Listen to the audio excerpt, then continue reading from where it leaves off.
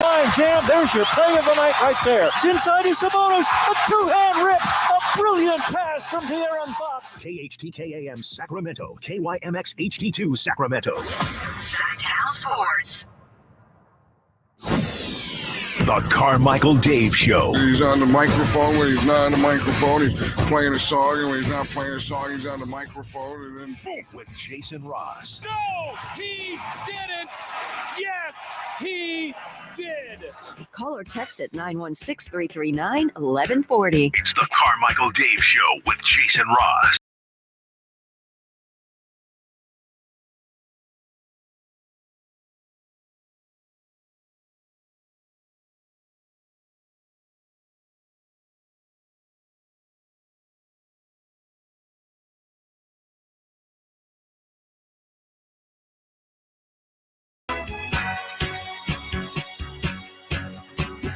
Good morning. Welcome in here to Sactown Sports on this Wednesday, January 10th. Years flying. Can you believe it? 10 days. Can you believe it? Can you believe it already? 10 days into January? Who would have thought? Man, look at us. I mean, so there's been 1, 2. How long will we have this bit go on for? I don't know. As long as we can. Welcome into the show. Jason Ross, Christopher Laud, Carmichael Dave off till Tuesday. You never know. He might pipe in. He checked in yesterday. Did he respond to our text? I don't think so. Which we have a little text thread, and I don't remember. I know roughly when you sent your text, the way the Kings game was going, and it would have been around 3 or so in the morning over there, I think. 4:30. No, that's 12:30. Oh, they're only 8 hours? Mm-hmm. Oh, okay. So he was probably watching the game, I think. But you said, don't bother waking up for this game, Dave. Yes. And actually, I think right after that, the Kings started to run. I was going to do like the bit where, hey, it's an 8-0 run since this text, a 12-0 run, and I said, well, and then I waited till it was like, maybe the Kings were up comfortably. And I said, well, Kings went on a little run since this text, a little one. I want it. What was it? Like they went like no, 9. This was like. No, but I want to say like the Pistons went like 9 minutes without scoring. 11. Almost 11. It was 10:40, I think, without scoring a basket. Ridiculous. We will get into the Kings game from last night. Talk about a roller coaster. A gauge of emotions. If those of you didn't see the game, didn't watch it, didn't hear it, and then just saw the box score, you're like, oh, cool. Kings took care of business. Yeah, technically. Sort of. Yeah. Like if he came in at the second half, like, yeah. Or halftime. You saw halftime. Yeah, halftime. Actually, if you saw halftime and didn't watch any of it, you're like, oh, man, they're only up 3? Man, come on, Kings. Yeah, they were down 20 and gave up 47 to Detroit. That was nuts. In the first and they quarter. Probably should have scored 50. Easily. I mean, where they had 40-something, like with like 3 minutes left in the quarter. I'm like, oh, my gosh, what is happening? Granted, they were hitting everything, but still, the Kings I wouldn't say let them, but they were the team playing defense that allowed that. But they won. That was the important thing, and they ended up winning kind of comfortably, and there's some great offensive numbers that we will go over today. Joining us on the show, 1 hour from now, we will visit with the former King and the head basketball coach at UC Davis, Jim Less. We're going to talk to him about an incident that happened in their game. I only heard this just the other day from Scott Marsh. Chris, did you hear about I don't even know if it made the rounds anywhere, social media or whatever, because I hadn't heard it until Scott told me. And I want to get the coach's perspective, but it was like a really scary scene at their game where it's our present day and age, but Scott's calling the game. He said he's on the opposite side. I think he said the way he described it from the bench, and he notices like a bunch of people behind him moving quickly and now starting to run. And so when you see, it's kind of like when one thing happens and then he looks and he sees a bunch of the cheerleaders moving and he takes his, I think he said his right ear off of his headset so he could hear. And I think the thing he heard was like sniper. What? Exactly. I didn't even hear the story. And he goes, I dropped the headset and I'm gone. Oh my God. Yeah. And apparently there was like some significant noise and some popping sound, but I think there was some lighting or some sort of I guess lights or fixtures up top in the roof at, where were they? UC Irvine, I think, or Riverside, one of the two. I'll find out. But that was like popping, and everybody, when you looked up, you see like almost look like little flashes of fire. So I mean, I can understand, and especially if someone interprets that. Yeah, I'm not blaming anyone for starting that. It's like, get out of here, because if that's what you think's going on.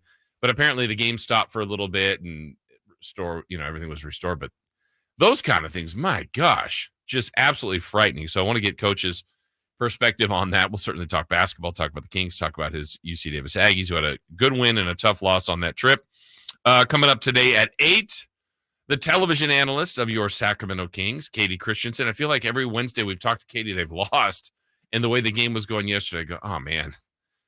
Poor Katie. Poor Katie. We're going to have to do this again. And the Kings don't lose every game, but it seems like they lose every game when she comes on.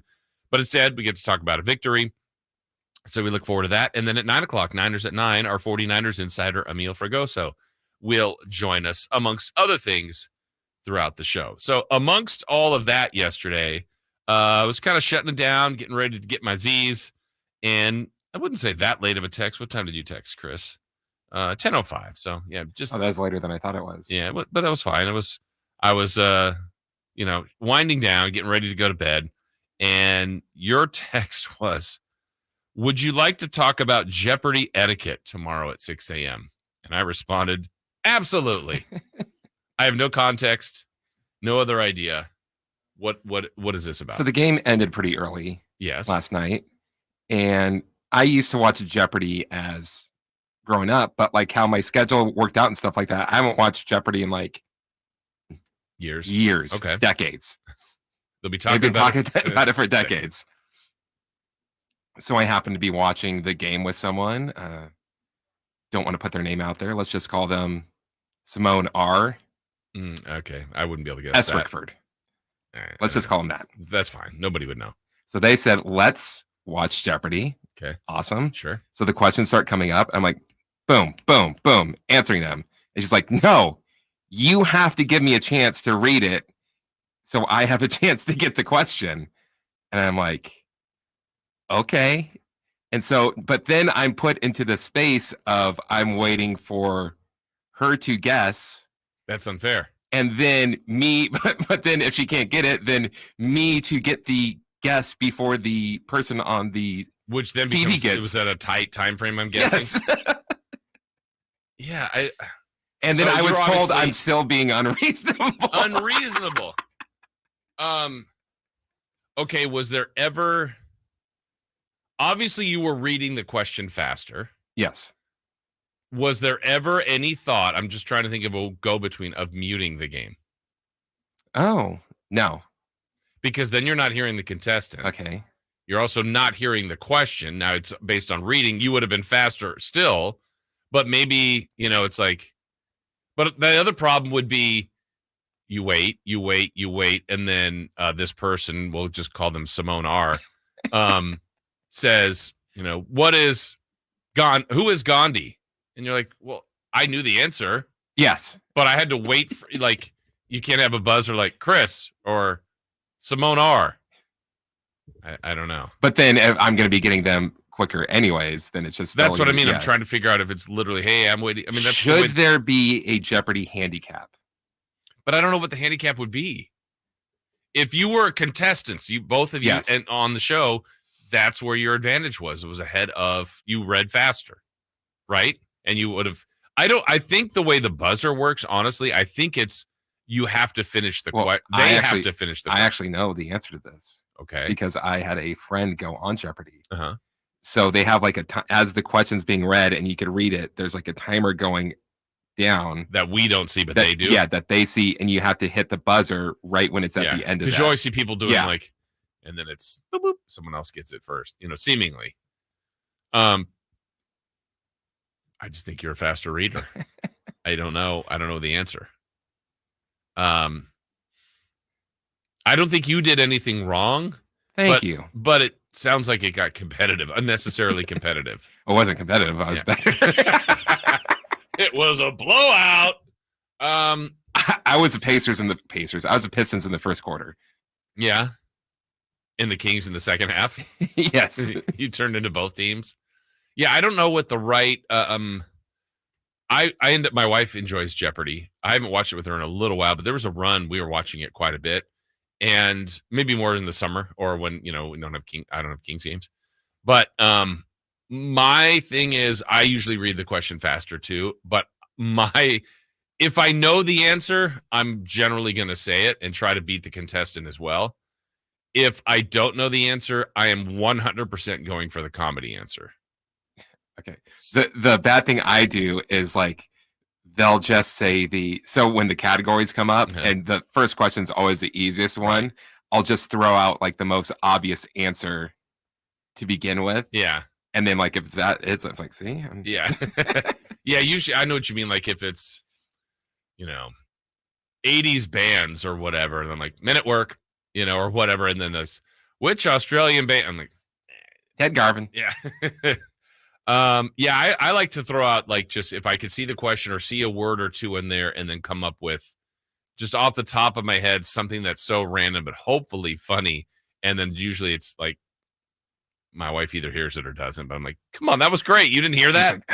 She's like, I'm trying to really answer the question about which city in Africa, blah, blah, blah. And then, I'm just throwing Toto or whatever. It was okay. Well, sounds like it was a blowout. Yeah. How I would say, though, in the history of Jeopardy, the final question, I am at about a 0.6% really of getting it right. Really? The final one? Yeah. Why, do you do better on that? I'm probably like 60 to 65%. No. Yeah. No. I don't buy that. I don't buy it. I'm going to find maybe tomorrow our own Earth. Yeah, great. Now I'm on like the Friday Fun and Games. I'm going to find Final Jeopardy questions. Just Final Jeopardy, like a week's worth. And just so in that sense, I'd give you 2 out of 5. But if you got 3 out of 5, which is what you would claim to roughly be 60%, I just don't buy it. Okay. You're getting like, 18th century literature. Yeah, like stuff like that. I'm not going to get. But that's what it seems like it is. No. At the end, it's never Sacramento sports history. It's John Sutter. It's never characters on MacGruber. Oh, that would be. I would finish that category. Horror movies. It's The Smiths. It's not that. It is, like I said, Roman emperors or whatever. It's just like, come on. Make it fair. Did you get it right last night, the Final Jeopardy? I don't remember. Okay. You were probably already disgusted with your battle with Simone. So I think we watched like 3 of them. Oh, was it like the Game Show Network? There's like recorded ones, so it's like it's like Celebrity Jeopardy week or whatever. Well, Celebrity Jeopardy's a lot easier. So it's that, but then we also put in like a regular Jeopardy on top of that one. Gotcha. Sounds like there was frustration at the Jeopardy etiquette.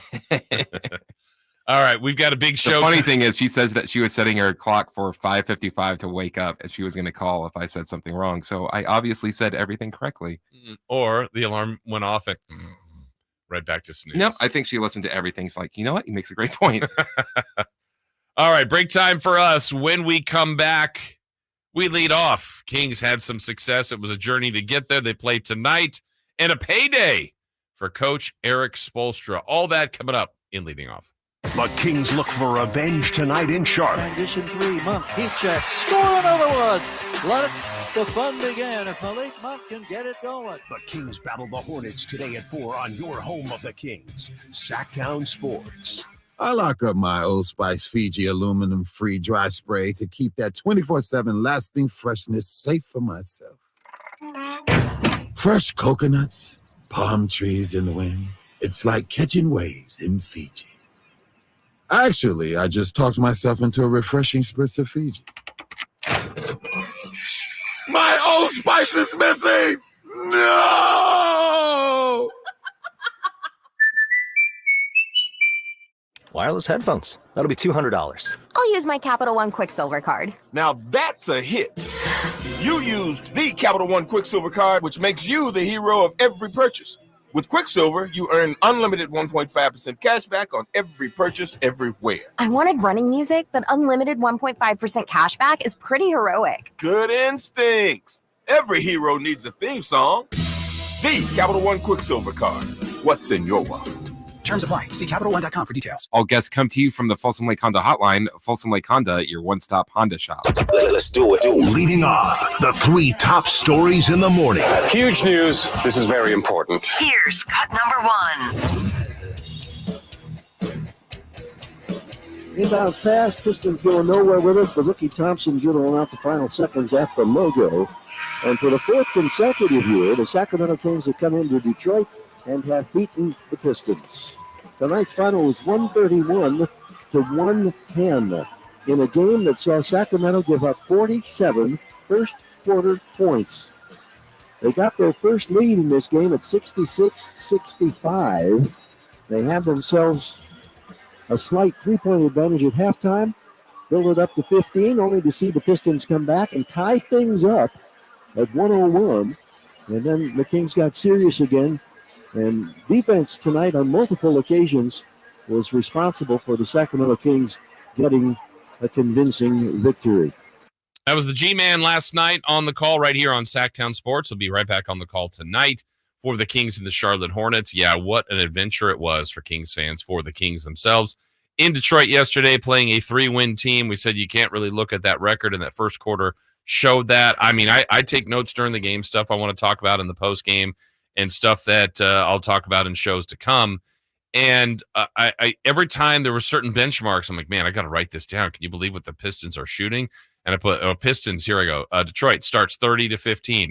Detroit 32-17. Bojan Bogdanovic was, I can't even read my own writing. Could that be right? Could he have been, I don't know if he was 10 for 10. But the team was 14 of 17. Then they were 15 of 18, 5 of 7 from 3, leading 35-19. It just kept getting worse, 37-19. I wanted to make sure I knew what their peak field goal percentage was. They were 16 of 20 at one point. They'd missed 4 shots. And the problem with it was, I mean, these things in the NBA, over time, you'll see situations where one team gets out of the gate shooting, an absurd 60, 70%, and the other one's shooting 20. It's like, all right, as the time goes on, the game kind of evens out. That's just the way it works. Where it was really alarming to me is at one point in the first quarter, the Kings were down. Maybe it was close to when they were down 20, 18, 16, somewhere in there. And Detroit was shooting like 81%. I'm like, all right, well, the Kings are probably shooting like 20. Well, the Kings were shooting over 60%. And they were down that much. The Kings were getting 2s. The Pistons were making 3s at just a ridiculous rate. After one quarter, the Pistons were 19 of 25. They had missed 6 shots. They had made 7 threes. One thing I always look at is 3-point differential. So how many more threes are you making? After one quarter, the Pistons had made 7, so that's 21 points on threes. The Kings had made 0. A 21-point differential at the 3-point line after the first quarter. It was 47-29. The amazing thing is the Kings had the lead by half. I will say this. It's a win. That's what's important. They got it done by the end convincingly, and they did show some glimpses of good defense, and there was some terrific offense as the game went along, and they played a smarter game. I mean, they really exposed the Pistons in the paint, but they played the right team last night. They did. Other teams could have had that first quarter on them. Other teams have had a quarter like that on them. Maybe not quite to that extreme, but close. And if they played a better team, it would have been an awful result. Now, what made this awful was how bad of a team Detroit was. And that's why it was tough to watch at the beginning. But again, at the end, it's a victory. I would say this is good game film that coach could show the team. They flew last night. They're in Charlotte. There may be a little film session this morning, but basically it's about getting right back at it and hoping to find a way to get a sweep of this little 2-game start to the trip, get revenge on Charlotte, and just keep it pushing. But a win is a win. They got it done. We'll talk more about this, but quite a journey yesterday in Detroit. Cut 2. Cut number 2. This one is going to be one that will sting, and it will sting a bunch. And you've got Orlando coming in, one of the surprising teams of the Eastern Conference tomorrow night. It's over. Horn sounds. Charlotte's streak is broken. They get just their 8th win of the year, and after losing 11 straight, they come into Sacramento, and the Kings, who were feeling pretty good about themselves after a horrific start of a 3-game road trip last week, getting victories in Atlanta and Memphis and playing outstanding defense. Tonight, they give this team 111. Sacramento scores only 104. They commit 21 turnovers. Too much. I can't take it. I don't want to hear that anymore. There have been losses this year, and at times, I look at social media. I don't comment as much on it as much as I look at it and see what people say and react to it. And sometimes I get on Dave for that. It's like, oh, worst loss of the year. This game, I can't handle this team, and blah, blah, blah, blah, blah. I think sometimes people go too far, but that was one, if they say that broke you, that game was the most agonizing game to me. There's been frustrating games and blowouts and disappointments and, embarrassed and all that. That game, I was mad. I was mad at the Kings, hated their performance. I thought they played low IQ basketball. Everything in that game pointed towards the Kings. They had all the advantages. Second night of a back-to-back for Charlotte. They had just played in Denver. They had guys out. They weren't playing well. It just was laid up perfectly for Sacramento. And they were playing the game at a slower pace and just kind of letting Charlotte hang around. I'm like, all right, fine. Just win this game. Halftime gets here. They'll be okay. They'll win.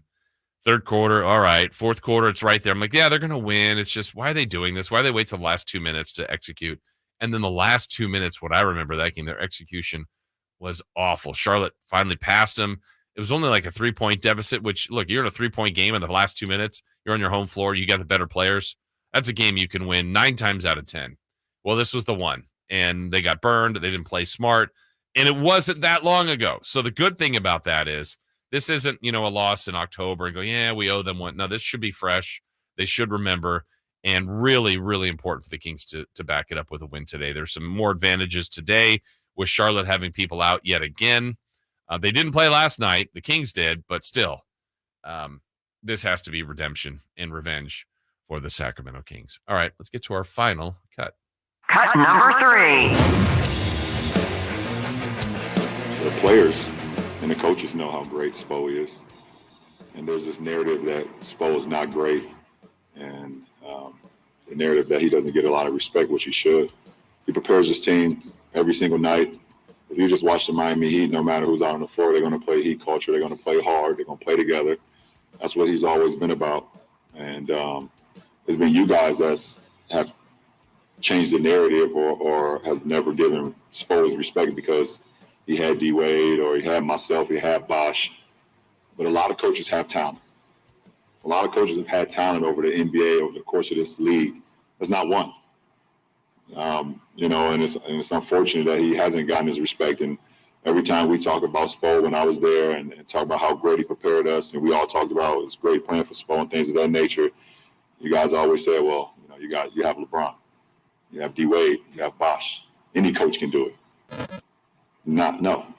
Any coach can do it. If any coach could do it, then there'd be a lot more champions in this league. There'd be a lot more successful coaches. So the Spo likes that. That's what fuels Spo is the disrespect that you guys give him, the basketball world. But I'm not going to sit up here and act like I don't know what Spo is all about because he's damn good, if not great. Probably is great because it's preparation. He prepares like it's his last time ever coaching again every game. And I know that. That's LeBron James heaping high praise on his former coach, Eric Spoelstra. And yesterday reports came out that he's getting a new extension with the Miami Heat. He's 53. He's one of the game's great coaches. I didn't know all of this about Spoelstra. I was just looking up some notes on him as he's won a couple titles that we know. Man, I didn't realize he's taken the Heat to the finals 6 times. As the NBA's second highest paid coach now on an annual basis. He's just behind Greg Popovich. And so it looks like it's a new 8-year deal, an 8-year extension at around $120 million. There's some thought that at some point in that run, Pat Riley will step down as kind of the man in charge of basketball operations, and maybe Spoelstra will take over both duties. Who knows? But a terrific coach. You always feel like you have to battle to beat Miami. They've had better teams. He's had teams that found a way to the finals like last year. And so a terrific coach has kept that culture, that style. Like when people talk culture, there's certainly a Miami Heat culture. And they work hard there in Miami. And Riley established that. Spoelstra kept it going. And good coaches, good people usually get rewarded. And it happened for him as Spoelstra gets an 8-year, $120 million extension. All right, we'll break. We'll come back. We got much more on the Kings on the court, but they were acknowledged yesterday, well, technically for an on-the-court award, but off the court as well, as the NBA Team of the Year. Yes, your Sacramento Kings. We'll explain that next. Check out this week's episode of Golf to Go with Frank LaRosa, Wednesday from 8 to 9 on Sactown Sports at SactownSports.com. Sacramento weather is brought to you by Folsom Lake Kia. I'm Tamara Berg in the KCRA 3 Weather Center. Starting out with a little fog for this Wednesday morning. As we head through the afternoon, we're expecting overcast skies. Today, temperatures in the mid-50s with rain showers on and off again through the afternoon to early evening. Get the latest forecast on the KCRA 3 News and the KCRA 3 app. Don't miss out on New Year's savings at Folsom Lake Kia. Low prices and payments on your favorite new Kia models. Go see my friends at Folsom Lake Kia right here in Sacramento for over 25 years or FolsomLakeKia.com. Hey, it's Carmichael Dave asking you, are you feeling the pain of paying more and more for your gas? PG&E has increased their rates 4 times in the last 5 years, and the new forecast says PG&E customers may see their bills increase 32% by 2026. The good thing is there are steps you can take to protect yourself from these rate hikes, and better yet, American Energy may be able to help you completely eliminate your gas bill with a new ultra-high efficiency comfort system. Did you know SMUD offers huge rebates to eliminate your old gas guzzler? They can help you guide through the whole process. Seriously, listen to me. You go to the SMUD website. There's tons of rebates available, but it is confusing on how to do it. Listen to these rebates. $2,500 from American Energy, $3,500 from SMUD, $1,000 from Caltech, $2,000 home system upgrades. That's $9,000 in rebates. Let American Energy help you out at 916-520-9990. Call 916-520-9990 now. The possibility of lung cancer can be pretty scary, especially if you're one of approximately 8 million current or former smokers at high risk. That's why SaveByTheScan.org wants you to know that now there's a breakthrough low-dose CT scan that can detect lung cancer early, and it only takes 60 seconds. You stop smoking, now start screening. For an easy quiz to see if you're eligible, visit SaveByTheScan.org. It could save your life. SaveByTheScan.org is brought to you by the American Lung Association's Lung Force Initiative and the Ad Council. Jackson Hewitt has a plan to get your tax refund fast with a buck here, buck there, here buck, there buck, everywhere buck. You don't have to wait weeks for your tax refund. Get money sooner with a no-fee refund advance loan at Jackson Hewitt. On this loan, there's a money today guarantee. E-I-E-I-Do. Don't settle for chicken feed. Get fast bucks at Jackson Hewitt today. No-fee refund advance loans by Republic Bank offered to eligible clients. Money today guarantee if approved for a loan on a prepaid card. Details at jacksonhewitt.com. Big savings are back at Folsom Lake Honda, your one-stop Honda shop. Looking to own or lease? We have options for everyone. Plus, lower interest rates at Folsom Lake Honda make for lower payments. It's no wonder Folsom Lake Honda is your one-stop Honda shop. Get an instant cash offer for your trade at FolsomLakeHonda.com. We'll buy your car whether you buy from us or not. Visit us today at FolsomLakeHonda.com. Folsom Lake Honda, yeah, your one-stop Honda shop. So here's a fact. 85% of the population will suffer from foot pain in their lifetime. That's almost everyone. So you'd think there'd be plenty of healthy long-term remedies, but there just aren't, right? Hi, I'm Dan from the Good Feet store. You know, people come in all the time sharing the same frustrating story. Bought this, tried that, been there, done whatever, all different kinds of things, but all with a similar result. Nothing. A discouraging and endless cycle of disappointment.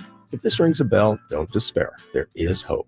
If you think you've tried everything, You probably haven't tried Good Feet arch supports from the Good Feet store. They're designed to relieve, even eliminate, the pain commonly caused by certain foot conditions like plantar fasciitis, bunions, flat feet, and others. Plus, provide better balance and increased comfort. See what we can do for you with a free arch support fitting. Just stop in or schedule an appointment. With over 200 stores, there's likely one in your neck of the woods. Find yours at goodfeet.com. Knee, foot, or back pain? Visit the Good Feet store in Sacramento, Roseville, and Vacaville. What's up? We're talking to Chad Hoblet Dodge Chrysler Jeep Ram in Woodland. Well, it's the new year, so the big question is, what's happening at Hoblet for Chrysler's Start Something New sales event? We're keeping our traditions alive by continuing to offer the best savings on remaining new 2023 Ram 1500 Bighorn Crew Cabs. Right now, you can save up to $12,000 off MSRP, and even better yet, you don't have to make a payment for 90 days. Wow, that's a pretty big deal. $12,000 off MSRP on one of America's favorite trucks. That's the difference between Hoblet and so many others. We are here to help you get the truck you need at the best possible price, and you won't find a better selection of new Rams with over 500 trucks available. At Hoblet, we want you to be a customer for life. See our full inventory at hobletdodge.com. Unbeatable prices, unbeatable selection, nobody beats Hoblet, period. 12,000 total net savings after $68.41 factory rebates and $51.59 dealer discounts. Rebates may include 1,000 case equipment bonus cash. Must have purchased new case equipment from qualifying dealer. No payment for 90 days through Chrysler Capital on approved credit. 10th is net savings. See dealer for details. Sacramento's premier music festival, Country in the Park, is back. 2 big ol' nights, May 17th and 18th at Cal Expo with Brantley Gilbert, Dustin Lynch, Walker Hayes, and more. 2-day GA tickets are on sale now starting at $85, or upgrade your experience with VIP or pit passes. Country in the Park, May 17th and 18th at Cal Expo. For more information, visit CITPfest.com. Brought to you by Bonnie Plumbing, Electric Heating and Air.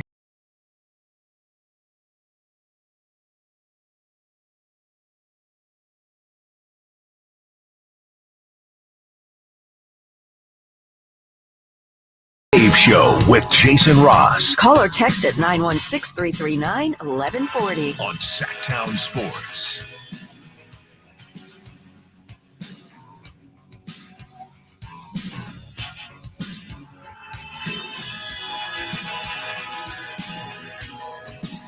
All right, back here on the show, Jason Ross, Christopher Laud here with you. Carmichael Dave will be back with us next week. We were talking about Jeopardy etiquette at the beginning, Chris.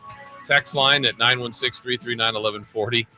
U.S. President's final Jeopardy recently. I guessed Ulysses S. Grant before the question. Nailed it. Walk off. I'll do that. Like if there's the category and they go like to if break. it's American presidents, you've got a 1 in 46 chance. Do you have I have a go-to answer that I've had since I did a book report on this said president when I was in 2nd, 3rd grade. So basically, anytime there's a president on Jeopardy, I say that answer, and I would say I've gotten it correct 8% of the time. Hoover? Zachary Taylor, our 12th president. From Indiana? Sure. I don't remember. Oh, great book report. Well, I think we can check my facts. I think he's the 12th president. That's what I seem to remember. I go, sounds about right. And I'll just like, our great 12th president, Zachary Taylor. And people are like, wow. I'm like, I might be confusing him with Harrison Barnes. Yeah. I do that from time to time. Harrison Barnes could be our president. That's for sure. Are you looking up to see who our 12th president is? Is it Zachary Taylor? And is he from Indiana? Zachary Taylor, 12th president from Virginia. You were way off. 60% of the time. I think I'm thinking of Harrison. Yeah. He's the one that only lasted in office for 30 days. 30? Mm-hmm. What'd he do? He gave his inauguration speech in pouring cold rain, and he didn't want to look weak, so he didn't wear a jacket or coat, and he got like really bad pneumonia and died. You're laughing. You're just like, I'm such a strong man. This water can't hurt me, and it killed him.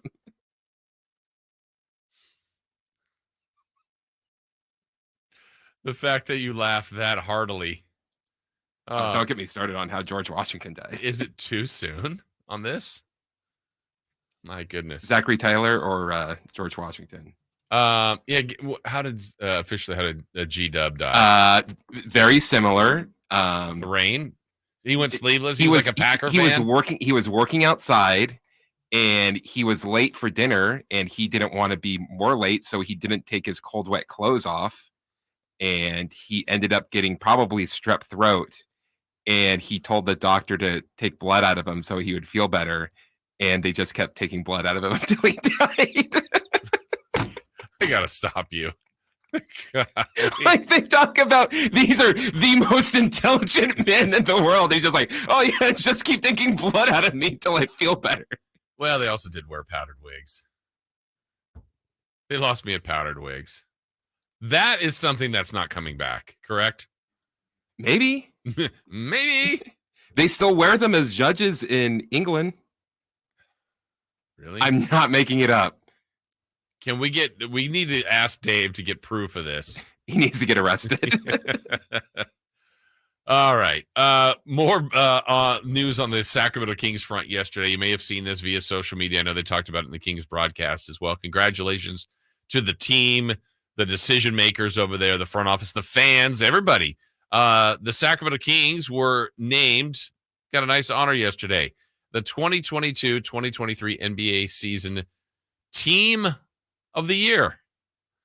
And many different things go into this, but the highlights from the Kings results of last year, this is kind of on the business side and some things like that.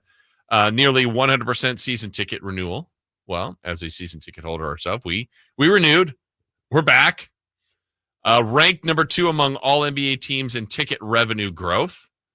I could see that as a thing where this team all of a sudden became the IT team, not only in our community with a lot of different areas, added over 20 new corporate partners, ranked number 1 in fan in-game experience in the NBA. That's always one that I'd have to pass along. I mean, when you're working, it's a different, I enjoy the games. I don't know how it is for the fans, but seemingly a great time out. Game viewership was up 200%, and post-game show was up 177%. I'm sure the radio went nuts too. No acknowledgement of the radio. Come on. We're doing hard work over here. You know what? People never gave up on the radio. That's That's true. why we didn't have that high as a jump. That's right. They were always there with us. We appreciate you guys sticking with us. Hey, look, I'm wearing Kings today. Most watched first round playoff game in 24 years. ABC's largest ever audience for a non-NBA finals game. Look at us. Look at us. Hosted more than 100 community events impacting nearly 100,000 people. The Kings do a really good job with that also. And then just about the in-game experience, the Keegan Murray chant is fun. That's not literally put on there, but for me, I would say that's up there. And the beam. The beam is such an iconic thing. And I remember when it started thinking, all right, different, but not sure. Let's see the reception. And to me, there'll probably be at some point some sort of documentary on the beam, which will be cool to see. But Chris, what I remember about You really think there'll be a documentary on the beam? Yes, or on this team, or I'll see the team. Okay, I'll give you that. But there's going to be a portion on the beam. There will be. Yes, it's pretty iconic. But now. I'm saying that there won't be a documentary on the beam. Maybe like a How It Works episode on History Channel that listen and are watching right now. Maybe they can. Oh, do you know who'd make a great documentary on the beam? Who? Nate Littlefield. Oh yes, he would. That would be incredible. We should. I actually want to do that. Yeah, now. We should actually have Nate do one, and then I don't want to say a real one as well, but that would be a real one. But in Nate's style, yeah, that would be fun. But I remember what I recall is when it really took off is I want to say they were in LA. And not the historic 176, 175 win over the Clippers, but I think the other time they beat them. And I feel like De'Aaron Fox tweeted something like, heading home, let's light that beam. And then it felt like it had already been a thing, but then it really started to take off. And then, we're talking about on the show going, they need to do this and the and just the different ways to really set it up. And now it's bigger and better and bolder and brighter. And you could just say, light the beam. Hey, Chris, you go to the game, light the beam. Like it's just a code for have fun. My friend was in Disneyland last week, and he said he saw some Kings fans, and you go by, hey, light the beam. Yeah, everybody knows. I remember last I don't know, when did I go to, it was June, went to Boston on a little trip, went to Fenway, had fun.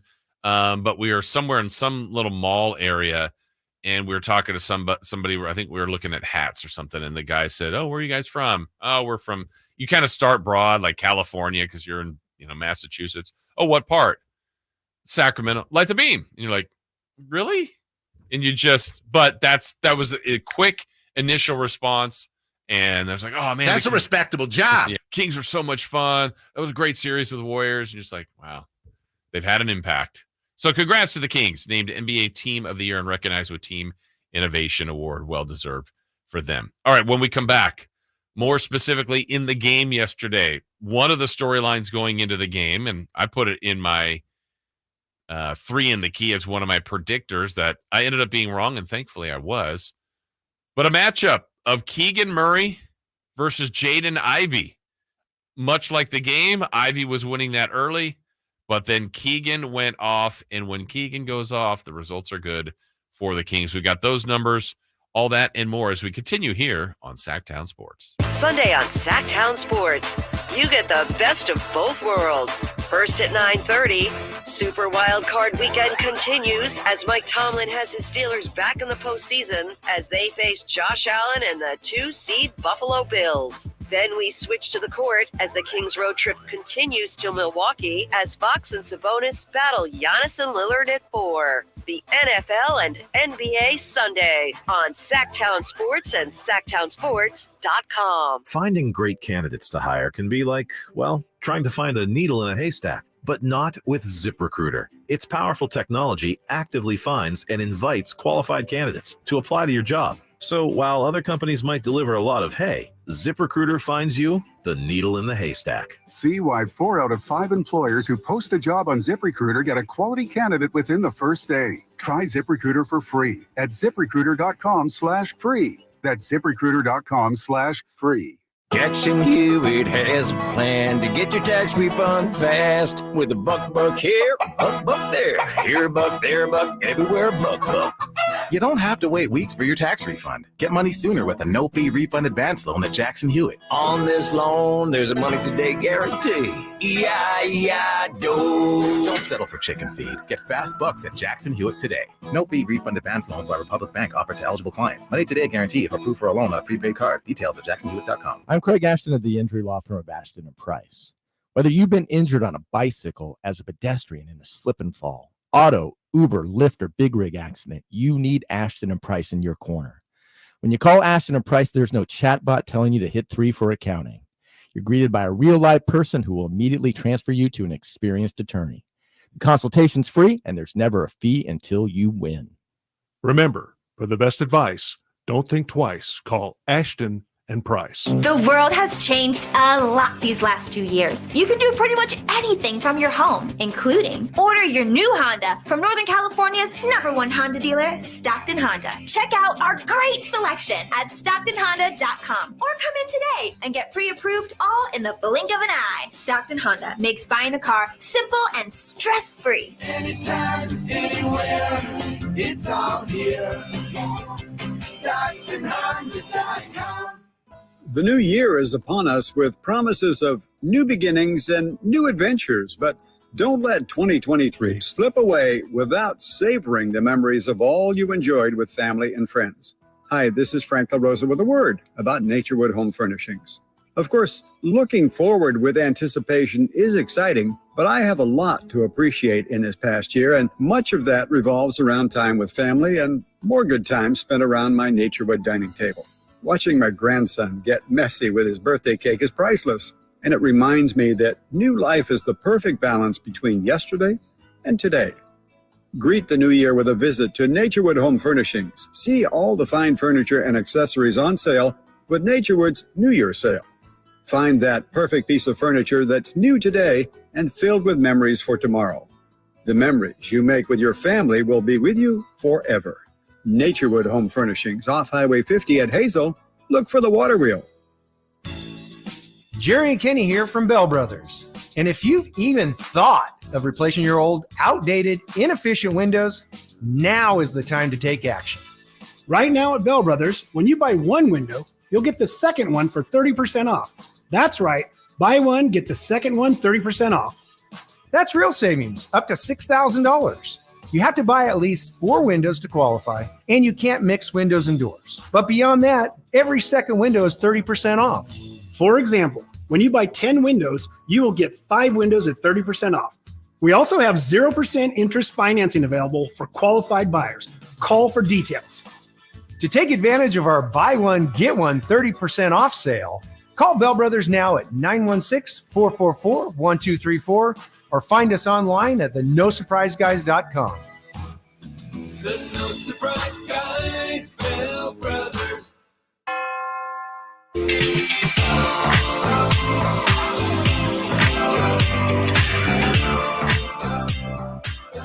Waking you up with the best in local sports. They just make it interesting, you know? It's the Carmichael Dave Show with Jason Ross on Sactown Sports.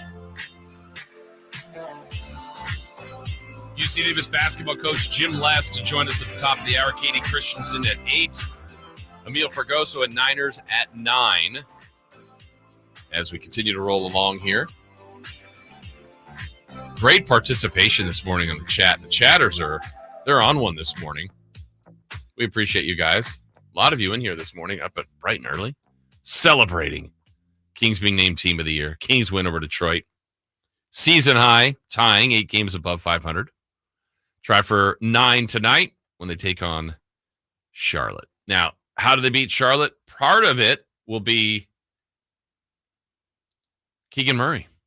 When Keegan plays well, the Sacramento Kings win. Stats prove it. You expect. I don't think Fox is still quite there. I mean, it was a grind for him to get to his points. Sabonis is kind of taken over here lately as the guy just dominating. Another massive triple-double for him. And usually Monk is in and around and impacting the game. But if Keegan is, you can have Herter and Barnes and Lyles and others off their game. Now, if they're all contributing, great, more power to it. But if you get Fox and Sabonis, which they're generally there every night, that's what happens when you take your averages and your best players are usually there. And they're granted they're going to have some off nights, but more times than not, those are your 2 best players. But if you can get Keegan playing like he did last night after a slow start, much like the team, that's the really good version of this team. And part of yesterday too, anytime, we have these comps that have been out there, anytime the Kings, when they had Marvin Bagley were playing Luka, people would look at the head-to-head and you're like, all right, that's lopsided. We see it now. Maybe if Tyrese Halliburton and Domantas Sabonis were playing, or you compare each of their seasons going along. Okay. The one that hasn't been compared enough probably here because everybody's happy and satisfied with Keegan Murray was Jaden Ivey. There were Kings fans that wanted Jaden Ivey or others. I remember in that draft, the player I thought would make the most sense was Benedict Mathurin for the Kings. They took Keegan Murray. I was a little surprised by that. Didn't take long to see why and what the potential fit was. Keegan was a much better shooter than I thought. I thought he'd be more of a double-double guy, and he has had some, and a rebounder and just, a good, solid player, but he came in and broke the rookie record for threes. And this year we're seeing a more aggressive Keegan at times. I think we're finding it here lately. That's good. They need that to be him and be more consistent. But, when they play the 2 guys that were drafted one after another, the Kings, I'm sure, looked at Jaden Ivey. And last night he had a good thing going for Detroit early. Here's Jaden Ivey now dancing with the dribble. Gives it up to Killian Hayes. Back to Ivey. Uncovered for 3. And the Pistons cannot miss. From downtown, they're 5 of 7. And they push the lead to 35-19. That's a 16-point separation. And the Kings turn it over. Yeah. Jaden Ivey's final stat line, though, 7 of 17, 2 of 9 from 3, made 6 of 8 free throws, had 5 rebounds. All of those were offensive, 6 assists, 2 steals, 4 turnovers, 22 points. Not a bad night for him. And Detroit was leading, built that lead by as much as 20. The game started to turn. Keegan started to have an impact in the game and really help Sacramento get a dent going in this game. And let's hear some stuff from Keegan Murray. Ivey for 3. He misses that. Pistons crashing, but Fox has the rebound, and the Kings are running. On the right wing, Keegan Murray hesitates, drives inside. He's fouled, and he scores, taking it right to the rim. What a terrific job that time on the drive by Keegan Murray. Got a corner three on the way for the Kings. Keegan Murray knocks down his fourth triple in 6 attempts. He's got 27 points. 113-103 in favor of Sacramento.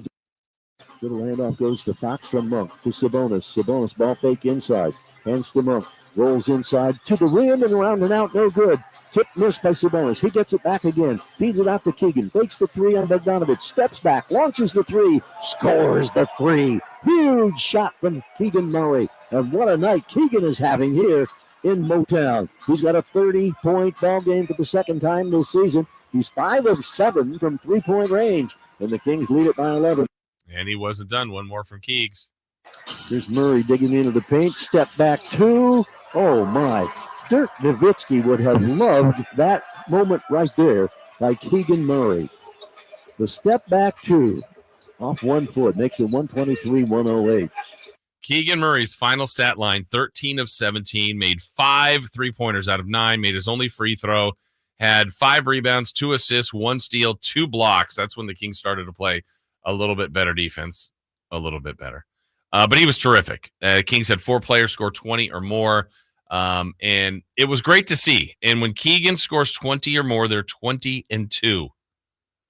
That is an impact. That is being, noticed. Makes the team better. He needs to play more aggressively like that. Here was Keegan post game yesterday with Morgan and Mike Bibby. Hey, Keegan Murray, you're courtside right now.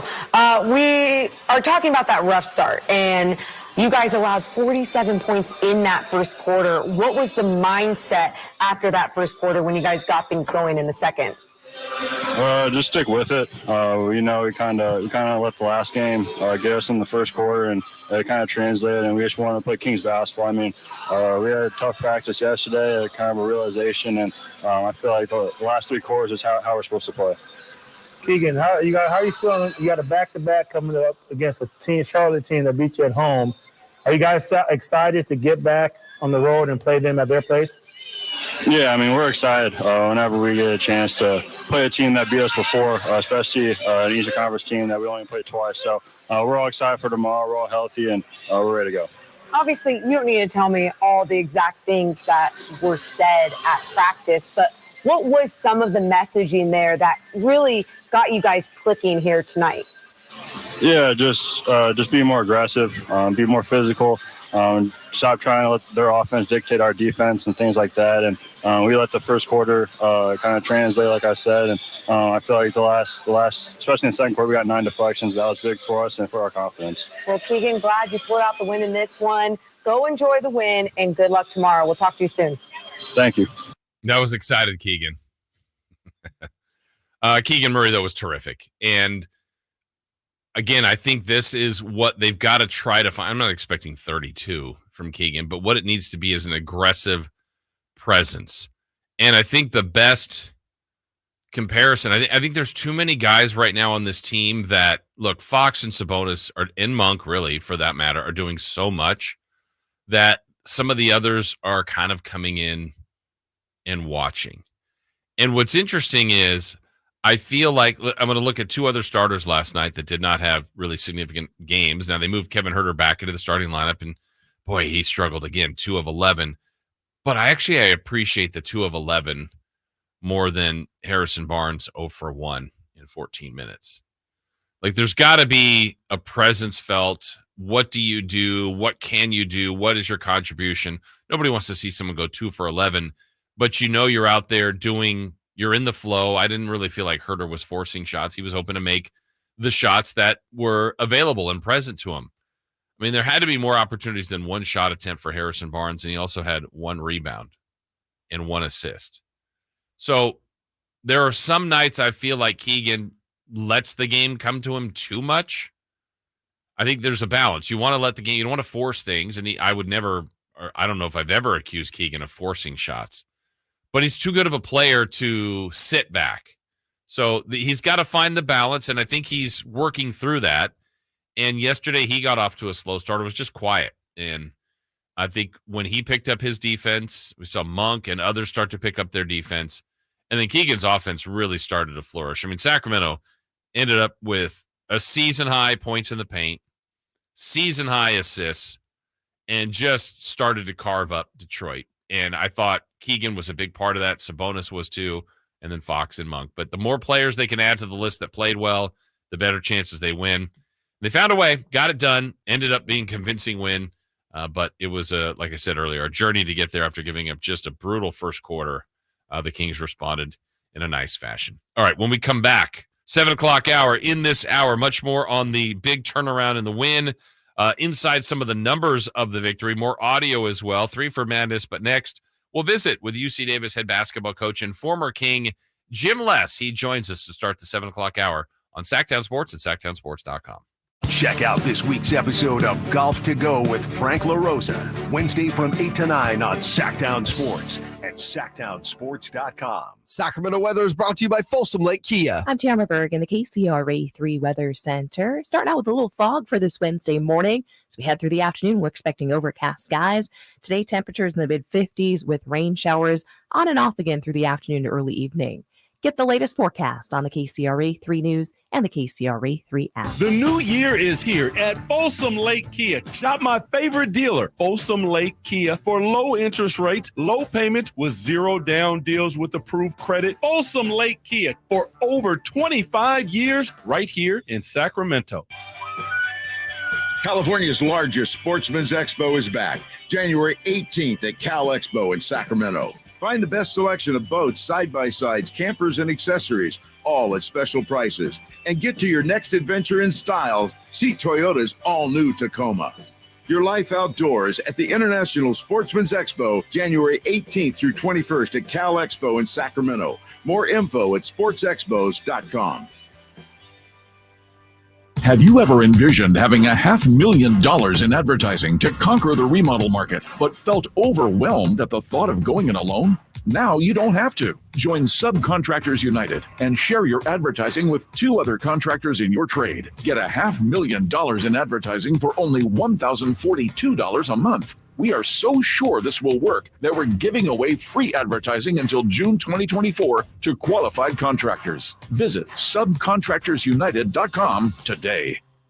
It's easy to think all money managers are pretty much the same, but at Fisher Investments, we're clearly different. Different? How? You sell high commission investment products, right? No, Fisher Investments doesn't sell any commission-based investment products. Well, you must earn commissions on trades. Nope, never at Fisher. We're a fiduciary, obligated to act in our client's best interest. It's the highest standard of care for a financial advisor. How do you know what's in their best interest? We get to know our clients and then tailor a portfolio based on their goals and needs. But you probably sneak in some hidden and layered fees. No, we have one transparent management fee structured so we do better when our clients do better. Wow, you really do look out for your clients. That's because our top priority is helping them achieve a comfortable retirement. It might be why most of our clients come from other money managers. Visit FisherInvestments.com to find out why investors like you switch to us. Fisher Investments. Clearly different money management. Investments and securities involve the risk of loss. Carmichael Dave here for Jiffy Lube, your proud sponsor of the Drive of the Game. Now listen to every Kings game for Gary Gerald's Drive of the Game call. Then listen to Jason and myself the next morning for a chance to win a $100 Jiffy Lube certificate, courtesy of all the Jiffy Lube locations in the greater Sacramento area. Get your vehicle ready for the holiday driving season at Jiffy Lube today. Oil changes, wiper blades, tire rotations, and more. For more information, go to jiffylube.com. Guys, want to lose weight, improve your performance, and increase your drive? Revive Men's Health Sacramento can help you address the root causes of weight gain, low energy, poor drive, and performance issues. And since your testosterone level has a direct impact on your weight and fitness, we'll give you a free T-check and free exam at Revive Sacramento. Imagine upping your game, losing weight, and getting in shape all at once. Revive can help you make it happen with our new cutting-edge weight loss medications, like your favorite athletes and celebrities use. They're affordable and available now. Weight gain and low T are treatable conditions. We know we can help you. Take that first step and book today. You're only one step away from getting in the best shape of your life. Call Revive Men's Health at 916-277-8599. That's 916-277-8599. Or visit ReviveMen'sHealth.com. Sacramento's premier music festival, Country in the Park, is back. 2 big ol' nights, May 17th and 18th at Cal Expo with Brantley Gilbert, Dustin Lynch,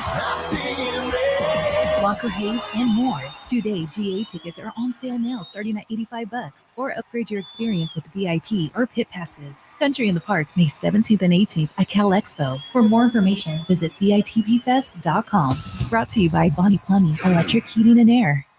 All guests come to you from the Folsom Lake Honda Hotline. Folsom Lake Honda, your one-stop Honda shop. KHTKAM Sacramento, KYMX HD2 Sacramento.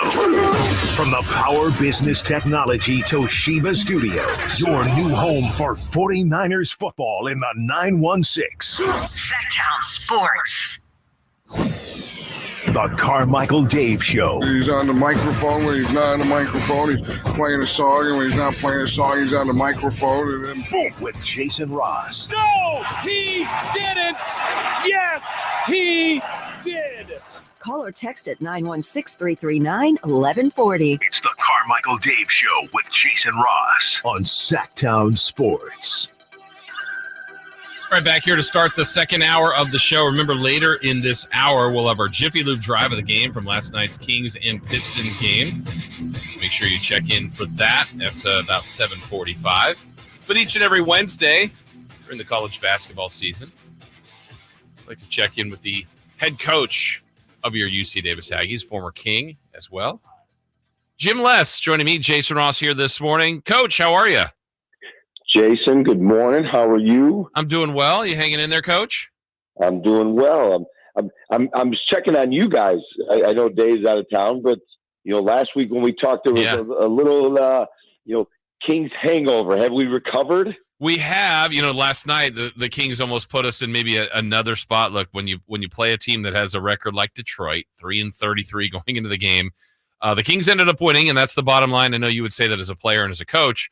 But when the Kings gave up 47 points in the first quarter, and at one point we're down by 20, I was thinking, oh, man, is this going to be the worst one of the year? But by the end, they got it all together and won. So, yeah, everything's better in Kingsland right now.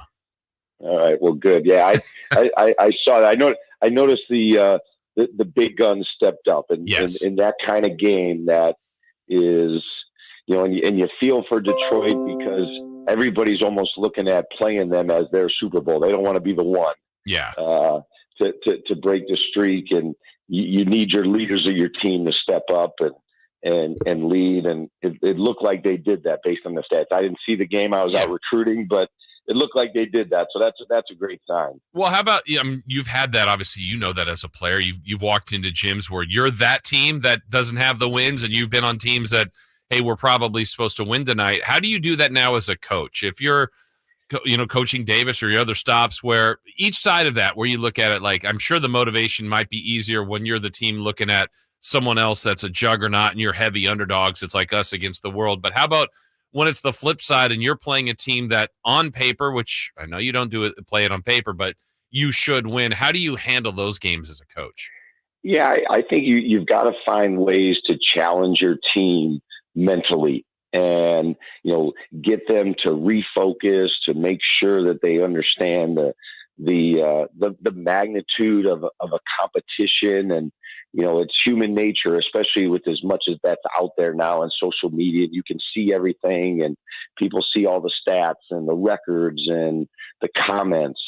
And, that can weigh on you, and that can almost be a deterrent as you play a team maybe that you're supposed to win. So, as a coach, you're just trying to find some other challenges and mental approaches, the game within the game. Hey, for this 4-minute segment for in college, we get TV timeouts every 4 minutes. Hey, for this 4-minute segment, we want to hold them, to 10 points, or we want to hold them, to, the 30% field goal percentage shooting, and challenge them next time out with those, and keep it short term for your team, short term focus, but really challenge them in those areas versus the big picture of a win or a loss. I think sometimes you get caught up in the end result, and you lose track of the process.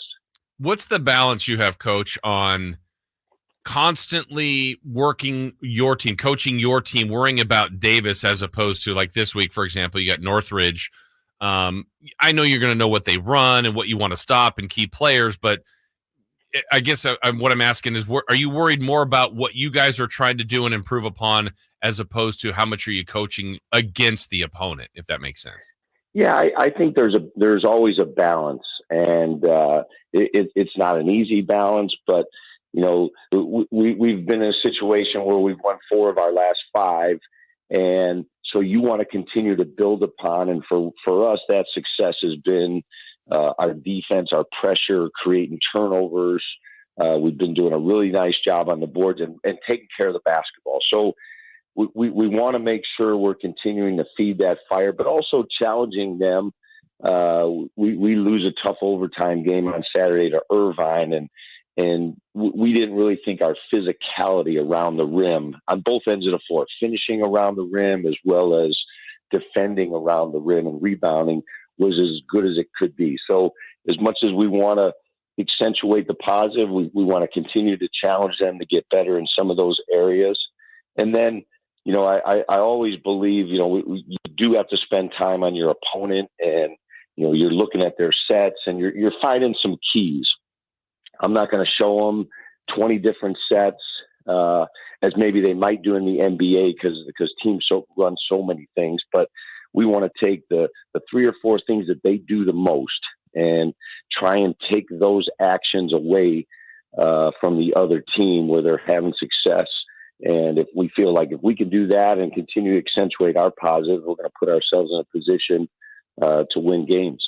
You mentioned not liking maybe missing that physical elements at some pieces in that game against Irvine. Is that something you show on film? You, coach an aggressive drill or 2 in practice, or maybe you have a guy or 2 that is more physical. You're like, I need to play that player. How do you handle that improving from game to game? Yeah, I think it's all of the above. We showed it to them on film, and just to give them the visual. And then, in the middle of the season, as late as we are, and we're in the conference season, we don't want to lose anybody on the practice floor. So we break out the blue pads. It's amazing how tough we get when those blue pads come out, and we're pretty physical and banging the pads when there's a manager or a coach on it. When I grab the pad, we get really physical. Those guys love hitting that pad when coach has it. But and then it's, as you said, Jason, it's challenging, a couple of your players who need to set the tone for us physically. As we're talking with Jim Less, head coach of the UC Davis Aggies on the Folsom Lake Honda Hotline.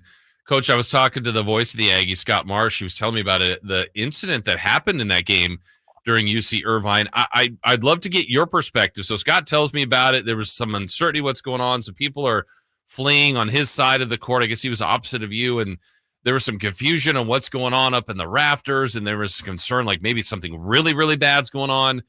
What did you know? What do you remember? Like, what was that whole incident like for you? Yeah, you heard these popping sounds, and so you were a little taken back, like what is that? And then all of a sudden you see people fleeing out of one of the sections of the arena across from our bench, and so you're not quite sure. You're trying to be cognizant of what's going on around you while still trying to stay focused on the game that was continuing to go. Unfortunately, the refs did a great job. They stopped when they noticed the confusion. They stopped the game immediately. There was law enforcement as well as fire officials that were on the scene quickly to make sure anybody wasn't in danger. But quite a few people left the arena. Now, we didn't quite leave the arena, but in this day and age, with all the craziness that we see, it's certainly a understandable response to flee. Yeah, and look, you get those timeouts, as you said, every 4 minutes under 16 and 12, 8 and 4, so on. This kind of works its way into a timeout extended, but that's nothing you really plan for. At that point, what are you you just kind of get back into the mode of, hey, look, this is what we need to work on. This is what we need to improve on. That because that's an unplanned. You could never plan for something like that. No, and again, I thought the officials did a great job. They came over and talked about, hey, the fire marshal thinks there might have been a short and some wiring up in the rafters, and they're just making sure that we're not at risk for, any further, fires or, explosion or anything like that. So once you guys, you're good right now, we'll let you know when all things are clear, and then we'll get started. So I thought that calmed everybody down, and then we were able to focus and actually at that point of the game, I was appreciative to get an extra timeout. So It worked out pretty good. You guys are back home this week, Coach. You got Bakersfield on the weekend, Northridge tomorrow. What are the challenges you have for those games coming back home this week? Well, Northridge, a really good team, 12-3, really transition the basketball and drive the ball really well. Really good offensive team, an offensive rebounding team. So this is a good challenge. They beat UCLA earlier in the year, and we're 3-1 in the league. They're 3-0 in the league. So this will be a really good. You want to see some good college basketball? Come out Thursday night at 6 p.m. at the University Credit Union arena on our campus, and this will be a really good college basketball game. Coach, we're going to play in a little bit here a pretty good rant in the NBA last night from Toronto's head coach, their new head coach. Lakers had a huge disparity in free throws. And anyway, he goes off. I'd be curious, in your time as a player or working your way as a coach around, some of the best rants you've seen from coaches in your time, and maybe your own. Is there a time where you just, I don't know, you seem like you're pretty cool, calm, and collected, but lost your stuff at some point in a game? Well, what I loved about that, and from an NBA coach, is it's a guy sticking up for his players, and I think as a player you always appreciate that, and I think as a coach you always want to send the message that, hey, I've got your back. And a lot of times players aren't in a position to say things, and so as a coach you feel like, hey, I got to bear this burden and go off. And that, fortunately, I was around some great communicators. I played for the late, great Frank Layden. Mm-hmm. And he was fun. He was one of the best at using humor to get his message across with officials.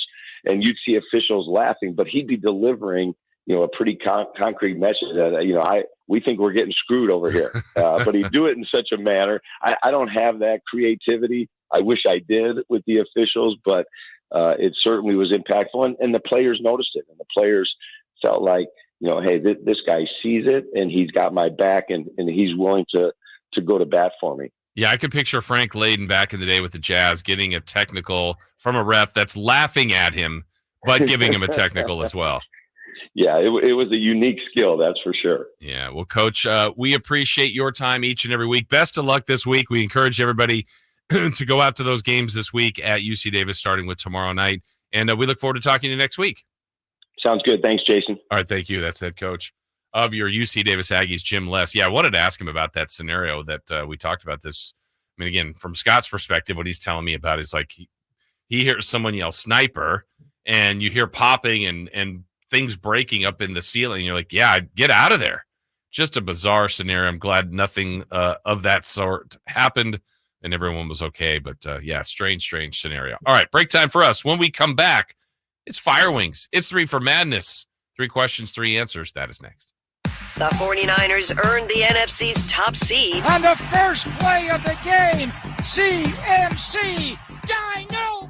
Join all of our shows. The Carmichael Dave Show with Jason Ross, Stiles, and Watkins. And the Drive Guys as they follow their quest for a 6th Super Bowl title. Pressured right away by Young and sacked by Eric Armstead. Sactown Sports is your home for San Francisco 49ers football. San Francisco! If you're looking to get a new car, you could really cut expenses by bundling your car and renter's insurance with Progressive. Sure, you love your old car, but you know it's not normal to give instructions on how to open the window. It should be self-explanatory, but it's not. And notice how when you're in other people's cars, you can feel cushion in the seats? That's pretty nice, right? No, it's just normal. So bundle your renter's and car insurance with Progressive and put the savings toward a new car. It's time. Progressive Casualty Insurance Company coverage provided and serviced by affiliates and third-party insurers. Not available in all states. With no fees or minimums and no overdraft fees, banking with Capital One is the easiest decision in the history of decisions. Even easier than choosing Charles Barkley in a pickup game. We'll take Barkley. Ha! First pick. Sorry, kids. Yep, even easier than that. With no fees or minimums and no overdraft fees, is it even a decision? Okay, here's the plan. Pass me the ball every time. This is banking reimagined. What's in your wallet? Terms apply. See CapitalOne.com/bank for details. Capital One NA, member FDIC. 3 questions, 3 answers. It's 3 for Madness on the Carmichael Dave Show with Jason Ross. Here's question 1. All right, it is time for 3 for Madness, brought to you by our friends at Fire Wings. 21 delicious flavors of wings. Fire Wings, just wing it. Again, a reminder, Jiffy Lube driver of the game later this hour, Katie Christensen, TV analyst from the Sacramento Kings, will join us at 8 o'clock. But let's start with question number 1, Chris. With the Kings win in Detroit last night and a second night of a back-to-back, this night's game almost a guaranteed loss for the Kings. Wait, Carmichael Dave's not here. Did he write this question? I think he channeled himself. He did, and it just showed up here, and it's no, not a guaranteed loss. I will say they have checked the box now and won a second night of a back-to-back. They hadn't done that, but now they have. Yes, they have lost to Charlotte. I will cut back on you. Yeah. They have won the second night of a back-to-back, but they have not won both the first and second games of a back-to-back. Correct. They did that in a weird way. That was after they lost to Charlotte, right? Yeah. And then they won the next night. They still not have A sweep. won after winning the first night of a back-to-back. Until tonight. Well, I wouldn't say it's a guaranteed loss. I didn't love the way the Kings played early at all yesterday. Like that they got the win, like that it ended up being relatively comfortable. I was hoping that's kind of the way it would go, but from the beginning, so they could have rested their guys a little bit more. But in the end, I don't know. Let me see the most minutes. Murray, 34. Sabonis, 38. Herder was 29. Fox was 33. So they should be good to go. Got to Charlotte late last night. We'll check in with Katie on that, kind of like the arrival time and how fatigued they are, because I do think it was a team that, like, De'Aaron looks, whether he's banged up, tired, whatever, just not 100%. So those are the things that will hurt Sacramento, but I would not put it in that category. I know this team has been a little up and down for all of our liking. But like we said, if they win tonight, that's a season high, 9 games above 500 in what's been a frustrating first half, if there could be such a thing. So I'm not putting it in that guaranteed loss column tonight at all. No, not for me. All right, question 2. Question 2. With news of Eric Spoelstra's 8-year, $120 million extension, where would you rank Spoelstra in active NBA coaches? And what about all time? All right, that's a good question about all time, because I think right now, let me look at all time winningest coaches in the NBA. I know he's up there already and has time to go. So most wins right now, let's see, where is Spoelstra? 1, 2, 3, 4, 5, 6, 7, 8, 9, 10, 11, 12, 13, 14, 15. He's about he's top 20. Yeah, he's right around 20th all time. And he's getting an 8-year deal. He's got 725 wins. This year, he should, it'll be close. He may not quite catch Nate McMillan, but he's just going to keep moving up the ladder. There's only about 10 coaches all time that have 1,000 wins, including our own Rick Adelman. So if you go from Adelman up, it's Adelman, Doc Rivers, Larry Brown, Phil Jackson, George Karl, Pat Riley, Jerry Sloan, Lenny Wilkins, Don Nelson, and then Greg Popovich. Phil Jackson's always going to be considered one of the greatest of all time. Pop with his overall wins and championships. You got Auerbach up there. Then there's coaches that have a ton of wins with not many championships or any, like George Karl, Lenny. I think Lenny Wilkins has 1 championship. But he's up there, and I think it's just one of those things, like, he just needs to keep going. Longevity. Currently, I think Spoelstra's one of the best, top 3 probably in the NBA. And all time, I'll probably put him in the top 15 with an arrow pointing up. I just think he's going to continue to rack up the stats, rack up the numbers, and then he'll be in that conversation, I think, over time. So to get the Heat to the finals 6 times, to win 2 championships, he's checked a lot of the boxes, and now he's getting paid 8 years, $120 million extension. Miami recognizes they've got something good. They've stayed patient. They've stayed with the same guy. Spoelstra's had bad years. They haven't flinched. They haven't said, oh, maybe he's lost a step. Maybe we need to move in a different direction. They don't, and I appreciate that about Miami. So, yeah, one of the best of all time for sure. Let's go to question 3. Question 3. Raptors head coach Darko Rajokovic, he went off in the post game on the Toronto Raptors free throw disparity with the Lakers. Do you think he went too far? Well, I think the only way to know is to hear it. So let's hear what he had to say. Is that me or you? I can play it. I have to get to there. Before it airs, Chris, I'll start with you, though, on it. Do you think he went too far? I think he went just far enough. Just far enough? Yes. So he's good? Yes. Yeah, this is one. Okay, go ahead. Like I took the shot with 23 free throws in that fourth quarter. What did you? Thank you, Doug. That's outrageous. What happened tonight? This is completely BS. This is shame. Shame for the referees, shame for the league to allow this. 23 free throws for them, and we get 2 free throws in the fourth quarter. Like, how to play the game. I understand respect for all stars and all that, but we have star players on our team as well.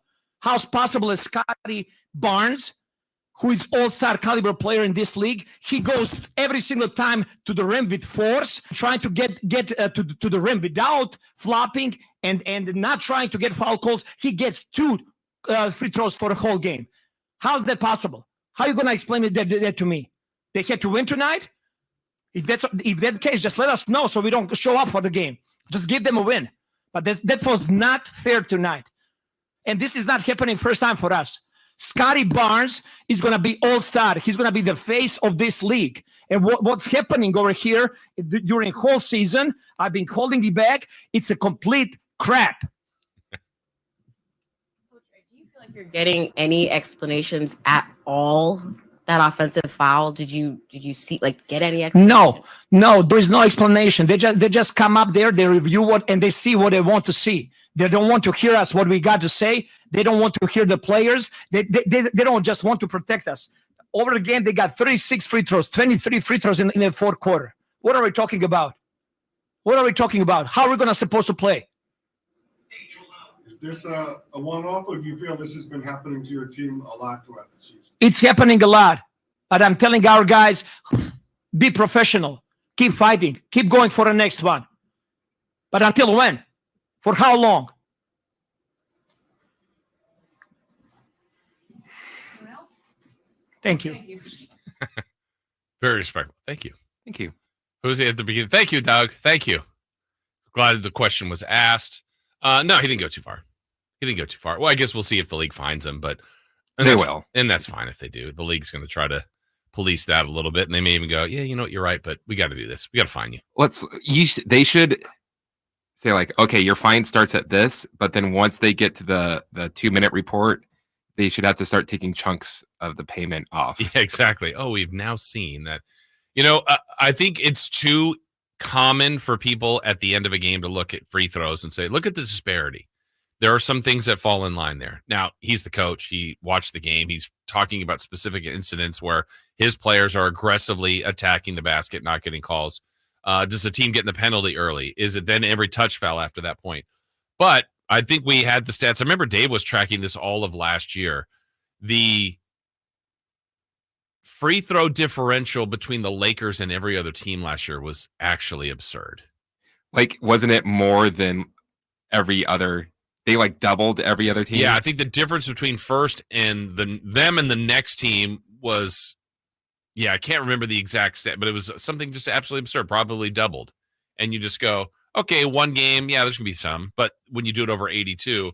And so I'm looking at the final box here from yesterday. So by quarter, first quarter free throws, this doesn't sound absurd, but this is going to be also tell the story. Raptors 0 for 1, so they had 1 free throw attempt. The Lakers 1 for 1. So same teams, seems like you're letting them play a little bit in the first quarter. Second quarter only, Raptors got to the free throw line 6 times. The Lakers 5 times. Okay. Still not very many fouls called, so total 7 and 6 free throws at halftime. Yeah, the Raptors were 3 of 7. The Lakers were 3 of 6 at halftime. Third quarter, Lakers are 6 of 7. Raptors 4 for 4. Really, I would say, so through 3 quarters, Here's the free throw totals. Raptors 7 of 11. The Lakers 9 of 13. Pretty. Basically the same, right? I mean, I wouldn't look at that without context. I didn't watch the game. Doesn't seem like anything is absurd there. Fourth quarter, in a game that was back and forth, highly contentious, the Raptors 1 for 2. The Lakers 19 of 23. So 18 points right there. 18-point difference in a game in the quarter where the Lakers outscored the Raptors 44-42, just by 2 points.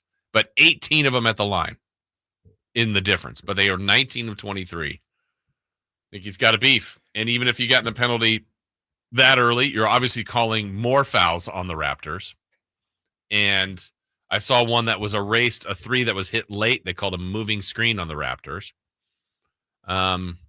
I can understand his frustration. He also said something very interesting, saying when the referees go to review a call, they're looking for what they want to see. Which I think, because when you talk about fouls, and especially in the NBA, and you're looking at it slow motion, you can find something where it's like, oh, that's obviously offensive. If you look at this part with what he does with his body here, and this person, what they're doing right here, that's obviously offensive. Yeah. And then you can look at the other, oh, no. His arm is over around his back, so that proves that it's a defensive foul. Yeah. You can find what you want to find. Yeah. I mean, again, look, I'm not going to necessarily stand in front of the refs. I do understand it's a really difficult job. It is so tough. And it's like, I don't think people realize how much of every call is a judgment call. Oh, 100%. I remember, Chris, one of the NBA broadcast meetings we went to, I think it was this session was years ago. We were in New Jersey, and the referee clinic's always kind of a fun thing. And they had the room filled with broadcasters and NBA people. And it was almost like one of those you make the call things where they were showing a video and they'd stop it and they go, all right, how many of you in this room thinks this is a charge or whatever? And like probably 95% of the room raises their hand. And from the TV angle, so this is like the broadcast that we all see. Then they had the different angle from the referee angle. It was down low, kind of around. They showed the same play. And they're like, how many of you think this is a charge? And then it went down to like 2%. You're like, yeah, it's different down here. Now, obviously, it was framed. They show you, they're wanting to, show why the ref made the call. And they're going to put the referees in the right spot. But you just go, all right, I see your point. It's a little bit different from this angle. But there are plenty of times where they've missed. They're human. There are plenty of times where they get it right, where sometimes I'm like, oh, come on, terrible call. Oh, yeah, he got it. Actually, good call. That's a good call. But we don't give them enough praise for that. But certainly there's misses in this case. Yeah, I think the crew had a tough day, obviously. I don't think there's intention of wanting the Lakers to win. And that, I think that's where you get to the line. Like, hey, if you want them to win, why do we even show up? Just give them the win. Yeah. But that's how you feel if you're the one being slided. 19 of 23 compared to 1 of 2 from the foul line. All right. That's 3 for Mandis, brought to you by friends at Fire Wings. When we come back, Kings win last night. We go inside the numbers after a brutal beginning. Some pretty good stats played out throughout the night in the Kings 131-110 victory over the Pistons. We've got that coming up next. The Kings look for revenge tonight in Charlotte. Transition 3, Monk, heat check, score another one. Let the fun begin if Malik Monk can get it going. The Kings battle the Hornets today at 4 on your home of the Kings, Sactown Sports. Carmichael Dave here to talk to you about my good friends at Fire Wings. There is no doubt they have the best wings in town. Try any of their 21 delicious flavors. Flavors like their award-winning peanut butter, Louisiana rub, Thai chili, and my favorite, the breaded Malaysian curry wing, and so many more. They're the perfect fast casual eating establishment for the entire family, and also a great place to enjoy all the college and pro basketball games from around the country. Now tell me something. What's better than enjoying the best wings in town while watching your favorite teams play ball? I can think of absolutely nothing. So just go to firewings.com, find that location nearest you, whether it's my home store in Antelope, Delta Shore, Howe Avenue, and so many more. Order online, and when you get there, don't forget to tell them that your good buddy Carmichael Dave sent you. Hey, it's Fire Wings, locally owned, locally operated. Don't forget, Just wing it. With RT Painting, our name says it all. We are a reliable and trusted commercial and residential painting company serving the Sacramento area since 1998. Employee-owned, our attention to detail is second to none. Put our decades of experience serving our community to use for you. Get a free quote today. Call us at 916-900-8112. That's 916-900-8112. Or go online to rtpainting.com. That's rtpainting.com. RT Painting, your trusted and reliable painting contractor of choice. Hey, what's up? We're talking to Chad Hoblet of Hoblet Dodge, Chrysler, Jeep, Ram, and Woodland. Well, it's the new year, so the big question is, what's happening at Hoblet for Chrysler's Start Something New sales event? We're starting the year off with even more savings. Right now, you can save up to $15,000 off MSRP on new 2023 Ram 2500 heavy-duty trucks with no payments for 90 days. That means you can get the new personal or company truck you've been needing and not make a payment for 3 months. But why choose Hoblet versus all the other guys? Because we not only have the best savings, we have the best selection of the hard-to-find heavy-duty trucks you need. Plus, when you come to Hoblet, you get the big city savings with the small-town family feel. There's a reason why so many of our customers buy from us over and over again. See our full inventory at hobletdodge.com. Unbeatable prices, unbeatable selection. Nobody beats Hoblet, period. $15,000 total net savings after $98.34 factory rebates and $51.66 dealer discount. Rebates may include $1,000 Case equipment bonus cash. Must have purchased qualifying new equipment from Case dealer. No payments for 90 days through Chrysler Capital on approved credit. 10th is net savings. See dealer for details. Hey, did you guys know? Did you guys know the average person eats 9 spiders whenever I cook for them? From his multiple Netflix comedy specials, Anthony Jeselnik brings his new stand-up tour, Bones and All, to Hard Rock Live Sacramento. Don't miss Anthony Jeselnik live this Friday. Get tickets now at Ticketmaster.com and AnthonyJeselnik.com. All guests come to you from the Folsom Lake Honda Hotline. Folsom Lake Honda, your one-stop Honda shop.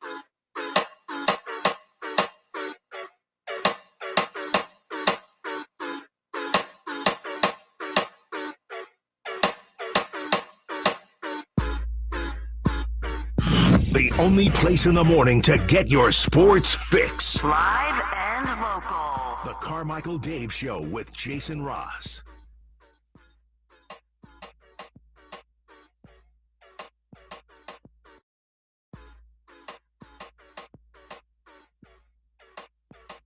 Leak drives left, beats Sabonis, going strong again, scores again. Pistons have just not been able to stop that tonight. Sabonis is 15 of 20. Make it 16 of 21. There's another pop-up for 2 by Hayes. It's no good, 15 feet away, and Sabonis gets the rebound. There's the triple-double. I heard Kings fans holler in salute to Domantas Sabonis. 37 points, 10 boards, 13 assists, 9th triple-double of the year. Come on. Domantas Sabonis. Please, please, please don't take him for granted. 16 of 21. Made his only 3. Made all 4 of his free throws. I love that.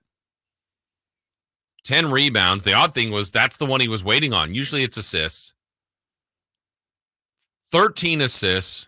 3 steals. Did have 5 turnovers. Handles the ball a lot, though. 37 points. He was bully ball in the paint. He was great. Kings inside the numbers of their victory yesterday. 57% shooting. So chalk up another time when they shoot above 50%, they win. They're undefeated when they do that. Inside the numbers again. Season high. 80. How many officially? 82 points in the paint. Season high. They almost had it, which was 66 in the double overtime game against Orlando. They almost had it through 3 quarters. So as frustrating as the beginning of the game was, and absurd giving up that many points to Detroit, to anybody, I shouldn't even say Detroit, but I think it hurts more when you see a 3-win team without their best player. That is, I mean, they were 2-1, and they're one of their last 33 games. 1 in 33, I should say. Man. Don't let it be you. That's what Henry was saying yesterday on the pregame and the postgame. Don't let it be you. And for a while, it was like, man, it's going to be the Kings, and they're going to get blown out. But the numbers, the defense got better. They played a smart game as it went along. Again, worked the paint to get those season high 82 points in the paint. Also, assists 39. 30 is the number. When they hit that, they're 16-0. 39 was a season high for the Sacramento Kings. So they really did some strong things after just an incredible beginning of the game by the Detroit Pistons. Where the game started to change, though, with all these offensive numbers, the triple-double by Sabonis, the 32 by Keegan that we talked about earlier. Fox found his way to 26 points, and Malik Monk scored 20. 4 20-plus scores for the Kings, 131 points.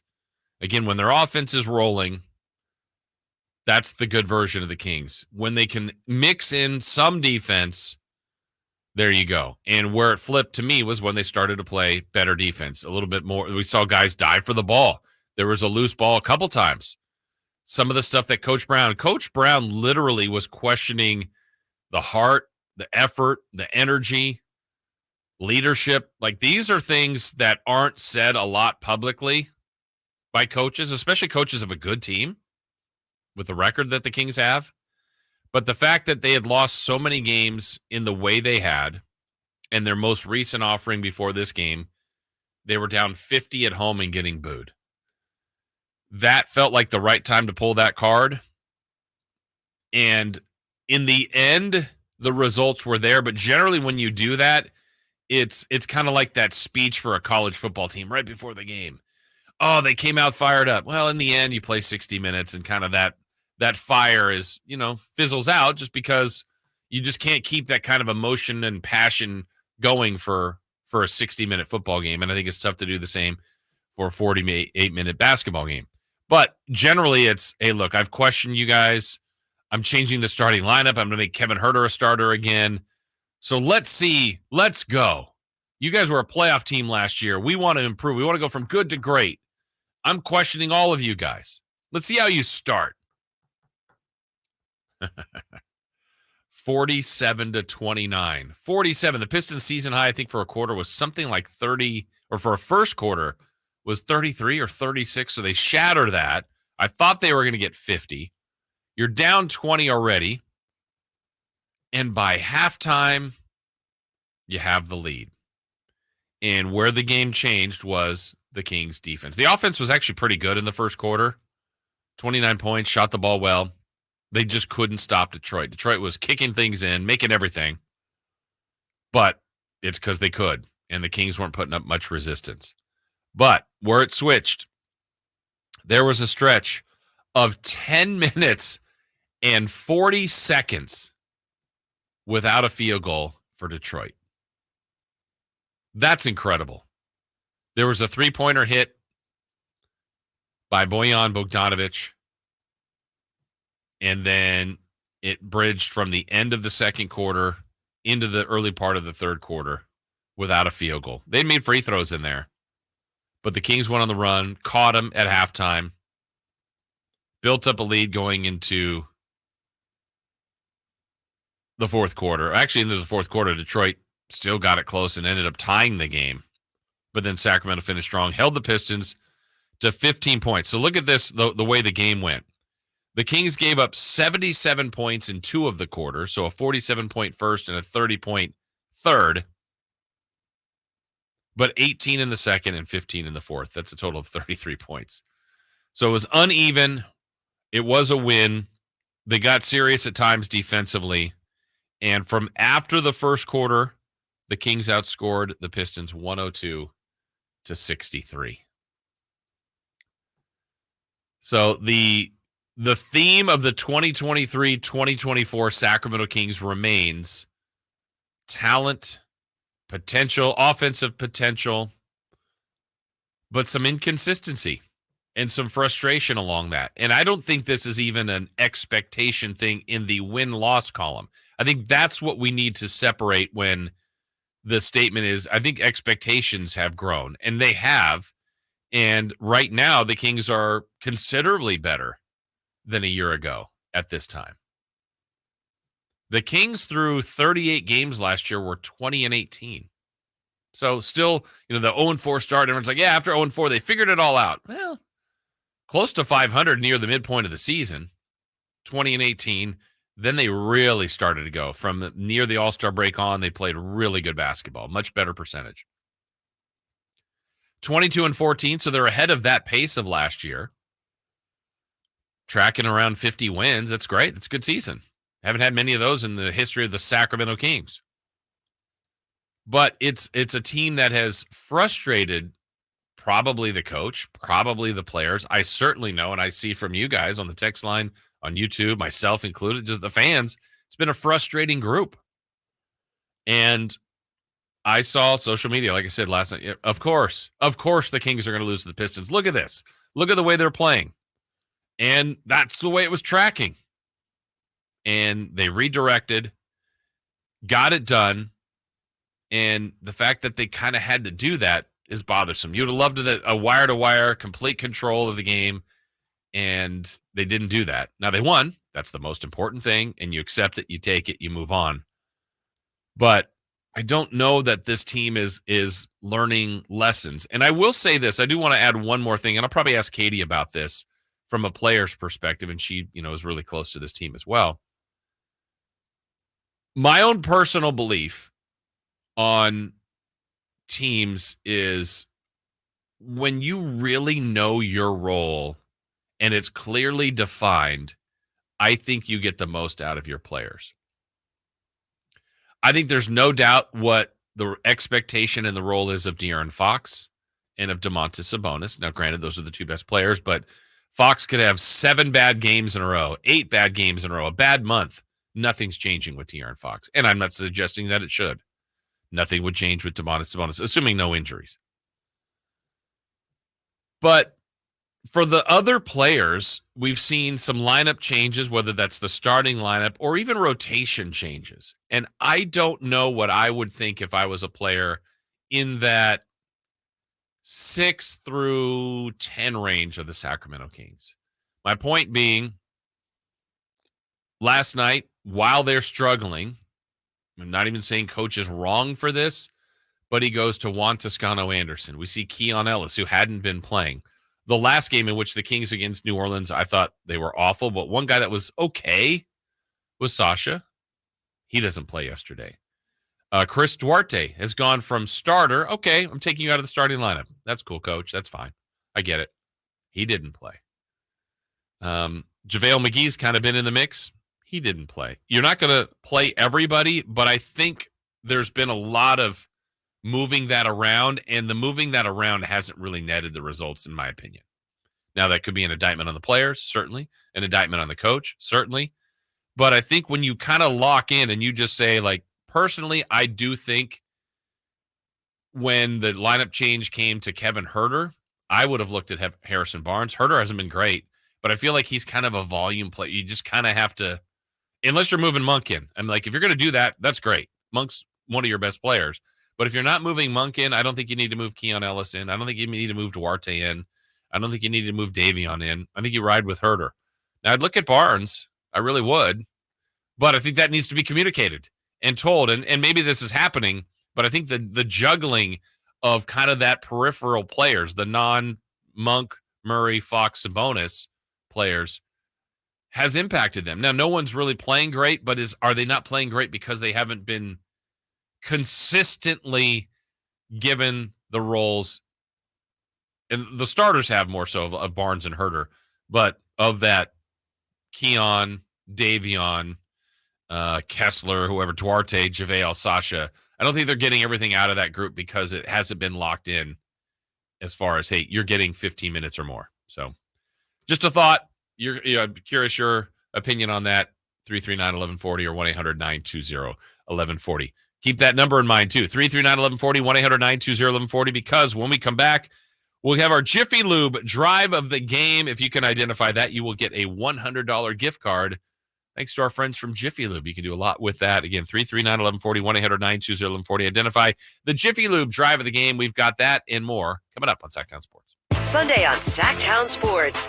You get the best of both worlds. First at 9:30, Super Wild Card Weekend continues as Mike Tomlin has his Steelers back in the postseason as they face Josh Allen and the 2-seed Buffalo Bills. Then we switch to the court as the Kings road trip continues to Milwaukee as Fox and Sabonis battle Giannis and Lillard at 4. The NFL and NBA Sunday on Sactown Sports and SactownSports.com. Carmichael Dave here for my good friends at American Energy Heating and Air. Right now, American Energy offering $0 HVAC diagnostics. That's normally $99 for nothing. Let the American Energy team test your system, connections, and all the moving parts of your system to ensure it's functioning properly. Let me say that again. $0 to get your HVAC diagnostic-ted. That's not even a word. That's normally $100. Making the uncomfortable comfortable. That's what American Energy does. That's what they've done since 1981. Been serving the greater Sacramento area since then. A+ with the Better Business Bureau. Call today to schedule your appointment at 916-520-9990. That's 916-520-9990. Do it before January 31st or go to AmericanEnergyAir.com. Call 916-520-9990 now. If you have unfiled taxes or are in debt to the IRS, this is important news. The IRS just rolled out a new program to help struggling taxpayers more easily resolve their tax problems. It's called the Taxpayer Relief Initiative, and it opens up powerful new options for people looking to get back on the right track with the IRS. And no one knows this program like the professionals at Optima Tax Relief, America's most trusted tax resolution company. They've resolved over $1 billion in tax debt for their clients and have the expertise and experience to help you. One easy call to Optima can start the process, helping to put an end to your worries of wage garnishment, asset seizure, and other aggressive IRS actions. Make today the beginning of your fresh start with the IRS. Call the experts at Optima Tax Relief now for your free confidential consultation. Call 800-343-6460. 800-343-6460. 800-343-6460. Optima Tax Relief. Some restrictions apply. For complete details, please visit OptimaTaxRelief.com. So here's a fact. 85% of the population will suffer from foot pain in their lifetime. That's almost everyone. So you'd think there'd be plenty of healthy long-term remedies, but there just aren't, right? Hi, I'm Dan from the Good Feet store. You know, people come in all the time sharing the same frustrating story. Bought this, tried that, been there, done whatever, all different kinds of things, but all with a similar result. Nothing. A discouraging and endless cycle of disappointment. If this rings a bell, don't despair. There is hope. If you think you've tried everything, you probably haven't tried Good Feet arch supports from the Good Feet store. They're designed to relieve, even eliminate, the pain commonly caused by certain foot conditions like plantar fasciitis, bunions, flat feet, and others. Plus, provide better balance and increased comfort. See what we can do for you with a free arch support fitting. Just stop in or schedule an appointment. With over 200 stores, there's likely one in your neck of the woods. Find yours at goodfeet.com. Knee, foot, or back pain? Visit the Good Feet store in Sacramento, Roseville, and Vacaville. Power Business Technology is proud to be 100% independent, locally owned, and managed Toshiba copier dealer. Local ownership cuts out the red tape, allowing ourselves to never be too busy to personally answer the call when our clients need us. Recognized for excellence in service execution, training, and customer service, we're proud to be named a 2022 Toshiba ProMasters Elite Dealer. Contact us today for all of your business printing needs at 844-POWER-BZ. That's 844-769-3729, or visit us at PowerCopier.com. The world has changed a lot these last few years. You can do pretty much anything from your home, including order your new Honda from Northern California's #1 Honda dealer, Stockton Honda. Check out our great selection at StocktonHonda.com or come in today and get pre-approved all in the blink of an eye. Stockton Honda makes buying a car simple and stress-free. Anytime, anywhere, it's all here. StocktonHonda.com.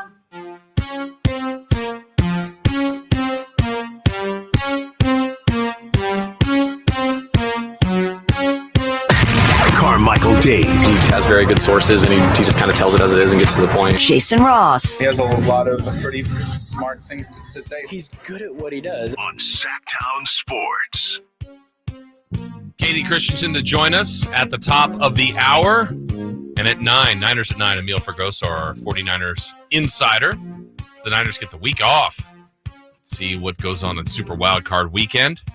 That's coming up later in the show. As we went to break, though, 916-339-1140, 1-800-920-1140. Those of you that listened to the game yesterday, earlier start, maybe you're on your way home, listening to the tones of the G-Man. Hopefully you were able to hear the Jiffy Lube drive of the game.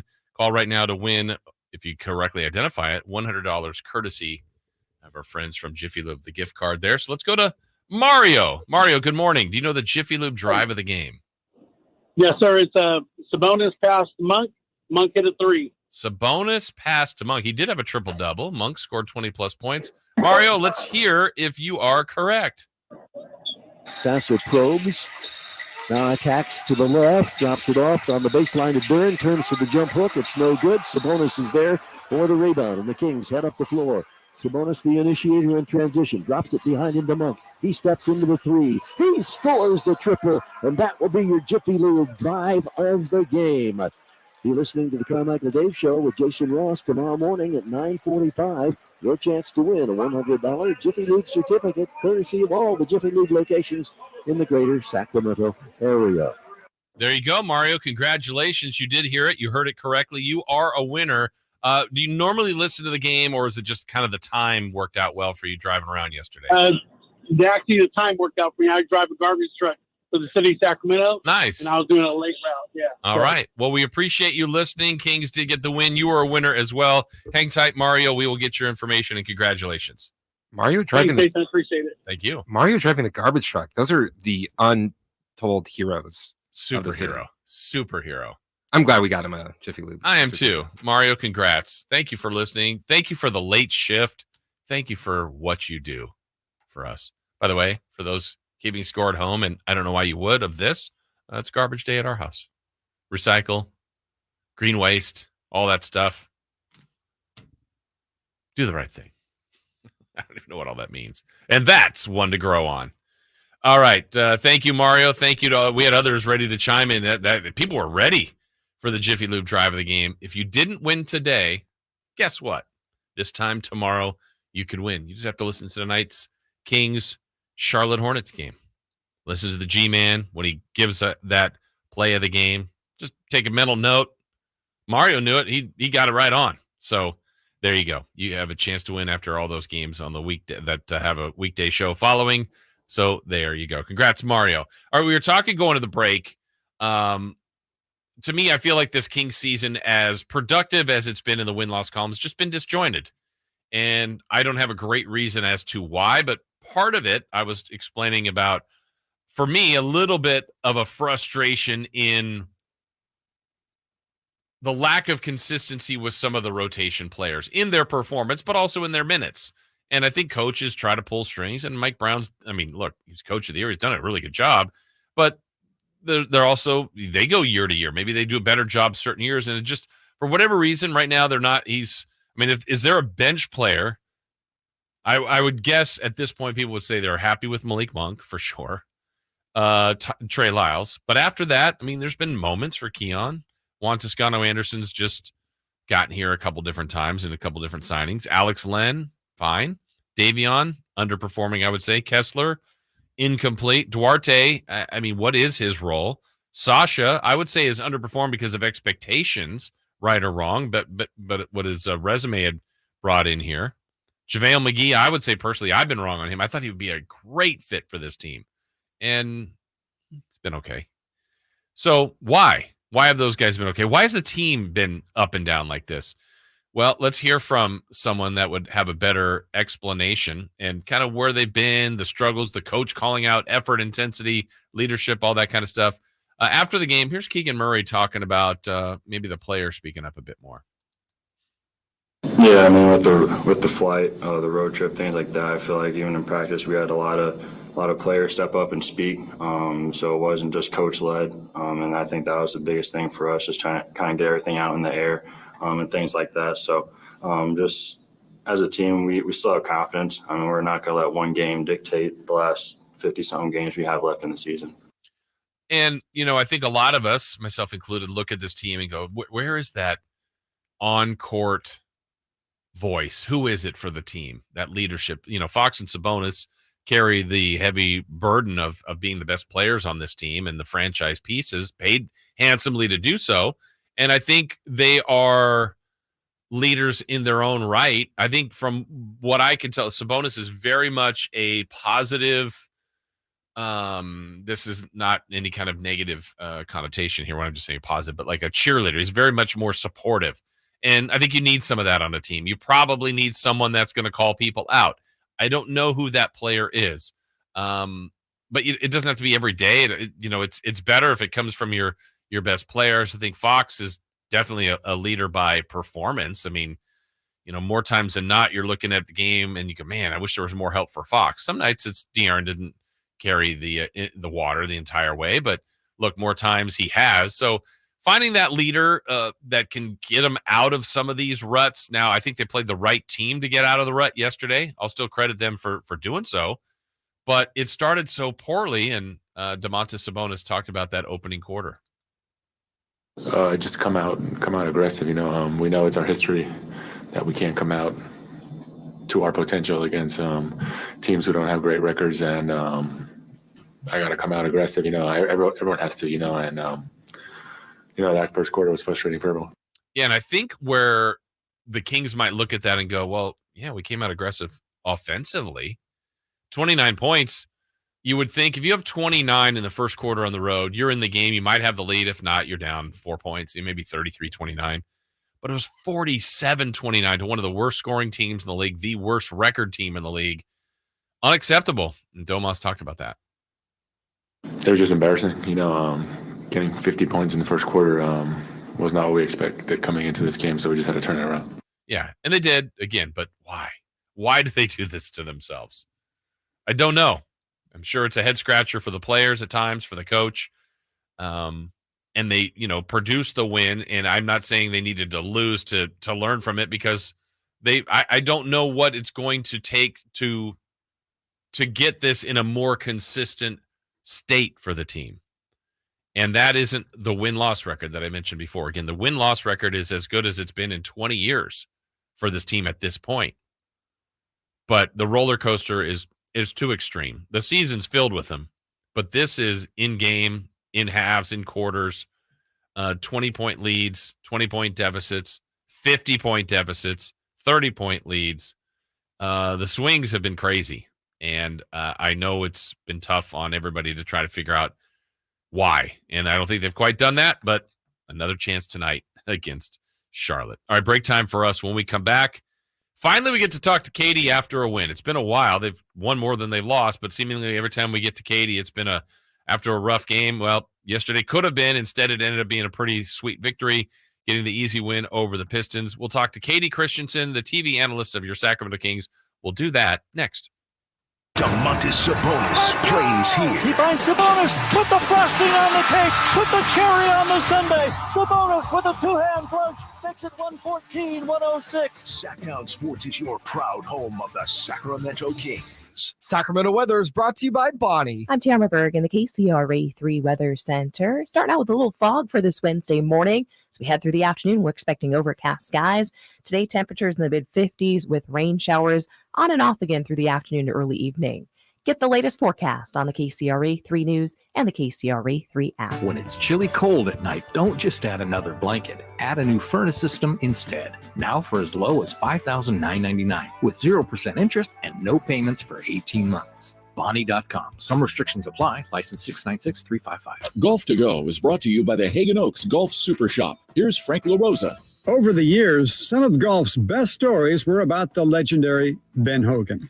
Tommy Bolt once said that Hogan was the only player he'd ever known to get an ovation on the practice tee. He said he saw Hogan playing practice rounds before a tournament where half the gallery was made up of other professionals.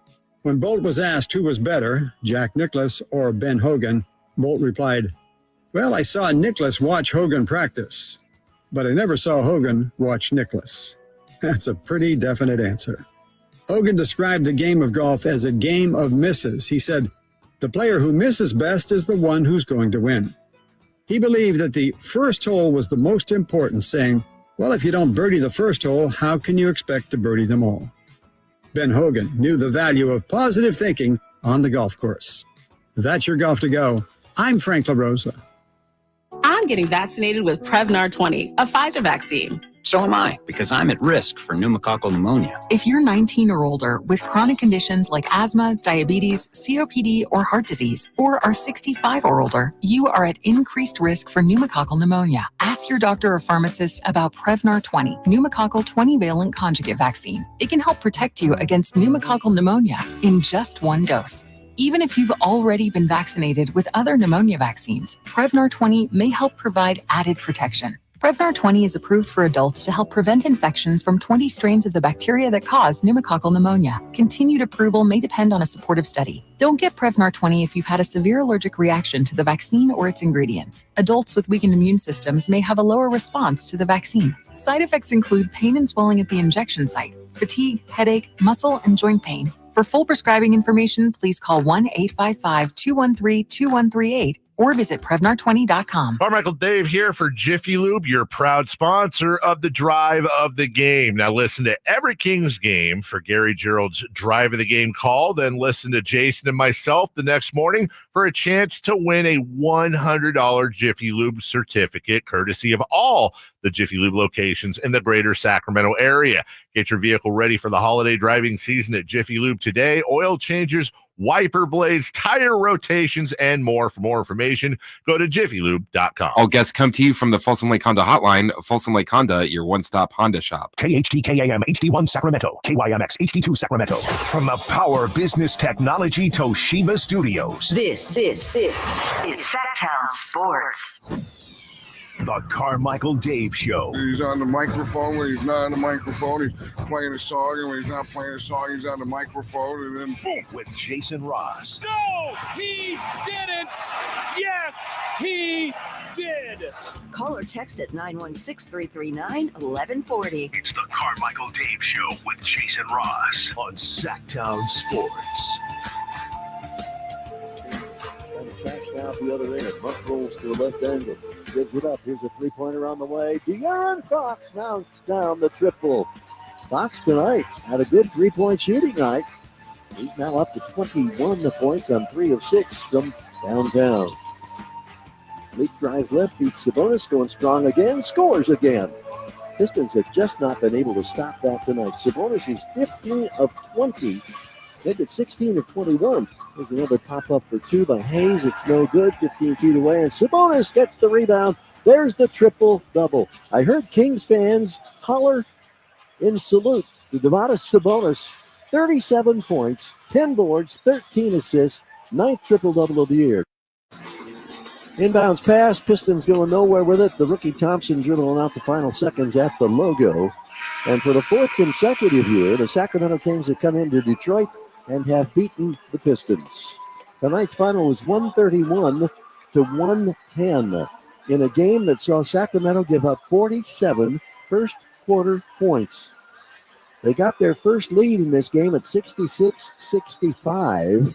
They had themselves a slight three-point advantage at halftime, build it up to 15, only to see the Pistons come back and tie things up at 101. And then the Kings got serious again. And defense tonight on multiple occasions was responsible for the Sacramento Kings getting a convincing victory. Yeah, it took a while to get there, but the Sacramento Kings pick up win number 22 this season. Again, cruising right along, getting closer to the halfway point. After this road trip with 4 games remaining, the Kings will be, 40 games in. They'll have played 20 and 20, home and road, and they'll come home to play the Pacers. That'll be the halfway point of the season. So good for Sacramento last night. Certainly the production and effectiveness by Keegan Murray in his 32 points. Domantas Sabonis is just unreal right now. Another triple-double. I think it's 4 in his last 6 games, 9 on the season. Just absurd what he's doing with 37 points, 10 rebounds, 13 assists. I mentioned earlier about De'Aaron Fox. Appreciate his abilities still. I don't think he's quite right, but he goes for 26 on a night where it just was more of a grind for him to get there, but he did. And then Malik Monk, just steady, rock solid, what they need off the bench. 20 more points, 9 more assists. His decision-making as a playmaker has been fabulous. And to have most of the offense run through Sabonis, to have Fox the ability to create his own shot, and to have Monk, I mean, when those three on the floor together, I just think defensively for opposing teams, good luck. Now, it gets back to the key to success for this team. Defending enough, defending consistently, finding other ways, rebounding, making free throws. They've been bad at free throws, worst in the league. Rebounding has been spotty. Some games good. The game against New Orleans was almost historically bad. Turnovers, I hadn't felt like was a season-long thing, but that's been a little bit of an issue here for the better part of a couple of weeks. And then just the overall attention to detail. And I wouldn't think the Kings would be a team that, last year I felt everything was about chasing the playoffs, breaking the streak, just getting there. And everything they were doing last year was new, was fresh, was exciting, and enjoyable. I mean, there were bad games in there, but it was like, all right, we're still on this incredible ride right now. And this is fun to watch. And we're enjoying it because the end looks like they're going to break this drought. I don't know what seed they're going to get, maybe a play-in, but hey, maybe they're going to be in the top 6. And then by the end, they're third and they're going to stay third. They did a really good job of that. And then we saw a fun playoff appearance and basically ran it back for the most part, some tweaks around the edges. And I thought they would be a more consistent team. I didn't know if they'd have a better record or not. But the fact of one of the things you stick with continuity for is you like what you've got. You trust what you've got. And I feel like this year that trust has been lost a bit and shaken, understandably so, based on performance. We had the natural reaction, whether it's a defense mechanism for Kings fans or not. And, when Dave popped in yesterday and he's one like this, and that's fine. I mean, people are going to do this differently, but like, well, we're going to lose to Detroit, right? Like they're going to lose tonight. That's the way this season goes. And I don't think that was as much of a defense mechanism for some as it much was that's kind of the way they've been and the way they've played. And so it would be more believable from this squad per se. And then you see the 47-point first quarter allowed and the 20-point deficit at one point. And that's where the trust of, and I don't know that it's an expectation thing, but it's losing that trust of the record. The record's good. The record right now, and with some losses last night, still has Sacramento currently in the 5 spot. And overall in the league, I was looking at that yesterday. Let me double check this to see where Sacramento is amongst the entirety of the 30. With a winning percentage of 611, yeah, they're 5th in the West, and that would be 4th in the East. So you have a top 10 record, top 9 basically, and I don't feel like they feel that great about it, nor do Kings fans. I'm not suggesting that you should, but the perspective of the 9th best record is pretty good. The fragile nature of it, because of the up and down portion, the way they've played, is, if this road trip, if tonight, the rest of the road trip doesn't go very well, they could come home with about the 15th best record because it's that close. And so they're keeping pressure on the teams above them, the Clippers, the Nuggets, the Thunder, and the T-Wolves. But right on their heels, the Pelicans, Dallas, who, by the way, had one of those losses last night. We think of this far more in the Kings' perspective, and I get it. But to say what Dallas did yesterday, if those of you that don't know, they were at home. They were playing Memphis. Dallas had their guys. Luka played. Kyrie played. Their main group was there at home playing Memphis, who just got the news that Ja Morant was out for the season. We already know that Steven Adams has been out. Brandon Clark was out. Jaren Jackson Jr. didn't play either. And Memphis was dominating the entirety of that game and won 120-103. So anyway, just thought I'd bring that up as a thing that does happen in the league, that has happened to the Kings far too many times. And so they're trying to figure out how to get out of that rut while still finding ways to win like they did yesterday. Let's hear from Mike Brown on a couple of his key players in this game yesterday between the scoring ability from Monk, Murray, Fox, and Sabonis. We had 4 guys with 20 points, 20 or more points. And so when you get that type of production offensively and you defend the way you do, you could have a chance to win a lot of games. Obviously, Domas was fantastic with his 9th triple-double. I think he's trailing Jokic. Jokic may have 11, and Domas has 9. 19th consecutive game with a double-double. He's obviously playing at all-star level, but to get the scoring that we got from Keegan, Fox, and Malik with Domas's triple-double was a really big night for those 4 guys. It was, and they needed it. And, it's encouraging to see that they could get out of the rut in that game. But again, I caution that because I feel like it was the right team to play. And I think this team has been that puzzle that where the coach is trying to figure out, the roster is trying to figure out, us as fans are trying to figure out. But they did win. More from Mike Brown on really Keegan's game. I thought Keegan was really instrumental. We said it earlier. When he's 20 or more, they're 20-2. He was aggressive.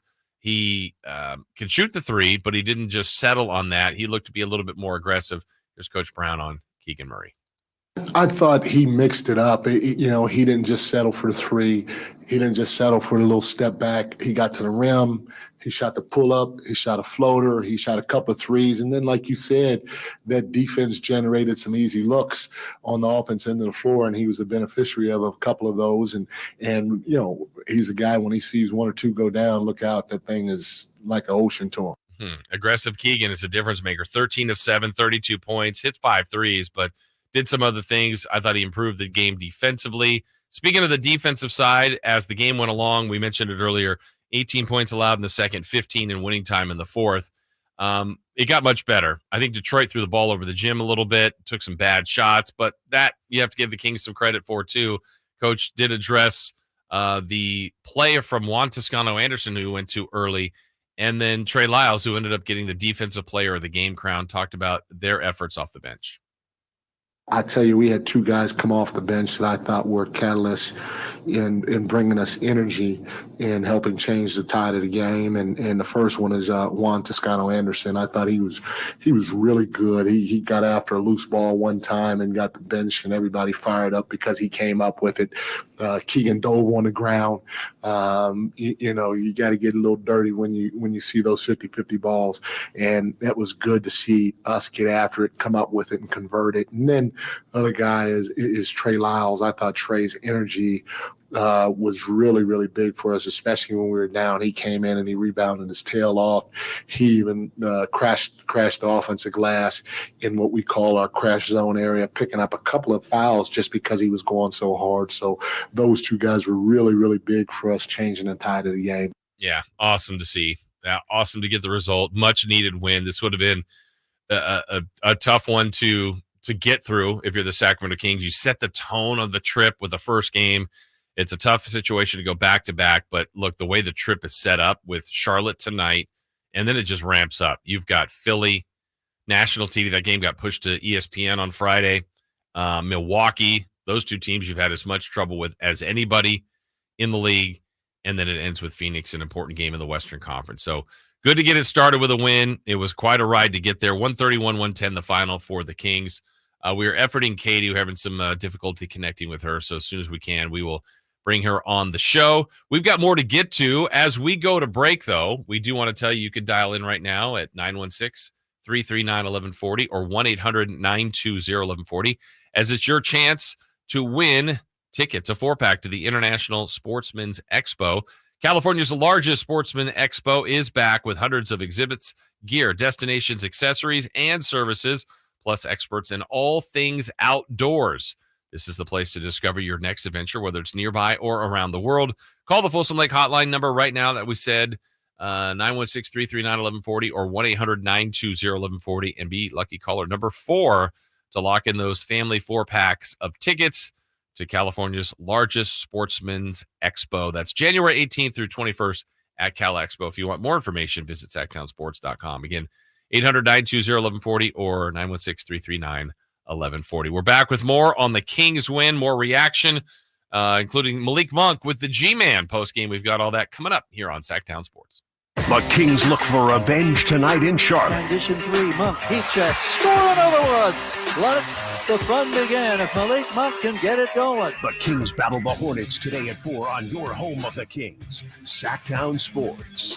Contact Tax Relief Helpers for details and restrictions. Attention anyone that owes money to the IRS. The IRS has restarted aggressive enforcement actions against taxpayers who owe back taxes that were temporarily suspended for COVID. If you owe $10,000 or more, you must hear this because now is the time to clear your IRS tax debt. A special toll-free number has been established so you can stop penalty fees, avoid liens, levies, and other hostile measures by the IRS. Call Tax Relief Helpers right now at 800-817-7142. Tax Relief Helpers will provide you with the maximum protection afforded by law. I got behind on my taxes and owed $48,000. I didn't know what to do. I called and they got my bill lowered to just $3,500. I owed $87,000 in taxes and it was scary. I got the amount I owed down to just $3,500. I saved $83,500. If you owe money to the IRS, don't wait another day. Call 800-817-7142 right now before the IRS enforces liens, levies, and other aggressive measures. The call and consult are absolutely free. Call now. Call 800-817-7142. 800-817-7142. 800-817-7142.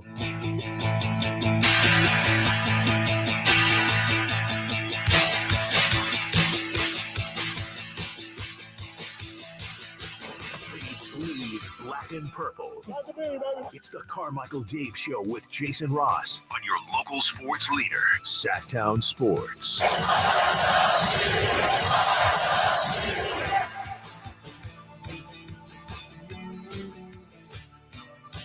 All right, back here on the show, Jason Ross, Christopher Laud, Carmichael Dave off this week. He's back with us next week.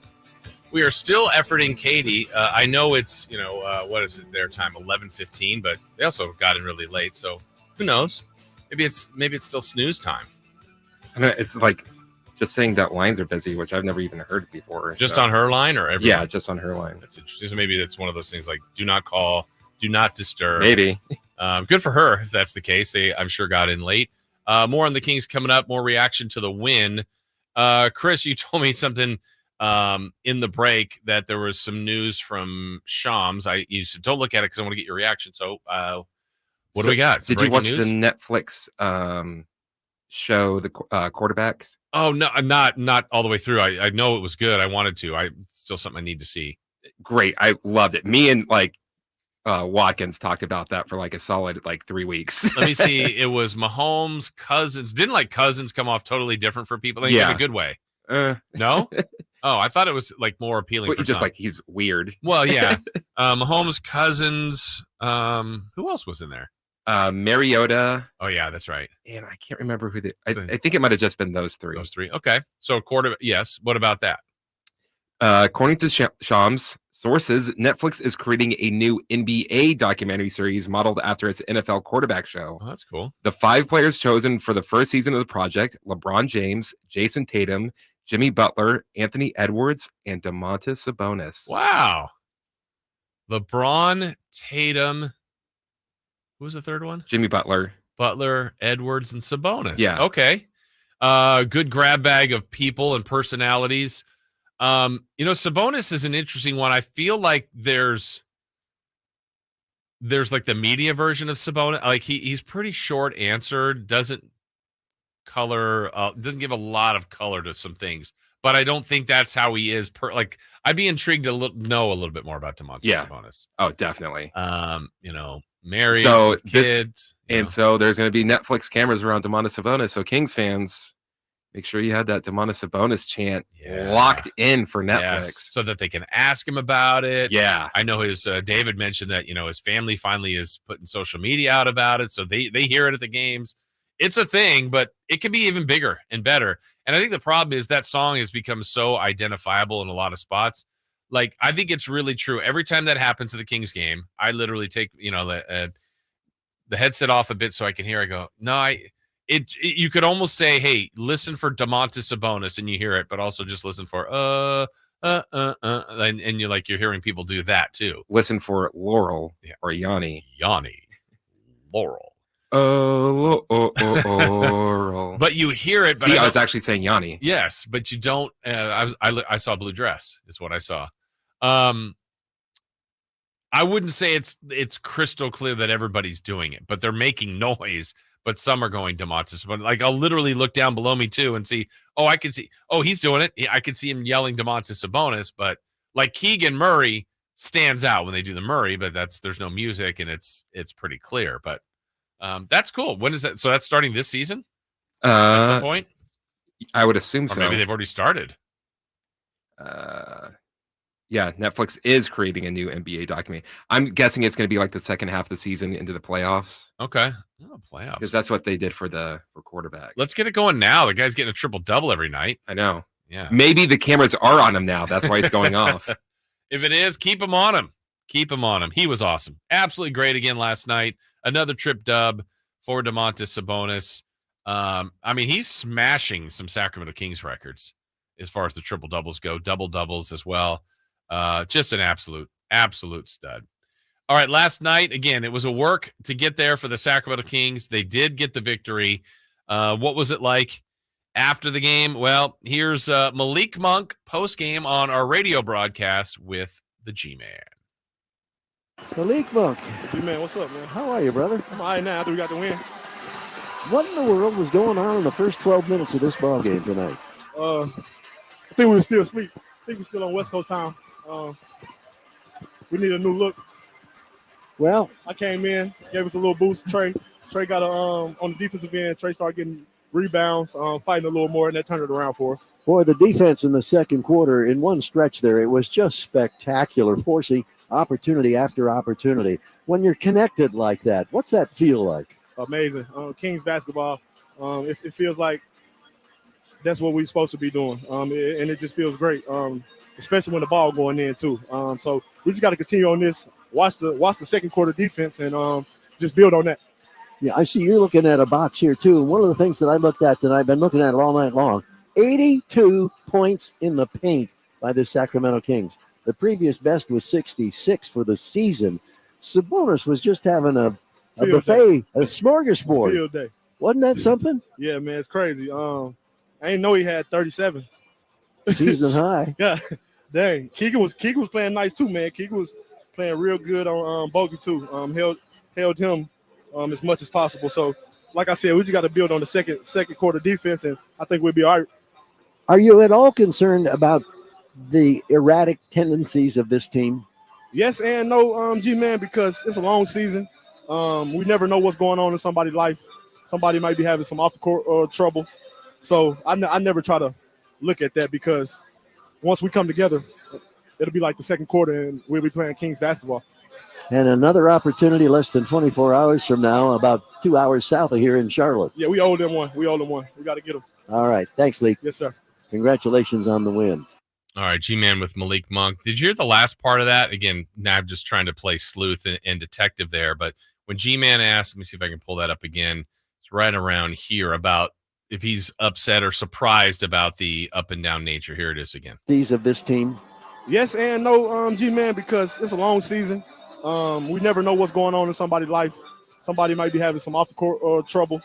So I never try to look at that, because once we come together, it'll be like the second quarter, and we'll be playing Kings basketball.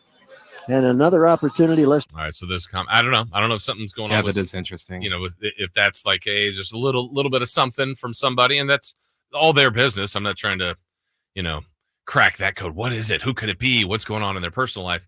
But that is a reminder, Chris, that, I mean, again, yes, they're all human and stuff happens, whether it's, who knows? I don't even want to speculate, but a wide variety of things could be going on in multiple players' lives, one player, coaches, who knows? But that's life. Life happens for everybody, and it's not always smooth sailing every day, and that can happen to the athletes as well.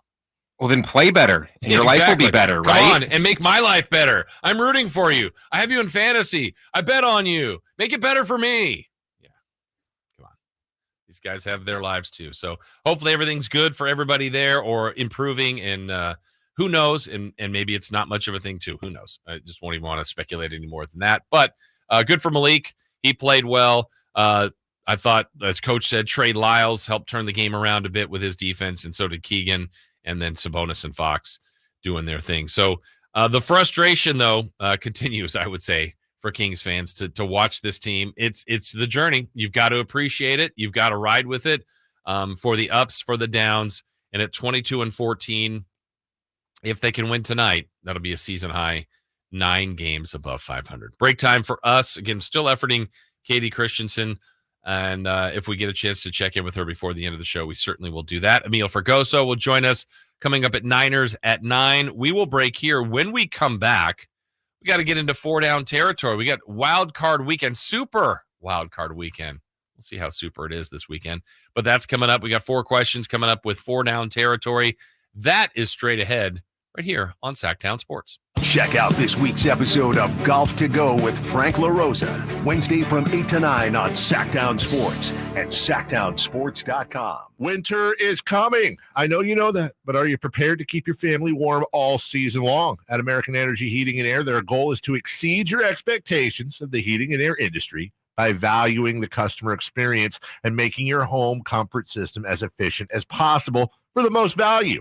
So book your $49 furnace tune-up and safety inspection today. Prevent dangerous gas leaks. Extend the life of that furnace and save on your energy bills. And here's the guarantee. This isn't a sales call. They're not getting in the door so they can try to sell you a bunch of stuff. No, they're just going to do what they say they're going to do. Call today to schedule an appointment at 916-520-9990 or go to AmericanEnergyAir.com. Been serving the greater Sacramento area since 1981. A+ Better Business Bureau rating. Get your $49 furnace tune-up and safety inspection today. 916-520-9990. American Energy, making the uncomfortable comfortable. Get a great deal on your new Silverado at the Maida Chevy Silverado Superstore. Great selection, great factory financing and incentive. And great Maida Chevy savings on every new Silverado in stock. Online at MaidaChevy.com. Together, let's drive. Kevin Lewis of National Garage Door. Whether you need to repair a broken spring, install a new opener, or buy a quality Rainer door, National Garage Door is here for you. Call us today to see how we can transform your house with a new garage door. 638-4554 National Garage Door. Are you tired of your tee shots ending up in the adjoining fairway while the rest of your foursome is hitting it down the middle? Well, experts will tell you that being properly fitted for golf clubs will help you strike your drive center cut. The Hagen Oaks Player Performance Studio and its team of trained PGA professionals are ready to help you get rid of your banana balls and duck hooks. Hagen Oaks Indoor-Outdoor Player Performance Studio fittings are available 7 days a week. Make yours today by calling 916-808-2531. That's 808-2531. Sacramento's premier music festival, Country in the Park, is back. 2 big ol' nights, May 17th and 18th at Cal Expo with Brantley Gilbert, Dustin Lynch, Walker Hayes, and more. 2-day GA tickets are on sale now starting at $85, or upgrade your experience with VIP or pit passes. Country in the Park, May 17th and 18th at Cal Expo. For more information, visit CITVFest.com. Brought to you by Bonnie Plumbing, Electric Heating and Air. Hey, did you guys know? Did you guys know the average person eats 9 spiders whenever I cook for them? From his multiple Netflix comedy specials, Anthony Jeselnik brings his new stand-up tour, Bones and All, to Hard Rock Live Sacramento. Don't miss Anthony Jeselnik live this Friday. Get tickets now at Ticketmaster.com and AnthonyJeselnik.com. Hey, what's up? We're talking to Chad Hoblet, Hoblet Dodge, Chrysler, Jeep, Ram, and Woodland. Well, it's the new year, so the big question is, what's happening at Hoblet for Chrysler's Start Something New sales event? Sadly, the end of an era is here. Dodge has stopped making the classic gas-powered Charger and Challenger, so this is your last chance to get your hands on some American muscle with that iconic V8 power. And now is the best time to buy because you can get up to $7,000 off MSRP and 0% financing for 72 months on new 2023 Dodge Charger SXT and Challenger GTs. Oh, that's one of those things you hope they wouldn't actually do. It truly is the end of an era. Yeah, and that means when they're gone, they're gone. See our full inventory at HobletDodge.com. Unbeatable prices, unbeatable selection, Nobody beats Hoblet, period. 7,000 total net savings after 6,500 dealer discount and 500 factor rebate. Includes 500 first responder cash. Must be member of qualifying first responder program. Plus 0% financing for 72 months on approved credit through Chrysler Capital. 700 plus FICO score required. $13.89 per thousand borrowed and no payments for 90 days. 5 of this net savings. Sample VIN 648-404. All guests come to you from the Folsom Lake Honda Hotline. Folsom Lake Honda, your one-stop Honda shop.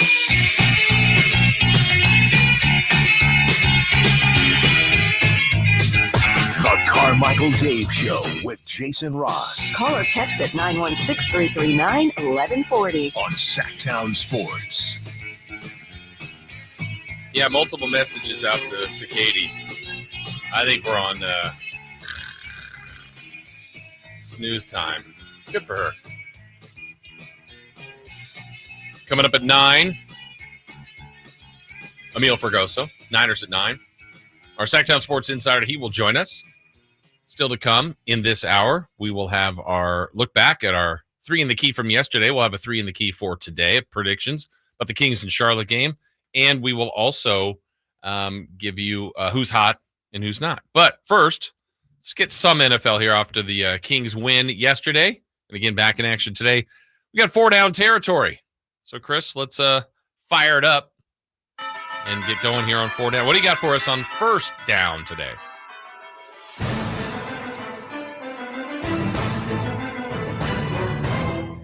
Arthur Smith, Ron Rivera, Brandon Staley, Mike Vrabel, Josh McDaniels, and Frank Reich are all on the open market after getting fired this year. Any of those have a chance to get a new head coaching job? I think Mike Vrabel does, and we really have to look at New England, especially if Bill Belichick is out, which we're still waiting on that at this moment. I don't know about Frank Reich. He's had multiple chances. Josh McDaniels seems to be a puzzle that seems to work with Belichick, the only piece that he's connected, but that wouldn't be a head coach. And the other guys that were mentioned, Arthur Smith, no. Ron Rivera's been coach of the year twice, but he's had multiple stops too. Brandon Staley. I think it's Vrabel. Vrabel's the one that has the best chance. It was a little bit of a surprise firing, not shocking, but a little bit of a surprise release yesterday. But I would say Vrabel of that group. All right, second down. Of the current openings, are the Raiders the most appealing job? Yeah, if you start to list that group, right, you've got Carolina off just the 2 wins. And they've already kind of made that switch in season. The Chargers always seem to be a weird, perplexing organization. Atlanta, Commanders. I'd be curious about their new ownership. I think there's good things going there, and they needed that cleanse to get out of Daniel Snyder, but it's probably better to be the coach that's replacing Ron Rivera than the one that was already the bridge between the 2 ownership groups.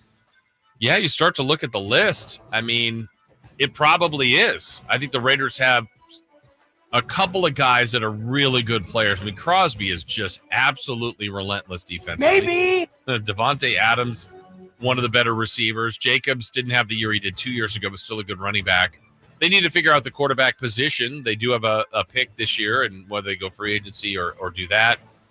I guess on the positions that are open, I mean, even if New England becomes open, there's some concern about really the success rate of the Raiders and maybe an ownership GM situation. But, yeah, I think it's kind of the list. Vegas would be fun. I don't know about your fan base consistently. You'd have to deal with I wonder if that wears on the Raiders players too. Do you think, Chris, every time you're at home, the amount of fans that are there for the other team, that's got to bother them at some point, don't you think? Yeah. I mean, so, for a bit, that's what the Cowboys stadium was like. The opposing teams that much? There's like a couple Niner games where it's like more Niners games than. But it feels like the Raiders every weekend, and that's Vegas. It's a destination. And then the Chargers. City. Yeah, the Chargers have to live with that without any other reason. They don't even get a home. They don't even get a home game in Vegas. I know, that's true. That's true. They can't win anywhere. They're the team. Why don't they send them to London more often? It's always Jacksonville because Jacksonville has a deal. Well, they have ownership. They own the soccer team and everything. So, all right, let's go to third down. Of the teams in the playoffs, which coaches could be on the hot seat if they lose early? Yeah, because that does happen. It seems like, oh, make the playoffs, you're safe. You win coach of the year, you're safe. No, it's not the way it works. I mean, it just doesn't. If you look at who's playing this weekend, I would say the most dangerous, I'm going to put McDermott on there from Buffalo because they're the 2 seed, and if they lose to Pittsburgh, the seat will be very hot for him. There'll be extra talk and pressure. Do we need to have the Josh Allen conversation, all that stuff? Yeah, but you're not changing the quarterback. You change the head coach. Would you trust Jerry Jones? No. Yeah, like if Green Bay beats Dallas. In any situation. Just end of statement. If Green Bay beats Dallas, I think McCarthy's done enough to keep his job, but that would not shock me if they lose this week as the 2 versus 7. Jerry Jones makes a move. I know he said, he's safe, he's our guy, but I don't trust that.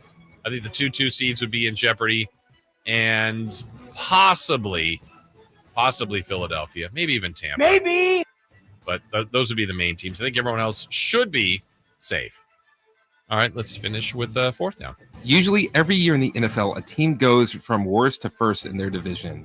This year it was the Houston Texans. So let's look at the last place teams. Which of these teams has the best chance next year to go from worst to first?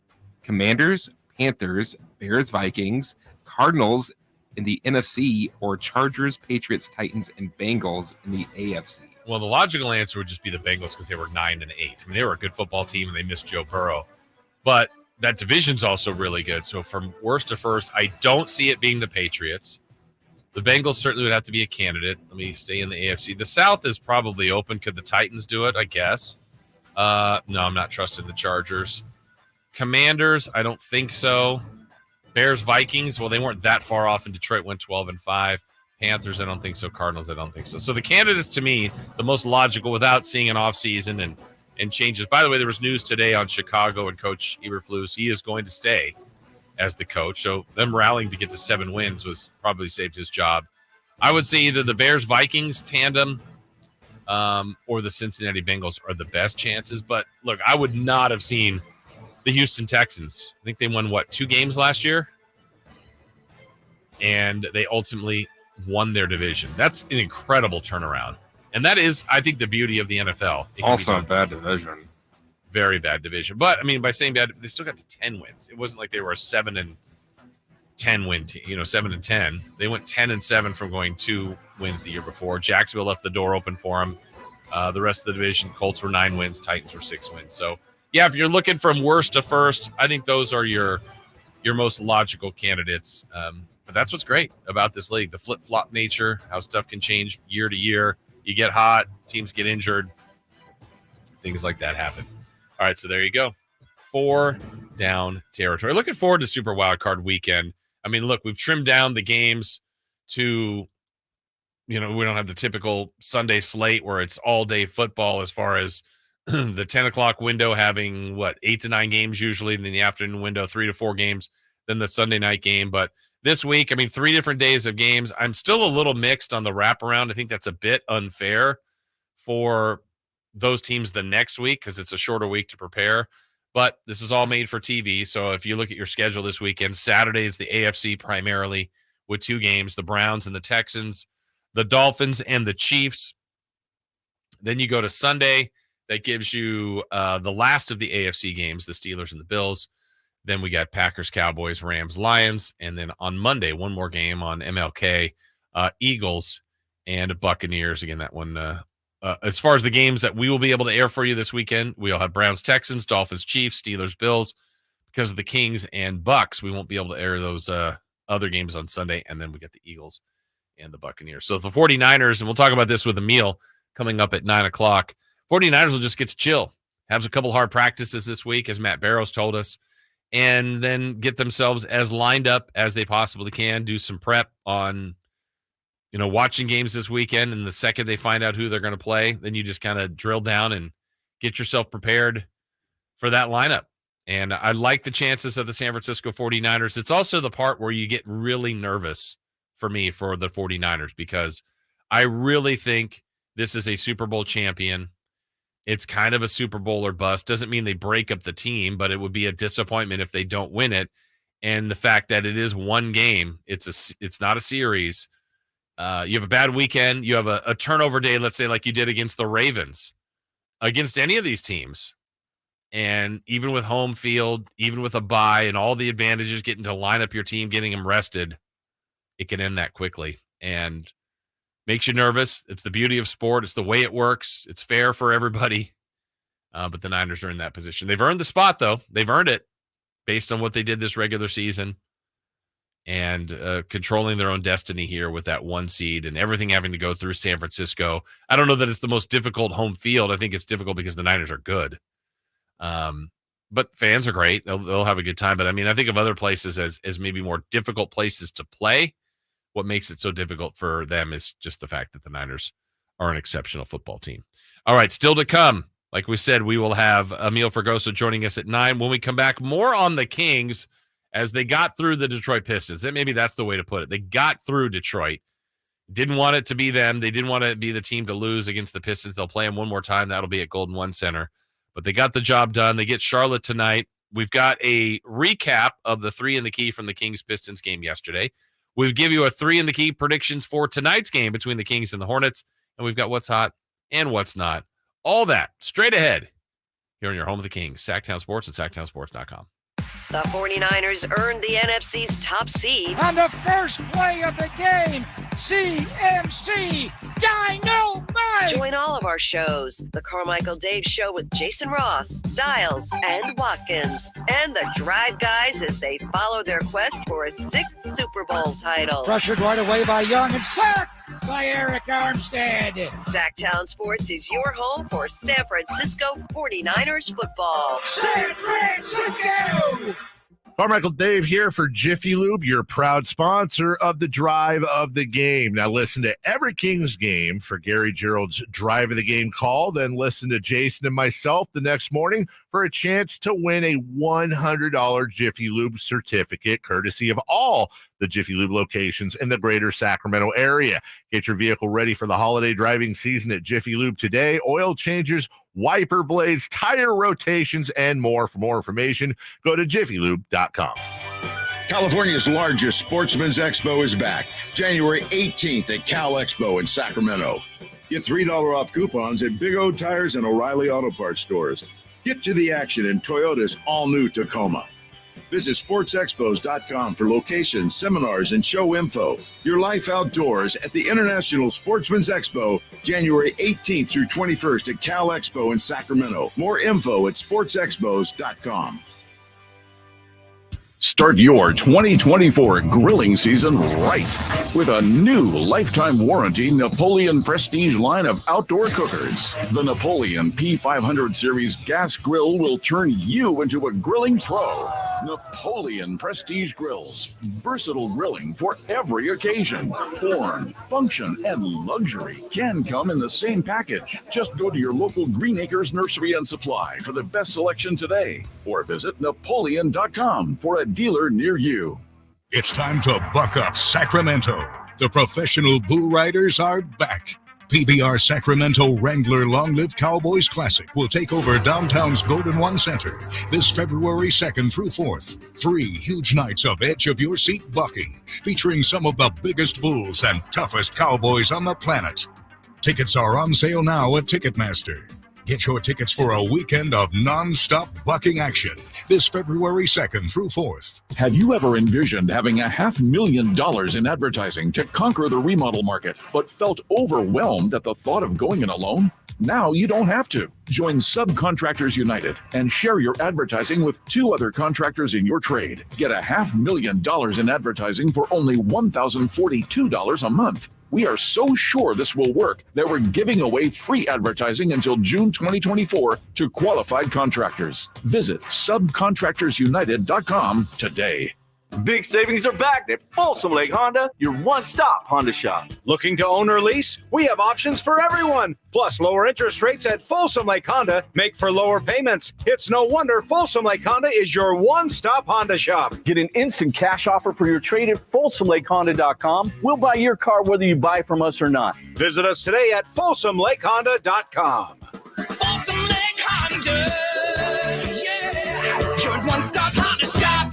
Contact Tax Relief Helpers for details and restrictions. Attention anyone that owes money to the IRS. The IRS has restarted aggressive enforcement actions against taxpayers who owe back taxes that were temporarily suspended for COVID. If you owe $10,000 or more, you must hear this because now is the time to clear your IRS tax debt. A special toll-free number has been established so you can stop penalty fees, avoid liens, levies, and other hostile measures by the IRS. Call Tax Relief Helpers right now at 800-817-7142. Tax Relief Helpers will provide you with the maximum protection afforded by law. I got behind on my taxes and owed $48,000. I didn't know what to do. I called and they got my bill lowered to just $3,500. I owed $87,000 in taxes and it was scary. I got the amount I owed down to just $3,500. I saved $83,500. If you owe money to the IRS, don't wait another day. Call 800-817-7142 right now before the IRS enforces liens, levies, and other aggressive measures. The call and consult are absolutely free. Call now. Call 800-817-7142. 800-817-7142. 800-817-7142. What's hot and what's not. Brought to you by American Energy Heat and Air, making the uncomfortable comfortable. Head to AmericanEnergyAir.com to find out more.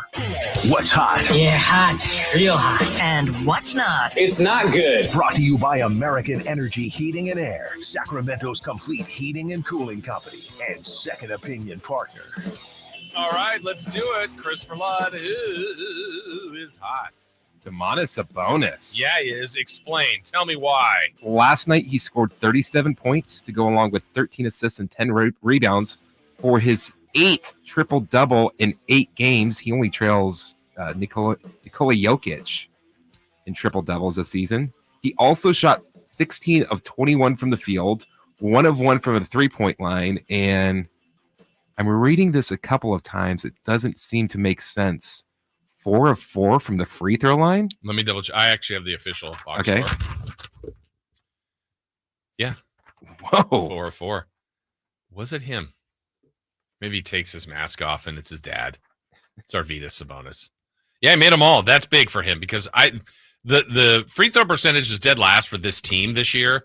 Part of the reason is their 2 best players, Fox and Sabonis, naturally get to the line the most. They're both down. They're both shooting their worst of their careers. Fox and Sabonis yesterday, in fact, 6 for 6. Keegan made his only free throw. The game started, the first free throws were Barnes, and he missed them both. Like, come on, Harrison. Who else missed a free throw? Looks like Trey Lyles missed one, and Alex Len. So Kings only missed 4. But all right, that's who's hot. Who's not? The Detroit Pistons. Oh, Chris, you can't pick on them when they're down, but let's pick on them. Not only did they lose to the Kings last night for their 5th in a row, 3-34. From the second to the third quarter, they had a field goal drought of 10 minutes and 40 seconds, almost an entire quarter worth of time without scoring a field goal. After they went nuts in the first. I mean, literally, they were making everything. 47 points. And then have a drought of almost 12 minutes. Well, 10:40 without a field goal. Some free throws in there. But brutal. Absolutely brutal. I would say, I'm trying to remember, what year did you start working with us, Chris? Working or an intern? Either one. In the building. In the building, 2007. Oh, so you were there for the 17-win season. Yes. Oh, yeah. Statistically, that was the worst year the Sacramento Kings have ever had. They had the year that crossed over between 2 years where they didn't win a road game for, 40, 41, 42 games, something like that, which I think was a league record at the time. It might still be. Probably is. I mean, that's brutal. Every time you leave, it's like, well, we'll come home with a loss. Or losses. Who was the coach? Dick Motta. I remember the story because Jim Les, yeah. They had a private plane. That was the first year of the private plane. And he said, imagine how bad we would be if we didn't have this plane. Yeah, and maybe one of the weeks when we have Coach Les on, because he was on that team, he could tell the story about, I can't remember exactly how it went, but I think they were on the bus going to the plane, and they stopped off at like a liquor store to get beer so they could celebrate on the way home. I mean, little things like that. I saw that they were showing the pictures last night on the TV broadcast of when Detroit beat Toronto here a few games back to break their losing streak. And look, I mean, they celebrated as they should. They have won just 3 games. And what's funny is I was saying this yesterday, not even to be protective or, put the cautionary tale out there about kind of the standard, hey, any NBA team, any NBA players can beat you. And that's all true. But I personally thought Detroit has more talent than their record. Not like, hey, this team should have 12 wins, 15 wins, but they shouldn't have 3. They shouldn't have 3, and they've been close in some games. But then as the game went along, you went, oh my gosh, they're dribbling the ball off their foot. They're throwing some. Jalen Duren had back-to-back like these. There was one play where he like caught it, did this no-look pass, and he literally just threw it into the seats. And there was no one there that was cutting. You're like, what is he doing? Yeah, they made everything early. They build all the confidence they could possibly have, and then the Kings just ripped that away. Took that from them, ended up dominating the game, and got the win, 131-110. So 22-14, man, 3-34. I would say I've done Kings pre-half and post, and been working here at the station. Coming up on this is my 30th season, and I still maintain, I mean, that 17-win season was rough. The roughest season, and I mean, look, there's been more losing than winning in Sacramento. The roughest season, without a doubt, I mean, it's not even close, was really when we thought they were leaving. And so it was walking the line of, man, there's a game tonight. You've got people that you're attached to, that you like, that you have relationships with, that you're thinking, man, is this like all coming to an end? Is this team leaving? So you're less worried about the performance on the court, though the team wasn't that great. And then you're trying to sort out like just life. Are they going? Are they moving? Would I go? Would my family go? Like, who's going? What's happening? Is this really happening? Wait, we're trying to, bring up support morale to keep this team here. That was awful. That was the worst time by far. And it's not even one of those like, hey, perspective. No, I remember it very well. Remember that very well. That was really, really difficult to do. All right, but things are better now. Let's see how we are. Things are getting better. Things are getting better. Let's see how we are at predicting them getting better. It's time to look back at our 3 in the key from yesterday. Let's do it.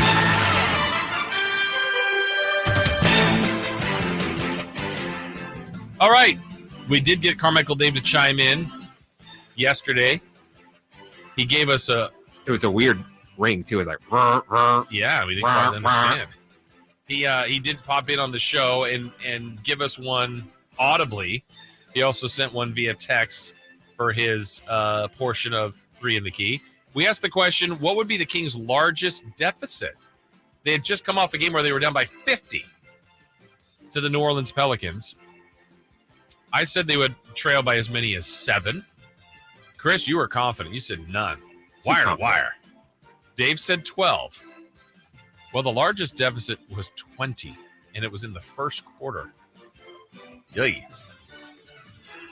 I guess Dave wins that one. De'Aaron Fox had come off a subpar performance, to say the least. 3 points. Scored the first 3 points in that game against the Pelicans. Missed his next 9 shots. So we wanted De'Aaron Fox's stat line. Points, rebounds, assists. I said 27, 4, and 6. Chris, you said 26, 5, and 5. Dave said 18, 5, and 8. Let's look at the final numbers for Fox. Well, 26 points. I said 27. Chris, you said 26, so you're right on there. 3 boards and 4 assists. You were really pretty. We both were close, but I think you get the win there. 26, 5, and 5. He was 26, 3, and 4. Nicely done. And lastly, we go to the random stat. I said Jaden Ivey would have more points than Keegan Murray. I'm glad I was wrong on that. Though early, I'm like, oh, man, Ivey's killing the Kings. Jaden Ivey scored 22. Keegan Murray, though, move over, Jaden. 32 for Keegs, one of his better games of the season. Chris, you said a first half double-double for Domantas Sabonis. That did not happen. He almost got it with assists. That's it. I mean, like I was going to say, I would say almost for sure you're going to get rebounds by halftime. Points, sometimes he's at 8 to 10 to 18. It just depends. He was going off point-wise, and he almost had the assist. He only had like 4 rebounds at half. But then he went nuts, got his 10th rebound to end the game. Triple-double for Domantas Sabonis. And let's see, Dave's was that Kevin Huerter would have 20 or more points. Kevin Huerter, maybe he had intel. Maybe he heard he was going to start. Kevin Huerter inserted back in the starting lineup. 2 of 11, 4 points. Didn't get it done yesterday for him individually, but the team did win. All right. So that was yesterday. Today's a new day. Today's another game. So we got to do it again.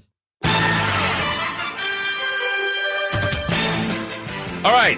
And Carmichael Dave has submitted his picks via text. So we will let you know what he picks as well. We are asking something we do with the 49ers, usually in pick 6. Chris, we're going to the first basket made. Not the first point, so it can't be a free throw. So you can't pick Moody.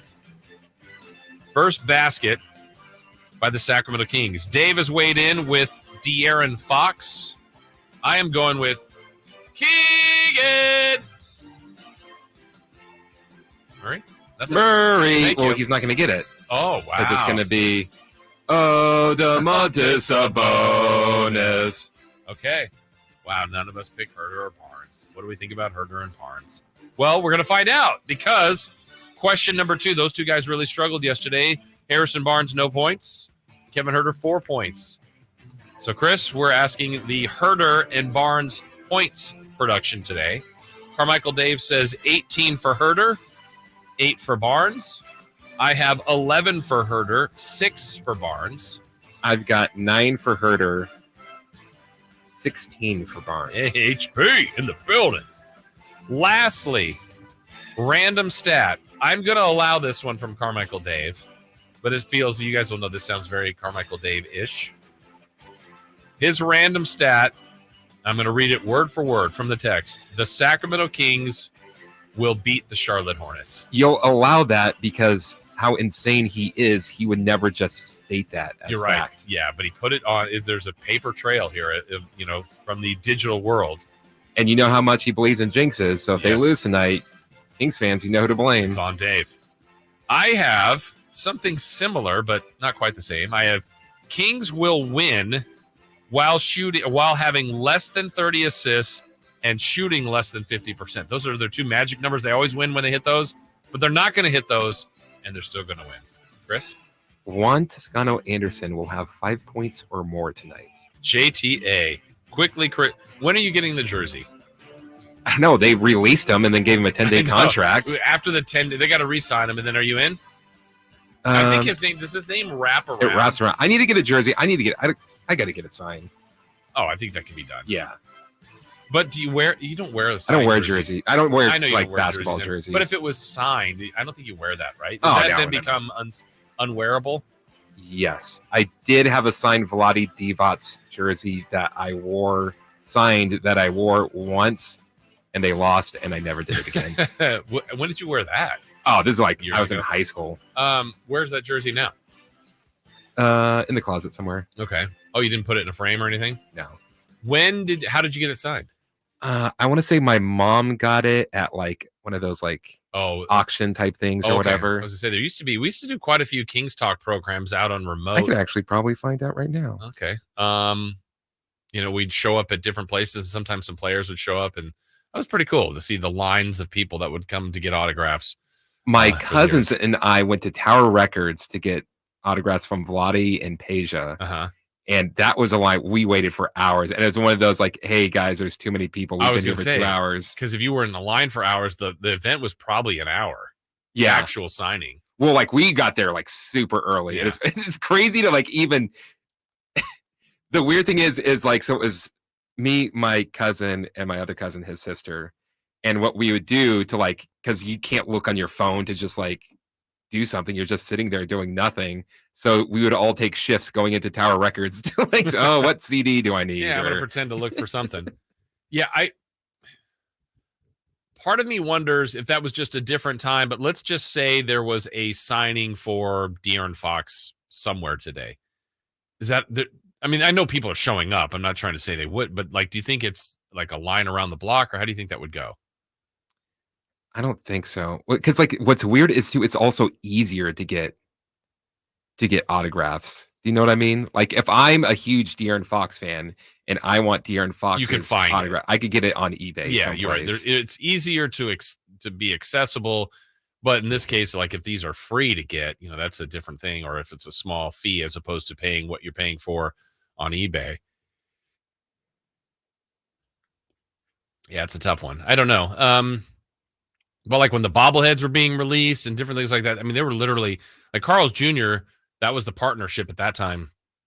They just couldn't keep those things in stock. The bobbleheads. Yeah. I remember I was the person like, this is stupid. Nobody wants these. And like everybody wants them. And everyone needed the full like, full set. List of them. Yeah. I ended up with a bunch of those that I still have, I think, in my garage. They're like in boxes. You think there's any value to those? Yes. Really? Like, I'm not saying like quit your day job. How about my night job? You can quit your Sac State job. Hey. No. Stingers up. I have a Herky the Hornet bobblehead. Ooh. Yeah. That's your avatar when you call me, is a picture of Herky the Hornet. Really? Yes. You chose to do that, obviously. Yeah. All right. A long time ago. It's been in there for a while. Wow. I didn't know. I'm this many years old when I learned that my avatar for when I call you is Herky the Hornet.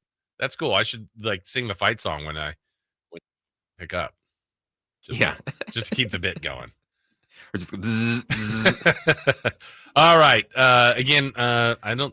My mom reached back to me. Yeah. It was my high school. They had an auction and she bid on it. Oh, got the Vlade Divac jersey. Okay. You got the Katie text. Yeah.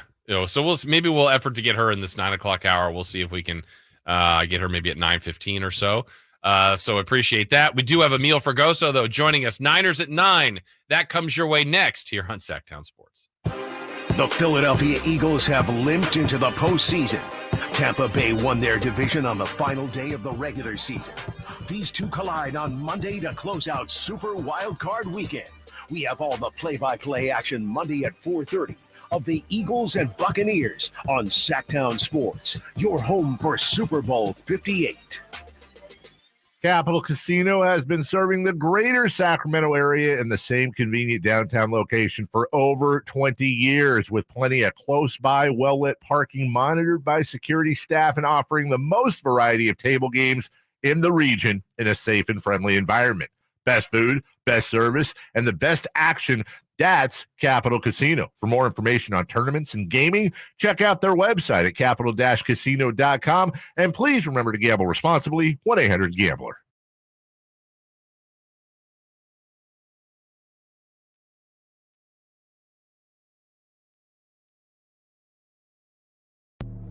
This is Monster Jam. Witness big air, two-wheel skills, backflips, and all-out racing.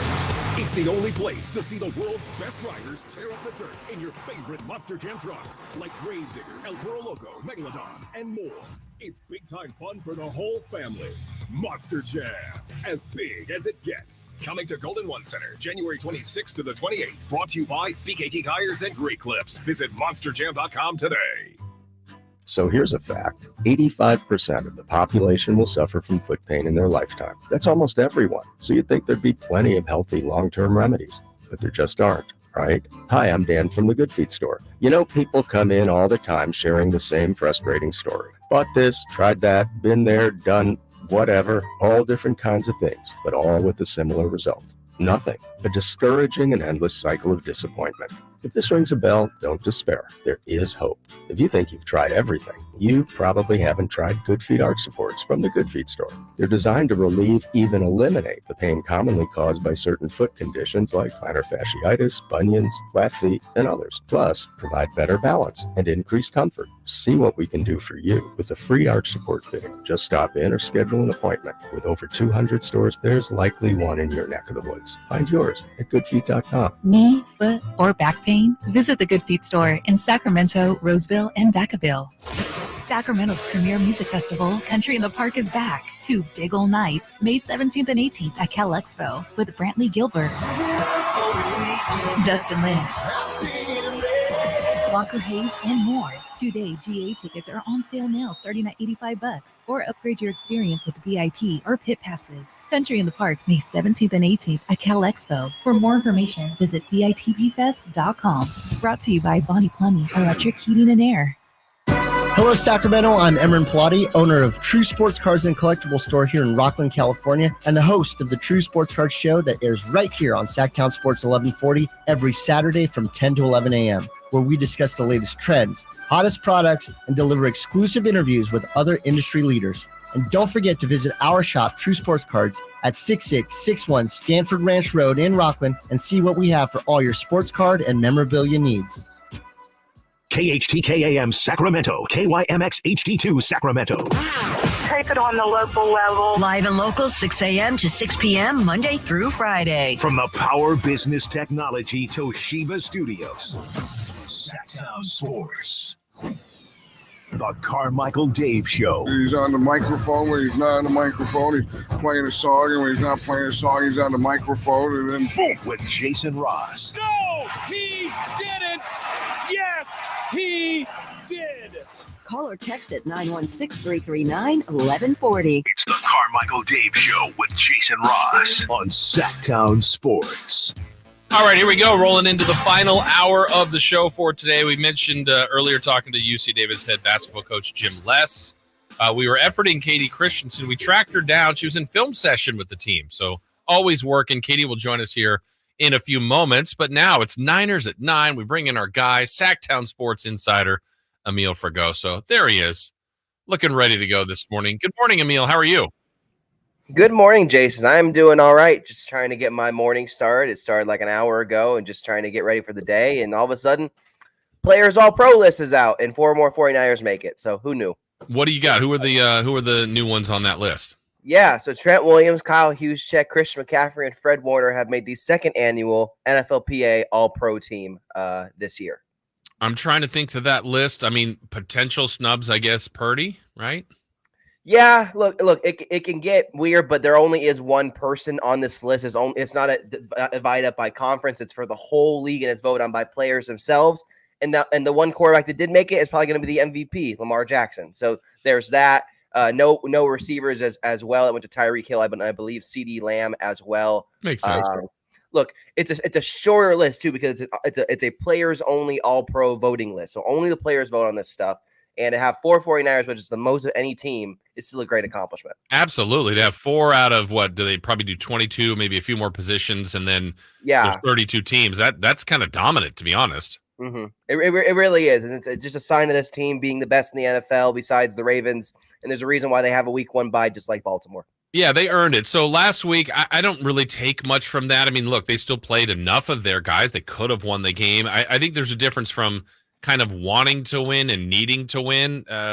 Rams kind of, I appreciate that they went for 2 late because no one was interested in playing extra football in a tie. Yeah. Anything from the final game that would give you any kind of concern in 2 weeks when the Niners line up to play whoever they get? You know, there's not too much concern considering that the starters are kind of pulled after the first quarter into the second quarter. Trent Williams only played one series. Deebo Samuel, Brandon Ayuk eventually got pulled at halftime. And then when Cleveland Farrell got hurt, they really pulled everyone on defense. The biggest concern, I would say, and this has been a trend all season long with the 49ers, is giving up 3rd and longs, allowing pass-heavy offenses to get back on 3rd and 10, 3rd and 15, even 3rd and 20, been able to convert that. That hasn't changed regardless of if the starters are in or the reserves are in. Even with Carson Wentz in at 3rd and 17, they still were able to convert it. And that's been a big concern for the Niners all season long. And it's something that they need to kind of figure out the next week because if they go against the Rams again in the divisional round, which is very much a possibility if they beat the Lions, that's going to be a real issue of, is it a 4-down game? They don't want to play a 4-down series against the Rams. They rather have 3 and outs, but we'll see what happens moving forward. Yeah. Would the Rams be the top of your list on the teams that you would least want the 49ers to face in their first game? Well, the Cowboys probably, but that's not going to happen. So I would say that out of all the teams that they could play, the Rams 100% of the team the Niners do not want to face. And that just goes back to not only obviously divisional stuff, but also because the Rams are one of the hottest teams right now in the NFL. They really started squeaking out those games close to end the season. Matthew Stafford got hot. Sean McVay is coaching really, really well right now. They got a Pro Bowl wideout in Puka Nacua, whether you agree with that or not. They got a former All-Pro in Cooper Kupp. They still got Aaron Donald. They got a lot of pieces to still be a surprise winner, and that's why I'm picking the Rams to beat the Lions in the wild card round, because I just think Matthew Stafford going home to Detroit is just too good of a story for Matthew Stafford to pass up. So I do think the Rams are going to end up playing the Niners in the divisional round, and I'd much rather the Niners play a team like Tampa Bay or Philadelphia, who have their own issues, than play a team that's playing well like the Rams. Yeah, I guess the longest odds would be Green Bay. They have to go to Dallas, and to your point, they can't play Dallas, at least in their first game. But if Green Bay somehow beat Dallas, what would the concern level be there? One, that would be the only team that went to Dallas and win, and two, that's the only team on the list of teams they could play that they haven't played. So the unfamiliarity, what I guess, we don't know what it will look like, but what do you think they would think about playing a Packers team that they haven't seen this year? It'd be an exciting team. The Packers are a really young team this year. A lot of youth there. Jordan Love's really taken a progression this year, taking over Aaron Rodgers finally with him leaving. And look, Matt LaFleur. Matt LaFleur is a great coach. There's a reason why he has been there for many, many years. There's a reason why Kyle likes him as well. There's that friendly rivalry between the two, and Kyle's simply gotten the best of him. But LaFleur is still a really, really good coach, and this team is still a well-disciplined Packers team that plays well and plays to the final whistle. So I don't know. I do think the Niners would win this game because I think they just have more talent and they're more complete. But the Packers' air raid offense is able to throw it downfield and get yards quickly. Could be a cause for concern for a Niners secondary that has had issues in the past of allowing things over the top. Emil, 2 weeks ago when McCaffrey left the game, Elijah Mitchell came in and actually ran really well. McCaffrey had already run well against the Commanders, but then Mitchell comes in and runs well. He got more of the load last week. It was pretty good, 50 yards and a score. I don't feel like there's been any point this year where they've really used both running backs effectively. I mean, it's been McCaffrey's show, and I totally get that. Do you think as they get to the postseason, it won't be a 50-50, but do you think we'll see more of a balance between the two, or at least more of an impact of Mitchell also carrying the ball for this team? I would hope so, just for McCaffrey's sake. I mean, yes, he is a robot and he can do it all, and just got to oil him up and just, little nicks and repairs there. He wouldn't even come back in the Week 17 game if he had to. That's how much he loves to play football. But no, I was really, really impressed with Elijah Mitchell. I haven't seen that burst from him since before the injuries. And he really had that burst that came back, and it looked really, really good, going 17 for 80 against the Commanders and then going 14 for 52 against the Rams. And I get it. Not the best stats, but they're consistent stats. They're turning out tough yards. It's all the stuff that you don't want Christian McCaffrey doing on an every down basis. You want him to be kind of the DH, like go out and make a big play. You don't want him doing the 2-yard stuff where he gets tackled and gets trampled by a couple offensive linemen.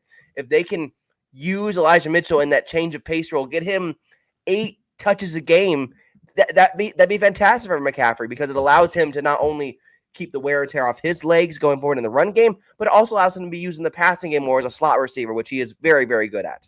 You mentioned earlier, Emil, about one of the bummers of last week's game was the injury to Cleveland Farrell. Where is that for 2 weeks from now, or for a week from now? And even Armstead, I know he's probably getting closer. Where are they on a couple of the defensive injuries? What's that? I said, where are they on a couple of the defensive injuries with Armstead and Cleveland Farrell? Yeah. Look, Eric Armstead is the best news of all for the Niners. He is expected back at practice this week after missing the last 5 games with plantar fasciitis. He has had foot and knee injuries for most of the second half of the season, and we forget that he missed half of the regular season last year because of plantar fasciitis. So it's just a good sign to get him back. Juwan Jennings as well as out of concussion protocol. And then guys like Deshaun Gibson, Jair Brown, starters, Ambry Thomas, all expected to be back at practice next week. This is a bye week for them, technically. They're doing a practice on Thursday. It's going to be a light practice. Maybe Friday will have pads. Maybe Thursday will have pads. But they're not going too hard. They're just trying to get their guys in rhythm and keep them just in game shape and game flow, but not working too hard. So this Niners team is getting healthy at the right time. Only Cleveland Farrell is a cause for concern. He is likely to miss at least the divisional round with that knee injury, but he could be back in time for the Super Bowl or in time for even the NFC Championship game. So, all right, you told us you're picking the Rams to surprise Detroit. I'm assuming you're picking Dallas, right, over Green Bay? I am, yes. Okay, how about the other one, though, Tampa and Philly? It's tough. It's really tough because both these teams are not playing well. And you look at Philadelphia and them dropping 41 or 24 points to the Giants in the first half and go, ooh, that's not good. And then you look at Tampa Bay, who scored 9 points against the Carolina Panthers, and you go, ooh, that's not good. So I think I'm going to pick Tampa Bay, though, because they're at home. That's the only difference. I think Tampa Bay with Baker Mayfield, hopefully he gets a little bit healthier this week. And I just think that there are a lot of signs and causes for concern with this Philadelphia Eagles team that, frankly, I don't know if they make the playoffs if they played like this, like the first half of the season. Obviously, they were 10-1 before they played the Niners, but they have been abysmal since. I don't know what has happened to that team. It's all about being hot at the right time, and unfortunately, Philadelphia has done it in reverse this season. I think you're picking Tampa just to get at Draper. No, I've actually said Tampa a couple of times this week. I've gone back and forth on it a couple of times. I have to see it with this Eagles team. Yeah. They dropped 24 points to a Giants team in Week 18 while playing their starters. They waved the white flag at halftime to a divisional foe. And the game, yeah, it's been rough. They've really imploded here, really since the Niner game. Yeah, there was a whole streak last season. Whenever a team played the Niners and lost, they end up losing the week after as well. It's like a residual effect of just like you got your ass kicked. Keep getting kicked, bud. Yeah. Well, it's going to be a fun weekend where we watch other teams. We'll eventually see who the Niners get. Emil, keep up the great work at Sactown Sports, and we look forward to talking to you again next week. Thanks, Jason. Have a good one, guys. All right. Thank you. We appreciate that. That's Emil Fergoso, our Sactown Sports 49ers insider. Again, check out all his work on SactownSports.com. He's doing a lot of stuff over there, so check that out. When we come back, we tracked her down, Katie Christensen, Kings television analyst. She will join us from Charlotte. We'll get Katie's perspective on tonight's game and certainly last night's win. We'll do all that and more straight ahead here on Sactown Sports. Sactown Sports brings you a doubleheader of NFL playoff action this Saturday. The playoffs begin in Houston as the upstart Texans host the Cleveland Browns. That's it! The Browns are going to the playoffs! Following Game 1, the Dolphins head to Arrowhead to face Patrick Mahomes and the Kansas City Chiefs. Touchdown! Kansas City! Coverage of Super Wildcard Weekend begins Saturday at 1 on Sactown Sports, your home for Super Bowl 58. What's up? We're talking to Chad Hoblet Dodge Chrysler Jeep Ram in Woodland. Well, it's the new year, so the big question is, what's happening at Hoblet for Chrysler's Start Something New sales event? We're keeping our traditions alive by continuing to offer the best savings on remaining new 2023 Ram 1500 Bighorn Crew Cabs. Right now, you can save up to $12,000 off MSRP, and even better yet, you don't have to make a payment for 90 days. Wow, that's a pretty big deal. $12,000 off MSRP on one of America's favorite trucks? That's the difference between Hoblet and so many others. We are here to help you get the truck you need at the best possible price, and you won't find a better selection of new Rams with over 500 trucks available. At Hoblet, we want you to be a customer for life. See our full inventory at hobletdodge.com. Unbeatable prices, unbeatable selection, nobody beats Hoblet, period. 12,000 total net savings after $68.41 factory rebates and $51.59 dealer discounts. Rebates may include 1,000 case equipment bonus cash. Must have purchased new case equipment from qualifying dealer. No payment for 90 days through Chrysler Capital on approved credit. 10th of this net savings. See dealer for details.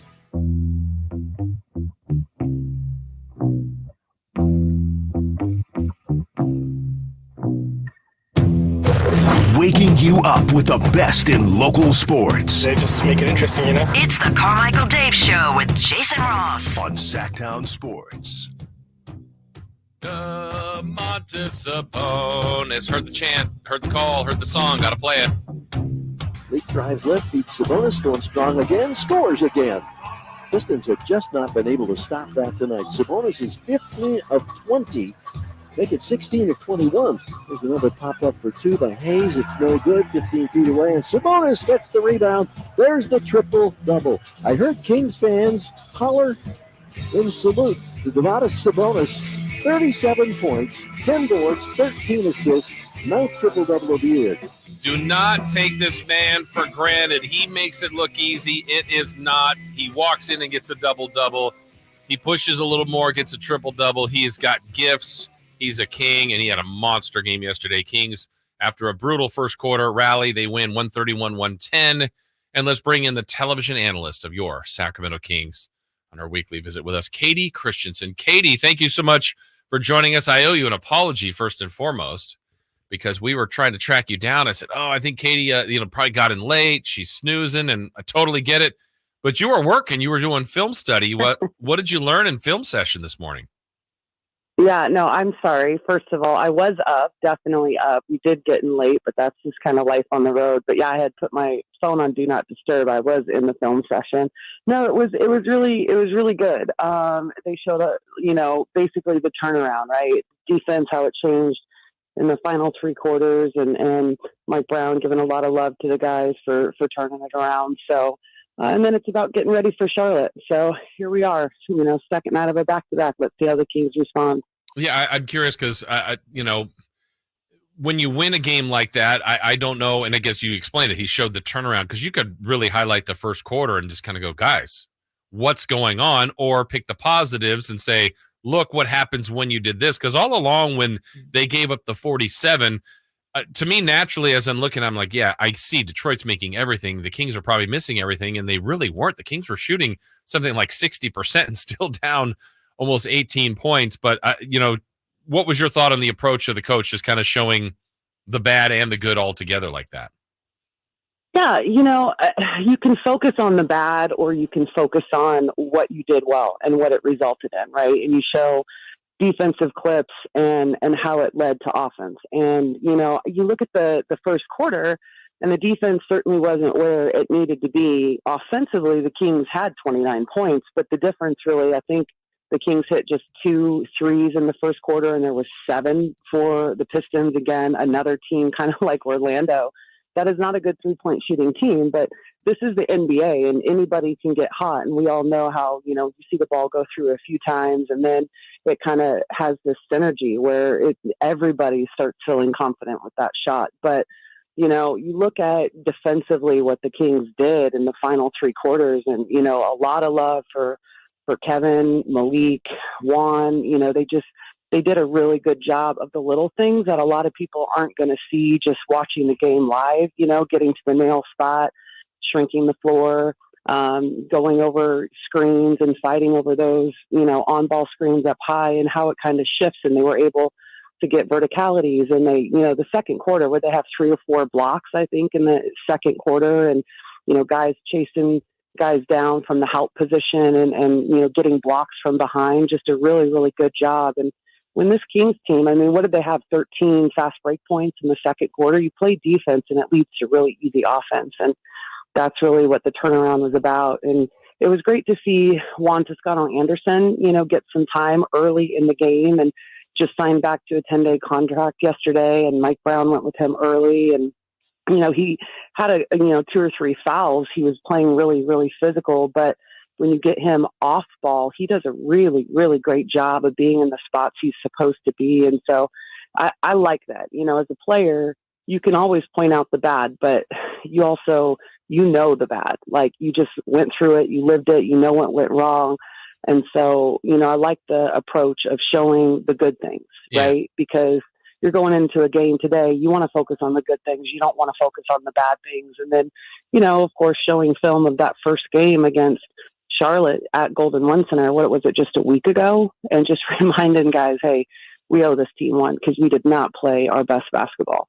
In the game yesterday, Katie, I thought you made a really good point. It might have been in the second quarter where you were addressing the fact that there was a noticeable difference on the effort, energy, the stuff you just addressed that the Kings were looking at and improving on in-game defensively. But at that point, they were almost being too aggressive, and they were defending with fouling. Then they kind of cleaned that up. That to me has been a tough line for them, because you can see when they really start to get after people and try to be more aggressive, but sometimes they are guilty of fouling. How did you see them finding that balance of getting that achieved, of playing better defense with a physical nature, but not fouling the Pistons? So when you start out and you have a game where you're not defending well for the first quarter and you just kind of get rolled, right? I would prefer to see some fouling, come up that, because it's easier to, at least from my perspective as a player, it's like, okay, we're not playing defense well enough. And when you're not playing defense well enough, it's not just, fighting over, it's the physicality of off-ball action, of, pushing guys that are about to go through screen action and just making them feel your body. And so I'm all for kind of going from one extreme to the other, because then you can back down, right? Then you can lay off a little bit. But most importantly, The fouling I felt in the second quarter, where they were in the bonus at the 7:15 mark of the second quarter, it really didn't factor in, right? The most important thing about it is you made them feel you in an extreme way. And then a young team like Detroit, it kind of made them get on their heels a bit and back off because they were not, gosh, De'Aaron Fox on ball with Killian Hayes. He was just pestering the heck out of that poor guy. And it led to a lot of, steal action. You get out in transition. Another guy who was, I thought, brilliant last night was, Trey Lyles. Mm-hmm. He has been so good offensively, but I don't think, and that's our job on the broadcast, and I do my best is to try and point out his defense has been really, really good. Yeah, it's been good to see that, and they need more of that. I want to ask you about Keegan, because at some point in a player's career, you get in the league, you kind of learn the league, you learn about yourself. He's drafted high. The Kings think highly of him. And I think you go from, all right, he belongs to, okay, he's in the starting lineup. He's a piece. He may be an important piece. Then he shows you flashes, and he's starting to show that more and more. And I feel like, Katie, we're like right on the brink of him taking that next leap where you go, all right, he's consistently becoming a really good player. He's not all the way there, but I feel like we're really close. And ultimately it happens, like where you can expect a double-double or triple-double from Sabonis and expect a monster night from De'Aaron Fox. He's not quite there, but I feel like we're really close to Keegan. Do you feel that way too about him? Yeah, I absolutely do. I came into the season thinking, okay, I think Keegan has the ability to be kind of the second scorer on this team, which says a lot. Obviously, Domas is like a consistent double-double. He's had 19 straight, leads the league in that category in the streak. And, he scores, but he also is such a playmaker and a facilitator. He's not, that's his third 30-point game in the season. He's not looking to get 30 every night. He's looking to get other guys involved, get on the glass. And so Keegan has that ability to be that second scoring punch every single night. The difference this season and what we're seeing from him first year to second year is he's being asked to defend a lot of the times the best guard on the opposing team. And the amount of energy that takes, because those guys are always the ones that are in the most action. You're running them off screens, you're fighting over screens, that is such a huge energy drain. And I think his shooting woes early in the season was adjusting to that fact. But then when you look at his offense, not only is his 3-point shooting, a part of his game this year, where it was his whole game last year. We would point it out on the broadcast a year ago where it's like, oh my gosh, he just had a dribble pull up, a mid-range jumper. Like, the difference this year is that he is scoring at like every level. What was it? I think the Orlando game where he had 3 dunks in a game, and, he's getting to the elbow, he's getting to the mid-range. We've seen him call people off and give him, saying, hey, I want this ISO on the wing, and then scoring on guys. Like, I think that he's figuring out how to play both ends of the floor with the same amount of energy, and has just kind of gotten into that kind of shape now, almost at the midway point of the season, where the energy he's exerting on the defensive end isn't kind of, making the offensive end hard for him. Mm-hmm. He's figured it out, and he's doing such a brilliant job. He had 2 points in that first quarter, and the second quarter he just went off. And I love his aggression and the fact that he's looking to score in a multitude of ways. Yeah, it's been fun to watch his growth. I was talking about this earlier as we're talking with Katie Christensen, TV analyst here on the Folsom Lake Honda Hotline.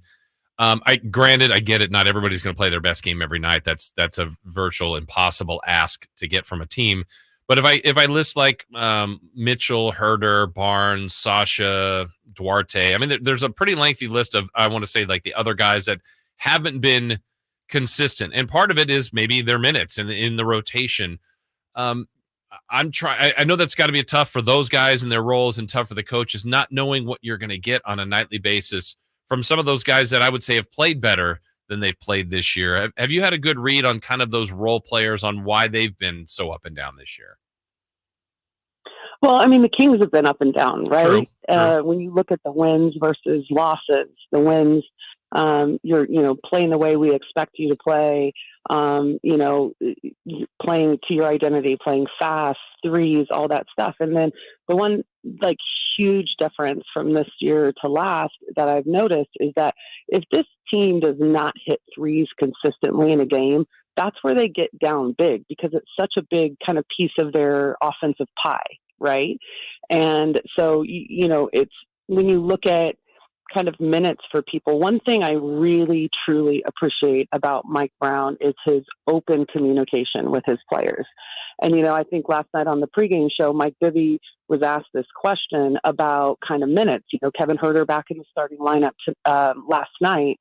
Chris Duarte, who had been in the starting lineup for the previous, handful of games, he didn't even touch the floor last night.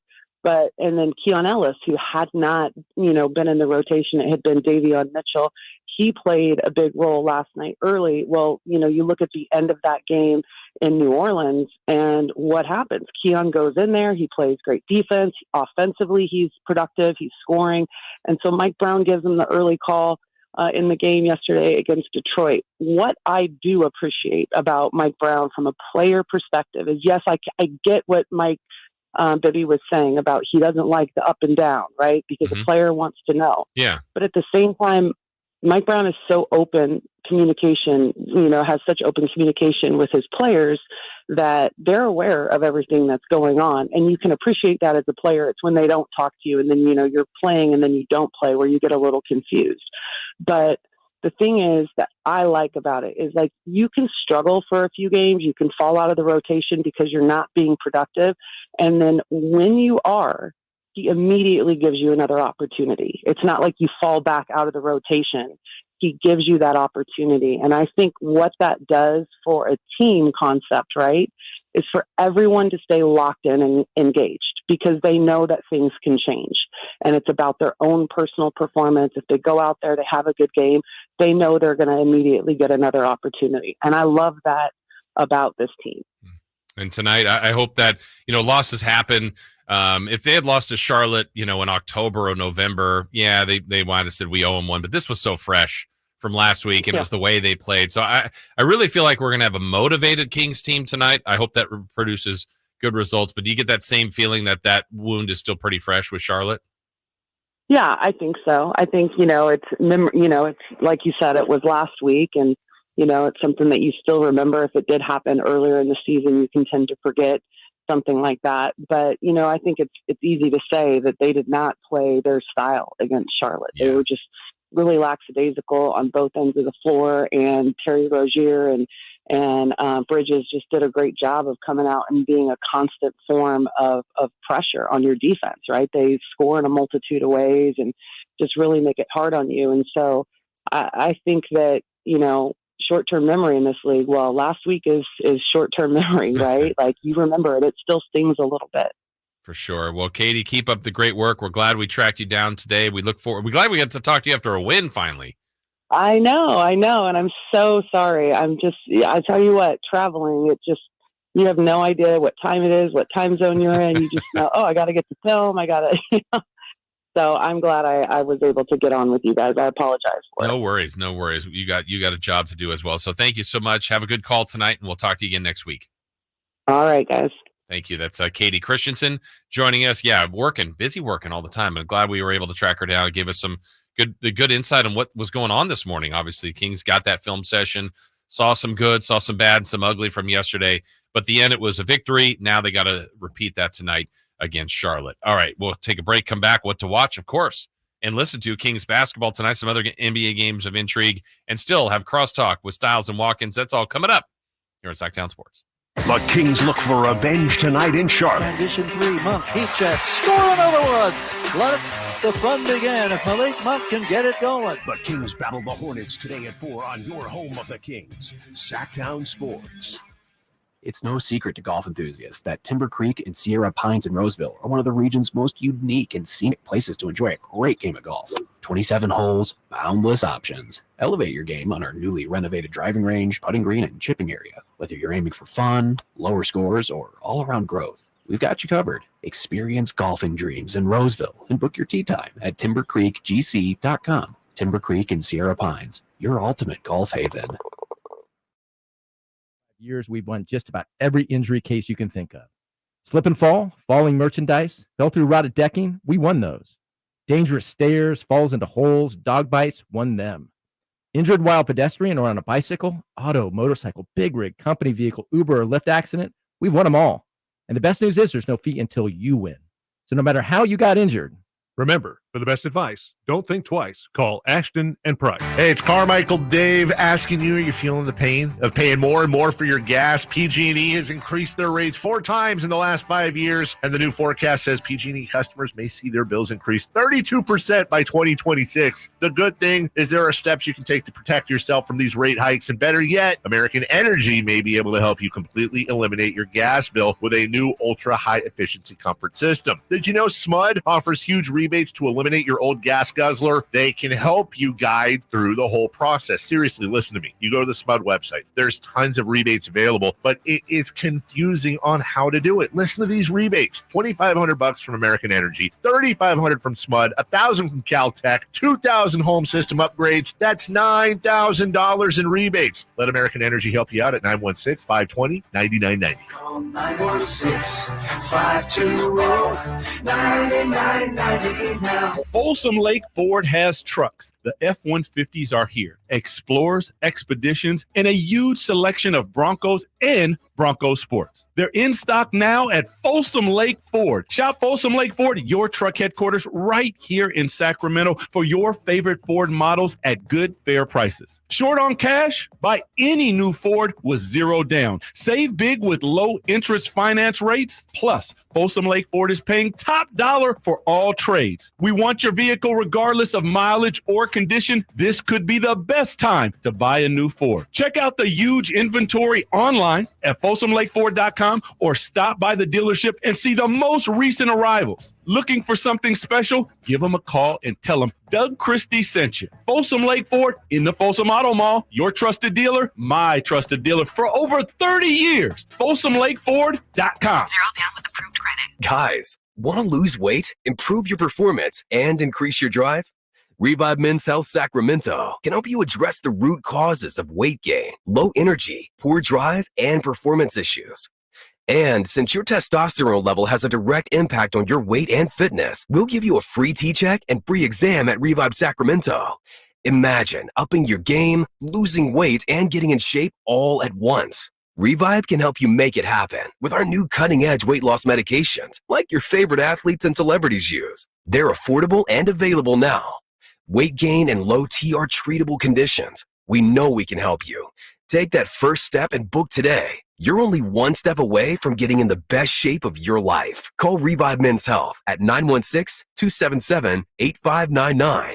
That's 916-277-8599. Or visit ReviveMen'sHealth.com. Contact Tax Relief Helpers for details and restrictions. Attention anyone that owes money to the IRS. The IRS has restarted aggressive enforcement actions against taxpayers who owe back taxes that were temporarily suspended for COVID. If you owe $10,000 or more, you must hear this because now is the time to clear your IRS tax debt. A special toll-free number has been established so you can stop penalty fees, avoid liens, levies, and other hostile measures by the IRS. Call Tax Relief Helpers right now at 800-817-7142. Tax Relief Helpers will provide you with the maximum protection afforded by law. I got behind on my taxes and owed $48,000. I didn't know what to do. I called and they got my bill lowered to just $3,500. I owed $87,000 in taxes and it was scary. I got the amount I owed down to just $3,500. I saved $83,500. If you owe money to the IRS, don't wait another day. Call 800-817-7142 right now before the IRS enforces liens, levies, and other aggressive measures. The call and consult are absolutely free. Call now. Call 800-817-7142. 800-817-7142. 800-817-7142.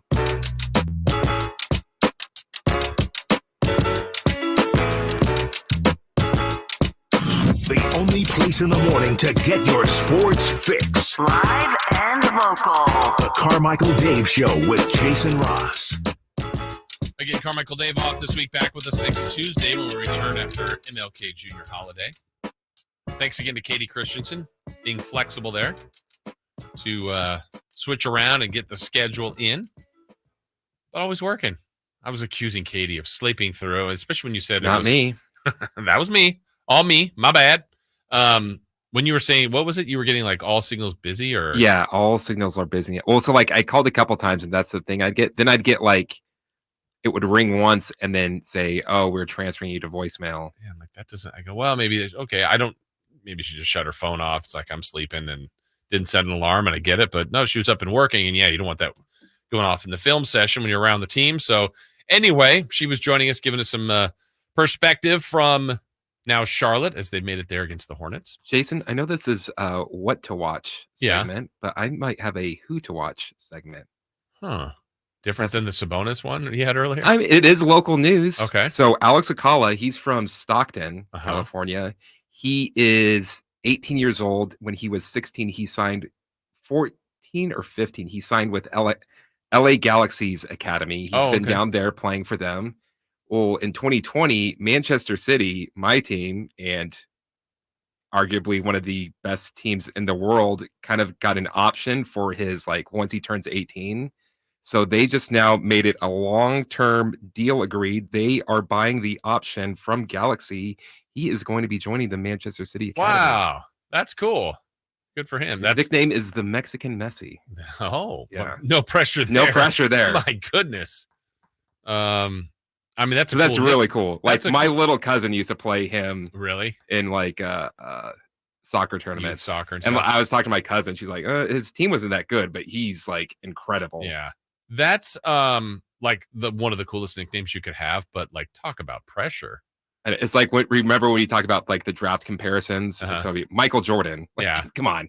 The only one that I remember, at least officially put on, I can't remember if it's Draft Express or maybe Draft. There's one of them that does that, or player comp. And the player comp for Deshaun Stevenson was Michael Jordan. And Deshaun Stevenson had a career in the NBA. Nothing wrong with his career. But that's the player you put as a comp? Man, comps are unfair. Just and everybody's their own unique. There's similarities, but wow. Good for him. That's really cool. What else to watch tonight or listen to? So another jersey I have to buy. Yes, you can get that one signed. Right here on Sactown Sports this afternoon, Kings at the Hornets. G-Man will have the call. We'll have game night, and we'll have the pregame and all that stuff coming your way later today as the Kings look for some redemption on Charlotte. As we mentioned, the back end of this trip, Philly Friday, Milwaukee Saturday, and then Phoenix. So you really want to get these two wins if you possibly can. They got the first one, though we mentioned how difficult that proved to be. Some other ones to watch tonight in the NBA. A good night of games. Timberwolves are at the Celtics. Timberwolves beat Boston earlier. Nobody's beat Boston yet at home. Can the Timberwolves be the first team to do that and get a season sweep of Boston? The Thunder at the Heat. Jaime Jaquez. That's another jersey you have to buy, Chris.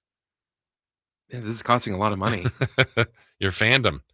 Pelicans at the Warriors. And a game we had, you know, when they say they circle on the calendar, we had circled this date, Chris, a while back for a reason. Now, it doesn't have the same kind of impact, but it had potential. Both teams have won since, but there was a time where I think the Spurs were on like about a 17-game losing streak. The Pistons were at like 20. And then we looked ahead and we said, oh, January 10th. If they could just go the entire time without winning. And then we also got nervous. We're like, oh, no, but the day before the Pistons play the Kings, we don't want the streak to, you know, end there. But if they both lose all the way through to January 10th, Spurs at Pistons tonight. Come on, Detroit, get a win. That actually doesn't matter. One has 3 wins, one has 5. But those are some games in the NBA to watch tonight. When we come back, we have Crosstalk. We'll see what's coming up with Styles and Watkins today on their show. And we've got celebrity birthdays to wrap up today's version of the show. That is next here on Sactown Sports. Sunday on Sactown Sports, you get the best of both worlds. First at 9:30, Super Wild Card Weekend continues as Mike Tomlin has his Steelers back in the postseason as they face Josh Allen and the 2-seed Buffalo Bills. Then we switch to the court as the Kings road trip continues to Milwaukee as Fox and Sabonis battle Giannis and Lillard at 4. The NFL and NBA Sunday on Sactown Sports and SactownSports.com. California's largest sportsman's expo is back, January 18th at Cal Expo in Sacramento. Buy the latest gear, meet the experts, learn about fishing, hunting, boating, and off-roading. See Toyota's all-new Tacoma. This is the place to discover your next adventure, nearby or around the world. Your life outdoors at the International Sportsman's Expo, January 18th through 21st at Cal Expo in Sacramento. More info at sportsexpos.com. Have you ever envisioned having $500,000 in advertising to conquer the remodel market, but felt overwhelmed at the thought of going it alone? Now you don't have to. Join Subcontractors United and share your advertising with 2 other contractors in your trade. Get $500,000 in advertising for only $1,042 a month. We are so sure this will work that we're giving away free advertising until June 2024 to qualified contractors. Visit subcontractorsunited.com today. So here's a fact. 85% of the population will suffer from foot pain in their lifetime. That's almost everyone. So you'd think there'd be plenty of healthy long-term remedies, but there just aren't, right? Hi, I'm Dan from the Good Feet store. You know, people come in all the time sharing the same frustrating story. Bought this, tried that, been there, done whatever, all different kinds of things, but all with a similar result. Nothing. A discouraging and endless cycle of disappointment. If this rings a bell, don't despair. There is hope. If you think you've tried everything, you probably haven't tried Good Feet arch supports from the Good Feet store. They're designed to relieve, even eliminate the pain commonly caused by certain foot conditions like plantar fasciitis, bunions, flat feet, and others. Plus, provide better balance and increased comfort. See what we can do for you with a free arch support fitting. Just stop in or schedule an appointment. With over 200 stores, there's likely one in your neck of the woods. Find yours at goodfeet.com. Knee, foot, or back pain? Visit the Good Feet store in Sacramento, Roseville, and Vacaville. For a precision-crafted performance, the decision is easy. A new Acura from Acura of Stockton. Get the driving experience you've been waiting for in a new Acura. Get the best selection and customer service you deserve from Acura of Stockton. Shop in person or use our online express store at AcuraofStockton.com. Acura of Stockton will buy your trade, even if you don't buy from us. Don't settle for less than precision-crafted performance of a new Acura from Acura of Stockton and AcuraofStockton.com. Hey, did you guys know? Did you guys know the average person eats 9 spiders whenever I cook for them? From his multiple Netflix comedy specials, Anthony Jeselnik brings his new stand-up tour, Bones and All, to Hard Rock Live Sacramento. Don't miss Anthony Jeselnik live this Friday. Get tickets now at Ticketmaster.com and AnthonyJeselnik.com. God, I'm so stressed. It's a brand new year and our business is busier than ever. Ooma. What is that? Meditation? I'm recommending the Ooma cloud phone system with auto attendant and more than 35 features. Ooma? Yep. Switching to Ooma is a cinch. Starts at $19.95 per month per user, plus taxes and fees. Ooma. Now you're feeling it. Visit Ooma.com. That's OOMA.com to learn more. Ooma. Smart communications for the smarter business. Jackson Hewitt has a plan to get your tax refund fast. With a buck here, buck there. Here a buck, there a buck, everywhere a buck. You don't have to wait weeks for your tax refund. Get money sooner with a no-fee refund advance loan at Jackson Hewitt. On this loan, there's a money today guarantee. E-I-E-I-Do. Don't settle for chicken feed. Get fast bucks at Jackson Hewitt today. No-fee refund advance loans by Republic Bank offered to eligible clients. Money today guarantee if approved for a loan on a prepaid card. Details at jacksonhewitt.com. Birthdays are meant to be spent with family and friends, and nothing brings family and friends together better than freshly baked and home-delivered crumble cookies. It's time for the news of the day. The latest headlines, the biggest stories, hard-hitting analysis. Yeah, this is none of those things.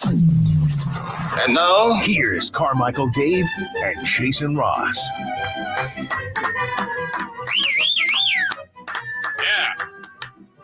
Yeah. What's up, guys? Not much. Styles Not walk into the much. building.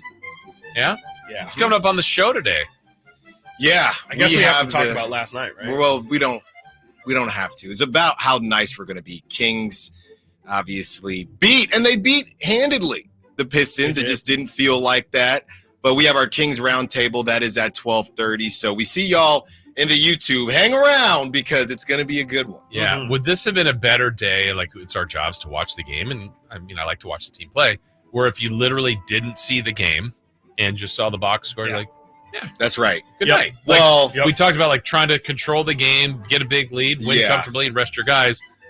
The end, they were there, but the process wasn't very great. The process. Sure wasn't. Trust the process. I didn't trust it at times. 47 I definitely points, did most points scored by any team. Yeah. this quarter. You know what? I think everybody wins, right? The Kings leave with the victory. The Pistons have some, I guess, feeling of, hey, we can do this, right? We just need 3 more of those things, and we're on our way to victory. That's right. We're capable. Mm-hmm. We are capable. Yeah.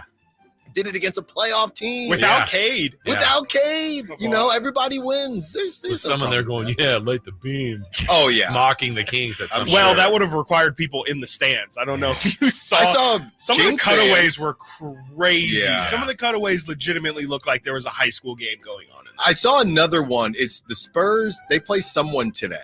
Pistons. And the Pistons, right. And I saw they're $20 tickets to see Wembanyama and $420 for floor seats. $420 for floor seats to see Wembanyama tonight. The flight. I'll do it. The flight might not even be that bad either. Yeah. That's incredible. incredible. That's not a No, bad I mean, Wednesday. how many? Like what? That's probably all in. You said $420. It's like $600 to go see. You know, from if you were to fly from here to Detroit. I don't know. It's it might be worth it. right. It could be about $1,000, okay, for the ticket and the flight all together. Which, I mean, normally that would be the floor seat by itself. Exactly. Sure. So if you want to impress someone tonight, hey, I got you, babe. Quick work. You want to fly out real quick? You know? Fly out. So you can Jet make it in Suite time. X, you know. Yes. We show you Detroit. Yeah. Detroit style pizza. Ever had it? I have. Okay, I have not. Good. But yeah, I miss pizza. That's a lie. I think there's a place in San Francisco that does Detroit style pizza, and it's the square, It's and squared, right. and it's I think it's the square pie guys. Oh, okay. That's what it's called there. Okay. And that's the only time I've had it. I've not been to Detroit. Yeah. You and Christopher Laud were talking about the quarterbacks thing, right? The Netflix. Yes. You guys see that Sabonis is going to be in that NBA one? Can't wait. It's kind of Cannot cool. wait. And Yeah. it's a good collection of people. It's a great collection. I don't think that's you going can to be good. have a better collection. You got LeBron, you got Ant, you got Tatum, you got Sabonis. Something tells me that Malik Monk is going to make some. He'll be the feature of Sabonis. Yeah. I did think it's unfortunate we're going to have to watch 4 Pelicans games all over again. That's not going to be fun. I don't know if they've started filming yet. They have. They have started filming. So did they basically axe the second season of quarterback because everyone kept saying no and then decided to do this? It's a possibility. Good question. I don't know. I haven't heard anything about who they're filming because I did remember hearing everyone was saying no Right, to everybody was saying quarterback. no. So, But it was so good, right? yeah, Didn't you it guys was say it was great. Yeah, it was great. awesome. And Patrick Mahomes won while they were filming. So Yeah. I don't understand how anyone could say, "Oh, it's a distraction. Don't want to do it." Like, Well, they said it. only good exposure. Yeah. Mahomes is probably wishing there was someone following around this year. Yeah, exactly. Maybe why the offense has struggled. Today is National Houseplant Appreciation Day. Mm-hmm. Okay. You guys appreciate your houseplants? That's Probably right. not enough. But Yeah. yeah. You don't name Do you them or believe anything. that you have to talk? Like my I girlfriend's adamant that if you talk to your plants, they will live Talk longer. back? Not talk back. What's the one that's a sphere Globe? and you A ball? rarely have to water it? Cactus? No, it's a big thing. You make your own. A chia? Chia? No, that you have to water. it's been a really big deal lately. You can make your own. The name is escaping me, and it doesn't look like a normal plant. It's very short. Hold on, I'll find I it. don't know that. No idea. Yeah. No, I got you. Okay. Succulent? That's right. Oh, there you okay. go. That's There you right. go. Actually, a succulent involves many different plants. A cactus is technically a succulent. if I'm not mistaken. Right, and you put it. All I know is a sphere because we have one in our place now. Sphere. It's a sphere. You threw me off with Spherical. Sphere. Yeah. Today is That sounded like Harvey again. Like we were going back to. Oh yeah. the Give me feud. spherical. Where's Gus Johnson? Oh, he made Oh, an he appearance showed for the up- national that was it, yeah, championship. national He did. championship, Mhm. Okay. Today is National. What else do we have? Cut your energy cost day. Always. Sure. Just turn the lights off. I guess Stub so. my toe every day. I did notice. I think the beam shut off pretty early yesterday. Why? Yeah, I don't think it was a midnight Not till turn off. midnight? Yeah, It was softer too. Yeah. Oh, really? Well, Tis the season. not as apparently. impressive as the win. National Bittersweet Chocolate Day. Just Why? Just sweet. yeah, please. just make chocolate. Yeah. Yeah. Not semi-sweet, bittersweet. But that's not sweet. only dark chocolate though, right? There's also dark chocolate just isn't as sweet as milk chocolate. Yeah. But there's also actual bitter I chocolate. prefer dark chocolate to regular Yeah, chocolate. Or I milk do. chocolate. See, you're the person that says that, and you're also the person that probably loves fall. Do you Oh love yeah, fall? of course I love fall. There you go. Wait, these are connected? I just think they are. I don't think I. Well, I like. It's just people that are different, that want to be different. Wait, there are people that don't like fall? No, there are people that love fall. And as everybody loves summer, I just can't wait for fall. Oh, I hate the summer. I love the summer. See, but I like Jason. dark chocolate. Thank and you. white chocolate. I like chocolate. That's right. Yeah. Thanks, Chris. Yeah, we don't care about the rest of these. Let's save the Eagles Day, I guess. I'm sure. Ugh. Jalen hurts his Yeah, finger. save him. Yeah. Tampa. Ugh. And National Oysters Rockefeller Day. I'm in. I'm Are all you? the way in. You've never had What would that? I've had it. You have? Yes. It's oysters in a half shell and what? Like and it's baked with like what? breadcrumbs or something? Yeah, sometimes with cheese, bacon. Sometimes it's good stuff. I'm just in on oysters. Yeah, raw Grill oysters. them, fry them. People whatever that you like oyster Rockefeller Oh, here are we most likely people that like spring too. got. That's right. And I was born in the spring. That's right. First day of spring. Actually, it's coming up. It's coming up. I'll take my Malik Monk jersey. March 21st? That is actually yes. That is my birthday. Celebrity birthdays. Wow. Nailed that. It's that time. Celebrity Birthdays brought to you by our friends at Crumble Cookies. Birthdays are meant to be spent with family and friends, and nothing brings family and friends together better than Crumble Cookies. Not a great day for birthdays today. Oh man. But I'm going to ask you this. You're gonna say this, and I'm gonna be upset because I'm gonna see like 3 people. You'll that find born more. today. But with that said, entertainment-wise, this show debuted on this day in what year? The Sopranos. Oh, I will say, it's either 99 or 2000. I'll say 99. It's around there. I want to say 1990. It's 99. Oh, 299s. You want to go through the trio? No, I'll go 2000. Okay. Yep.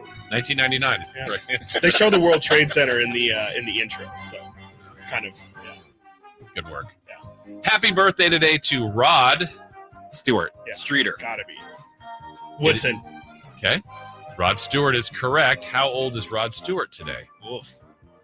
I don't like when it's an old person and then Older. Alan looks just right at me. Like, oh, No, Chris probably I knows. was double checking. I was looking at the screen in there. Yeah. Not you.